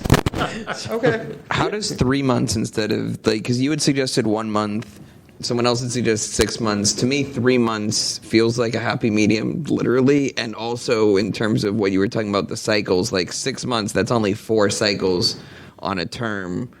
3 months increases it to 8. It's all sloppy math anyhow, but. So we can always, these are, living documents. So we can always adjust them if they aren't working, in the future, and we should review them as we are now. Okay. So 3 months. Does that seem okay with everybody? Okay. So within a 3 months. Okay. So I have just a question on the same subject matter or violation. That's violations. Well, the question it should be the same complainant on the same respondent for the same complaint on the same item. So think of Ray Hartz. What's item? Item. What do you mean by item? So Ray Hartz was talking about minutes. So if it was, he was saying that there was something missing on the agenda and then something not happening on the, it's not the same item. You could say those were 3 items because it was 3 different agendas. No, but it's still an agenda. So the same subject matter. Okay. Right, nothing to do with the section of code whatsoever. Right. Yeah, I mean, the thing is if you were to ask for, ask the Planning Commission for, certain documents and they just weren't responsive to any of them, it's not a matter of what the content of the documents is. It's the function that they didn't actually respond at all. So you can combine those three together, okay, because it's the same complainant, the same respondent for the same complaint. Even though the items may be different, the function of what happened in the complaint is all the same, okay? But that needs to be discerned by the complaint committee. They need to ferret out those particular details, and I think that's the purpose. And I think making it too much of a hard and fast rule doesn't provide enough flexibility for that, because it's all kinds of details that could make things different from each other.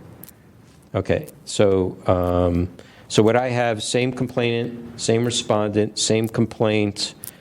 Well, I can't say that on same item per se. Nucleus of operative facts. Okay, That's nucleus of operative facts. That's a much more suave way of saying what I had in my head. So. Well, it's a phrase that everyone knows. Okay. I don't know it. Speak for your lawyerly self. Okay. And if somebody has a better simile for that, please provide it. We could put a footnote with a 3-page explanation of what all that the means. disclaimers. But the dates may be different and not beyond a 3-month or and within a 3-month period. Within.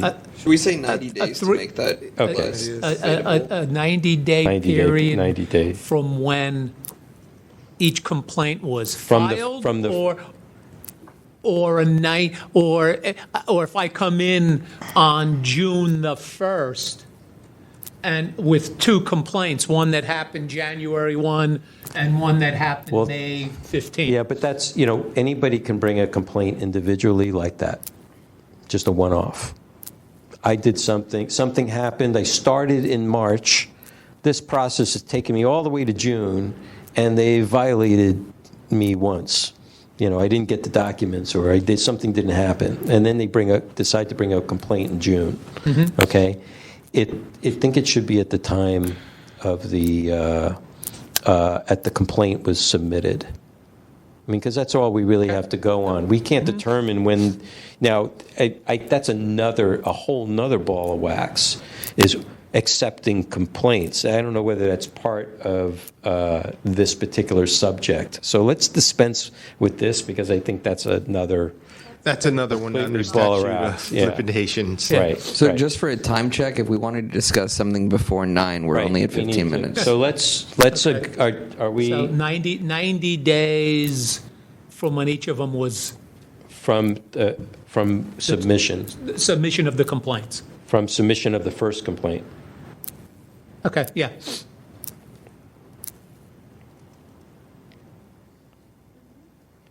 Okay, and then they should be combined as one file. The time allotment will be the same because it's one file. It should be done at the complaint committee or prior to the agendizing of the Sunshine Task Force. At the complaint committee or any committee hearing complaints, does that have to go? Right, that's, because any committee can act as Okay. a complaint committee, Okay. essentially, or any committee that's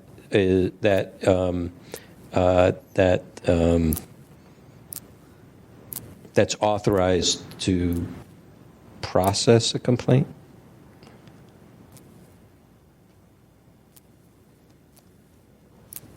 By authorized, prior to agendizing this SOTF agenda by an authorized committee to hear complaints. And then severing a combined complaint. If severed at the Sunshine Task Force, then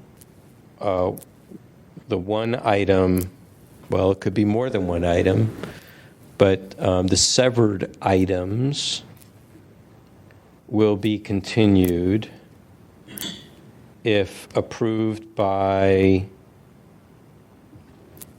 a party agreeing to the continuance. Can we even do that? Like, isn't the severed item really a new agenda item, though? Right, so it'd be continued to. No, I understand why it could be continued. I'm having a hard time realistically understanding with the rules of agendizing how we can not continue it. If we sever an item, don't we need to take that severed item at a future meeting? I don't understand It's how still we... listed on the agenda, so it can still be heard, even if it is severed from a joint item. Okay. Right, and you can apply a number. It could be the same number with like the letter A or -1 or something like that, so we know that it was part of it. Sounds good. And there'll be a notation that it was severed. Yes. So I will like that. design some new formatting. And the so the continuance gets priority. Okay, if it is requested. Okay. Any objections on that? Okay, great. So without objection, that is approved. So we're going to stop here. The next items that we had pulled was tabling for being unresponsive, which was considered not controversial, but it seems like these two were controversial. Statute of limitations, rules of reason, and vexatious complainants. I just want to say something with regards to the rule of reason. I don't necessarily think that needs to really be dealt with as a policy or a procedure per se. My feeling is on rule of reason, they have to kind of prove it. If you're going to say it's going to be disruptive in your office, you got to come with proof. Now, if you want to decide what that proof, what a bar or a threshold is for regard as proof, then let's do that. And we can have lawyer, DC Acola or anybody, want to look up the case law and see some of the details on what that might mean. I think that might be helpful. But for the most part, the rule of reason, sure, you want to do that, fine, but prove that it's going to cause this disruption. Just don't say there's 30,000, and then I can sit here and I can say, okay, well, here, I've got 50,000, and I can print this out anytime you want. How long would it take? As long as my printer will not run out of ink and paper. So, it's that kind of thing. So that's all I wanted to say on rule of reason. Okay, so let's move on so we don't lose DC Acola. I don't think this last item would take too long. Next on the agenda is item number 8, file number 16112, review of Ethics Commission complaint numbers 1516-T3 and 1516-T4, Joe Warren versus Nancy Serra and the Sunshine Ordinance Task Force. This is listed as a potential closed session for a conference with the city attorney. If you do want to go into closed session, we would need a motion to that effect. Right. Would you like to discuss the closed session first? Or? Close from whom? But it is audio. Closed session would mean that it's not on the record. It's not recorded. Well, it's recording. It's not a public It's recording. not public. Actually, I would stop the recording and start a new recording for closed session only. So I understand how we could go into closed session. What I'm less clear on is why we would need to. Okay, so first of all, let's get a motion. Let's do it properly. You want to get a motion on the floor to go into closed session, and then we can vote whether to do it or not. If we choose not to do it, then we just do it in open session. In the microphone? Can you? Point of clarification, do we have any other items, public items? No. Okay, because we would have to adjourn the open session and open a closed session. Right. So I just want to make sure we don't. Yeah, have no, to this go is the back. last item. Oh, great. Yeah. We have administrator's report still. Yeah, administrator's report. Which would need to be in an open If session. that needs to be an open session, we need to. But we have to come back into open session to adjourn anyway. Okay. In my experience, you adjourn the open session and then you go into closed session.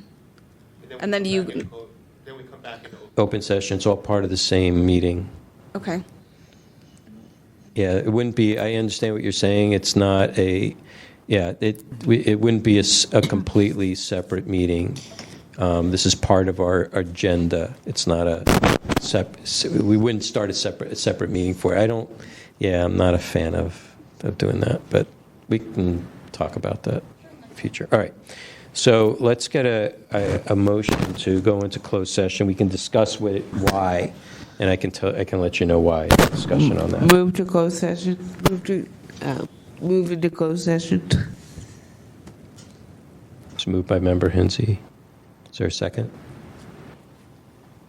Okay, seeing none. Okay, that motion dies. Okay, so With the motion, can we have this? We need to have the motion and why we're making the motion. So to move into closed session to discuss this item, because why does it? because it's to closed session. Okay, so we're moving. Okay, so I'll say. Do you want to say it, or I want to say it? Go ahead. Yeah, through the chair. Yeah. So there's been a complaint filed against the task force with the Ethics Commission, and you could potentially go into closed session to discuss legal strategy or get legal advice off the record for this pending ethics hearing. And the basis for that is Section 67.10, subsection D. I could read it off for you. You could. That's enough. I mean, it's okay. just that if you go, I think legally to go into closed session, we need to say why we're going into closed session, not just make the motion. So that's enough for me. So the section does say, based on the advice of legal counsel and on a motion and vote in open session to assert the attorney-client privilege. So Great. I'm wondering if we want to discuss whether or not to go into it before someone provides a motion, or how do you guys want to do that? I would prefer to discuss it before we go into closed session because I have some reservations about the task force just in general going into closed session. So I would prefer to discuss this, but whatever. Okay, the background of this is the task force has been made a respondent to the Ethics Commission. Mm-hmm. And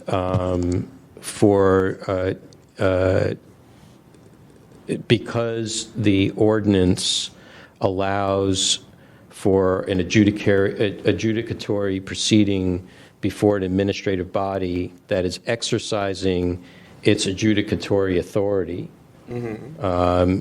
And because we will be at somewhat of a defense on this, that if we had to have a certain strategy or certain plans for being able to present ourselves for this that we didn't want to have publicized because it could affect the outcome if it was presented before the case even comes up. Basically the showing of our hand for some reason, then if we did it in public, then it would leave us at a disadvantage. Right. I understand all of that. Okay. I just don't feel that. I feel that the importance of the role of the Sunshine Task Force overshadows any legal advantage we may have by not showing our hand. I see what you're saying. Okay. Well, I disagree. I'm going to make the motion to go into closed session in order to have conference with legal counsel on this action being taken against the Sunshine Ordinance Task Force. Second. Okay, so moved by Member Tesfaye, second by Member Hinsey. Any discussion on going into closed session? Any public comment? There is no public to comment. Okay, we should roll call on this? Mm-hmm. Yeah. On the motion to go into closed session, Member Josh Wolf. No. Wolf, no. Copra absent. Member Tesfaye. Aye. Tesfaye, aye. Member Moss. Aye. Moss, aye. Member Kanata. No. Kanata, no. Member Fisher. Aye. Fisher, aye. Member Hinsey. Aye. Hinsey, aye. Highland, excuse. Member Barnensky.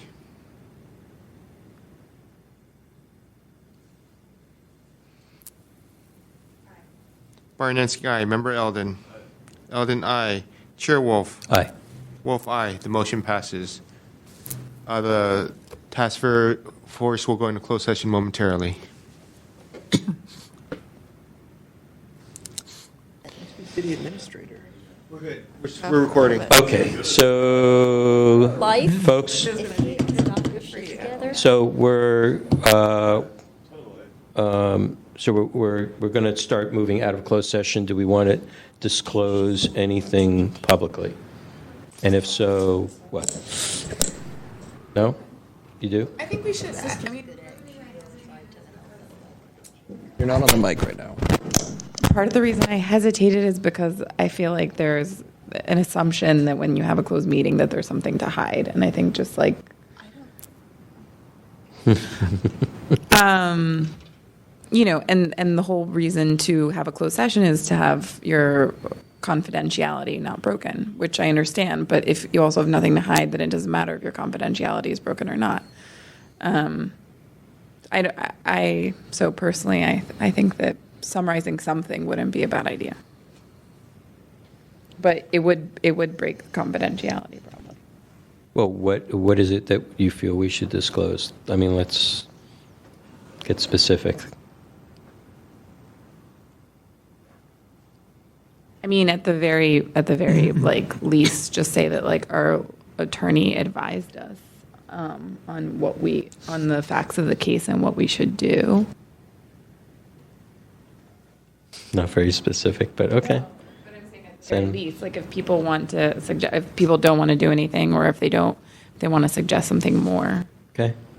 Anybody else? Go ahead. I mean, I don't think that anything that we discussed in closed session couldn't have been discussed in open session.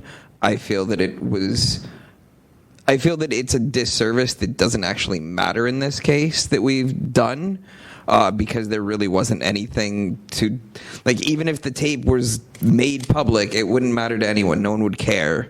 But now we've created this situation where there is this big question mark. And so I think we should disclose as much as possible, because I don't think that there was retrospectively a good reason to have gone into closed session at all. Okay.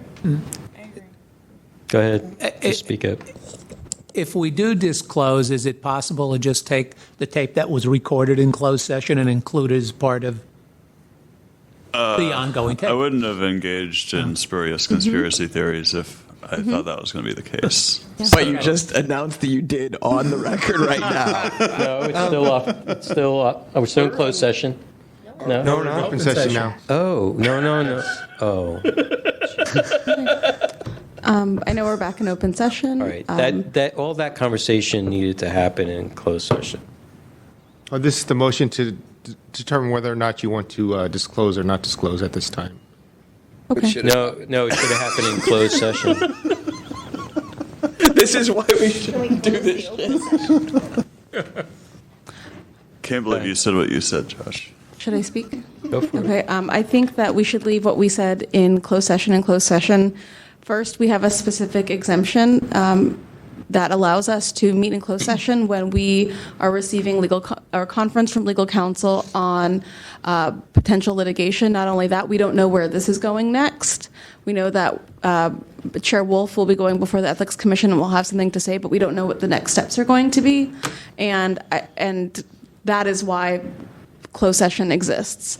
And so I don't think that even though at this time we feel like we have a strategy that we're fine making public, we don't know where this is going to be going next, and there's no way for us to know. So that's why I believe that this specific exemption exists and why our conversation applies. Okay. So the question is do we want to make any part of what we discussed in the closed session public at this time? Do we want to make an announcement? Do we want to 150 words submission. Okay. In the addendum. I mean, I guess the I guess what I mean. It's hard to now. You can't. Even, it's hard to even talk about the specifics because we're not in closed session anymore to determine what should or what shouldn't be disclosed. That's a conundrum now. So I guess what I could say is I will report go before the Ethics Commission on the task force's behalf. I don't know, Victor, you want to join me there to provide any detail that I might not have? I mean, it's It's the been details. decided. We're putting this. We're disclosing. Can we take a vote on that? This Okay. is all on the open session right now, Yeah. so everything that he just said is now on the record. Right. That's. All right. How do you suggest that we should proceed? I would like someone to make a motion to disclose if that's what they want to do. If Okay. they would like to disclose. If not, Got if it. there's no motion, then that would be kept in closed session. Got it. But as I said earlier, we don't know where this case is going, and I don't feel comfortable having the conversation from our closed session publicized until we have Member Wolf go before the Ethics Commission and we hear what they have to say. Okay, so I'd like to actually make a motion, and I know it's probably going to get voted down by everyone but one other person, but that we take the closed session recording and introduce it into the open record. is there a second? I'll second it, yeah. Public comment? Not public comment. Any discussion? I mean, it's hard to discuss with it in person on here. I mean, all I can say is that the thing that makes me uncomfortable is, I'm sorry, I don't even think I can say it. Well, But some people spoke freely thinking that it was in closed session, and yeah, that's not exactly my concern. I mean, that is a concern, but we've had an issue where things may not have been should not have been entered into the public record by complainants before this committee that we've discussed in the past, and that I discussed just then, and I'm kind of trying to limit the impact on those complainants. Yeah, I'm not comfortable with the full record going in. If we want to disclose something specific that came out of discussion there, we feel is should be made public. I would say let's make a statement about what that is, but not the entire recording.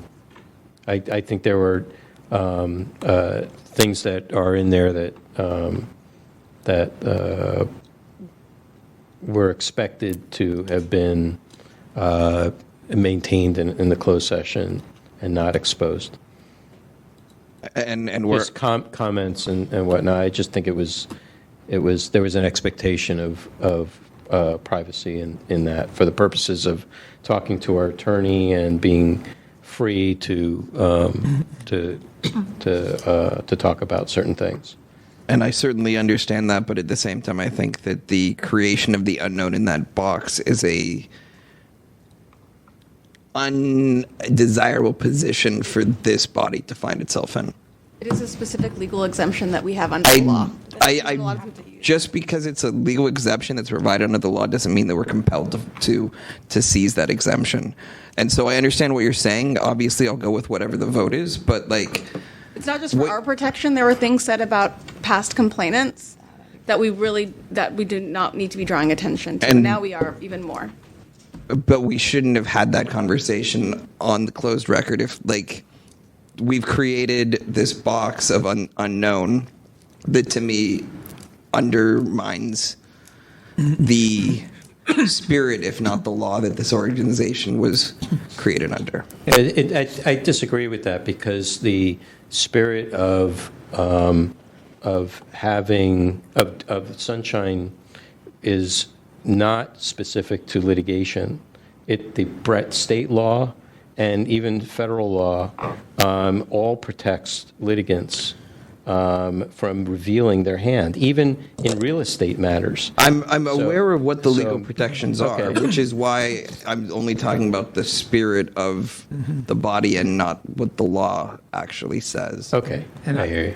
And Okay. I mean, I have a question on, since we're in open session, on how would we even determine if we didn't release the entire closed session, how would we even determine what should be, from the closed session, what should be put out in the open?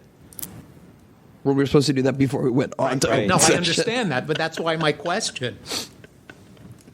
Well, yeah, let's put it this way. If we took action, then we'd have to reveal what action we took inside of the closed session anyway.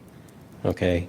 And at that point, you could be very limited in what you reveal at that point.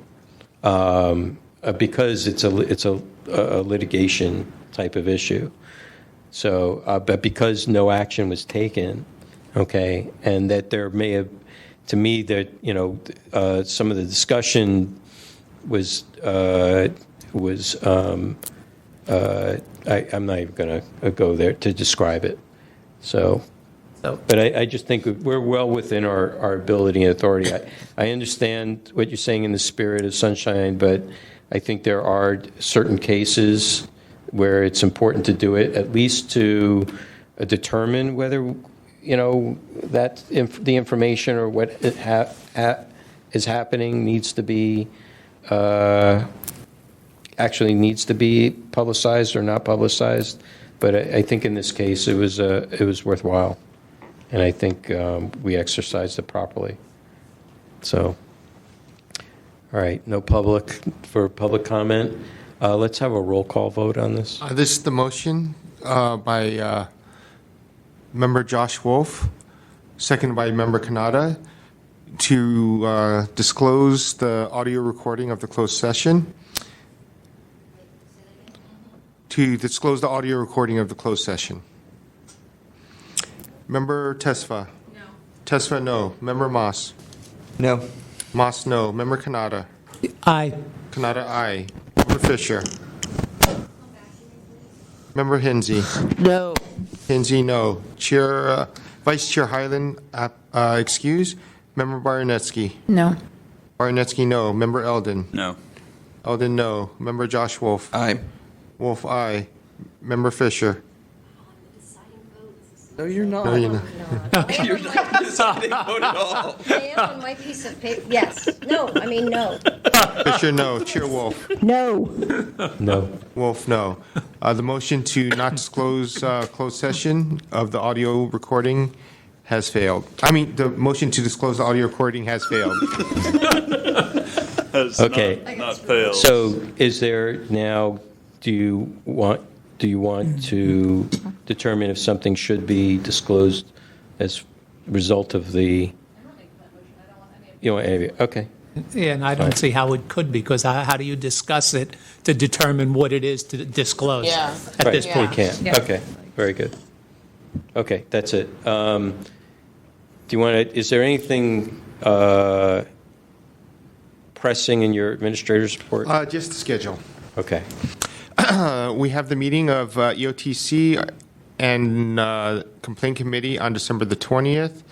I can send out a poll to confirm attendance at those two meetings. I believe that Member Hyland or Vice Chair Hyland may have issues with some of those meetings. And I believe there's the possibility of switching the Complaint Committee to a different date in order to allow me additional time to prepare reports after the meeting, right, to get it to the full task force. I guess we don't have enough time to talk about it. I'll talk to Chair Tesfaye about that separately, and then we'll figure it out. Okay. All right. Anything else for the good of the cause, folks? Oh, yes. I'll try to keep it quick. So the legislature is going to be moving very, very quickly over the next 6 to 8 weeks in order to lock down California against the federal government, let's say. And so there may be things that affect our work. There may not be, but I will try to keep apprised and alert Chair Wolf to anything that I think is important, and he will hopefully alert other people to it. I would. I think there was Mr. Pell had brought up those two Supreme Court cases. So yes, there was. I don't know about the second one, but there was the one that was argued this morning in the California Supreme Court over. It's the case over San Jose city council members, using private email or private other communications, and whether those are public records or not. And that's a significant case. I mean, it took forever to get to this point, but they'd argued it, and I don't know when we'll get a ruling on that. Yeah. But more I'm talking about is emergency measures by the state legislature, particularly around sanctuary cities, immigrant rights, disclosing of data to the federal government, things like that. Right. Okay, great. Just to clarify before we adjourn, that statement was under item number 11, announcements, comments, questions, and future agenda items by members of the Sunshine Ordinance Task Force. And going back to the election to disclose or not disclose, we had a motion to disclose and that failed. I believe we should have a motion to not disclose at this time, just so there's an affirmative action. Oh, okay. Is there a motion to not disclose? I move to not disclose the discussion in the closed session. Moved by Hensy, second by Fisher. Any discussion? Seeing none, no public comment. Set procedures, maybe, well, since we voted for the other one, let's roll call. On that motion, this is a motion to not disclose our discussion. So the yes is a not disclosed. Yes. Yes. The member Moss. No. Moss, no. Member Kanata. No. Wait. That means we'll be taking no action. I think Member Moss is acting sympathetically. Because in a perfect world, we probably could have come up with something to say. Like, that's what I'm saying. We're not, so I'm going to... Could you just call me next? Member I'm Fisher. sorry. Yes. Fisher, aye. Member Hensy. Aye. Aye. Highland, excuse. Member Baranetsky. Abstain. Can't. Yes or You can no? pass and then come back. Member Eldon. Aye. Eldon, aye. Member Josh Wolf. No. No. Member Tesfa. Aye. Tesfa, aye. Member Baranetsky.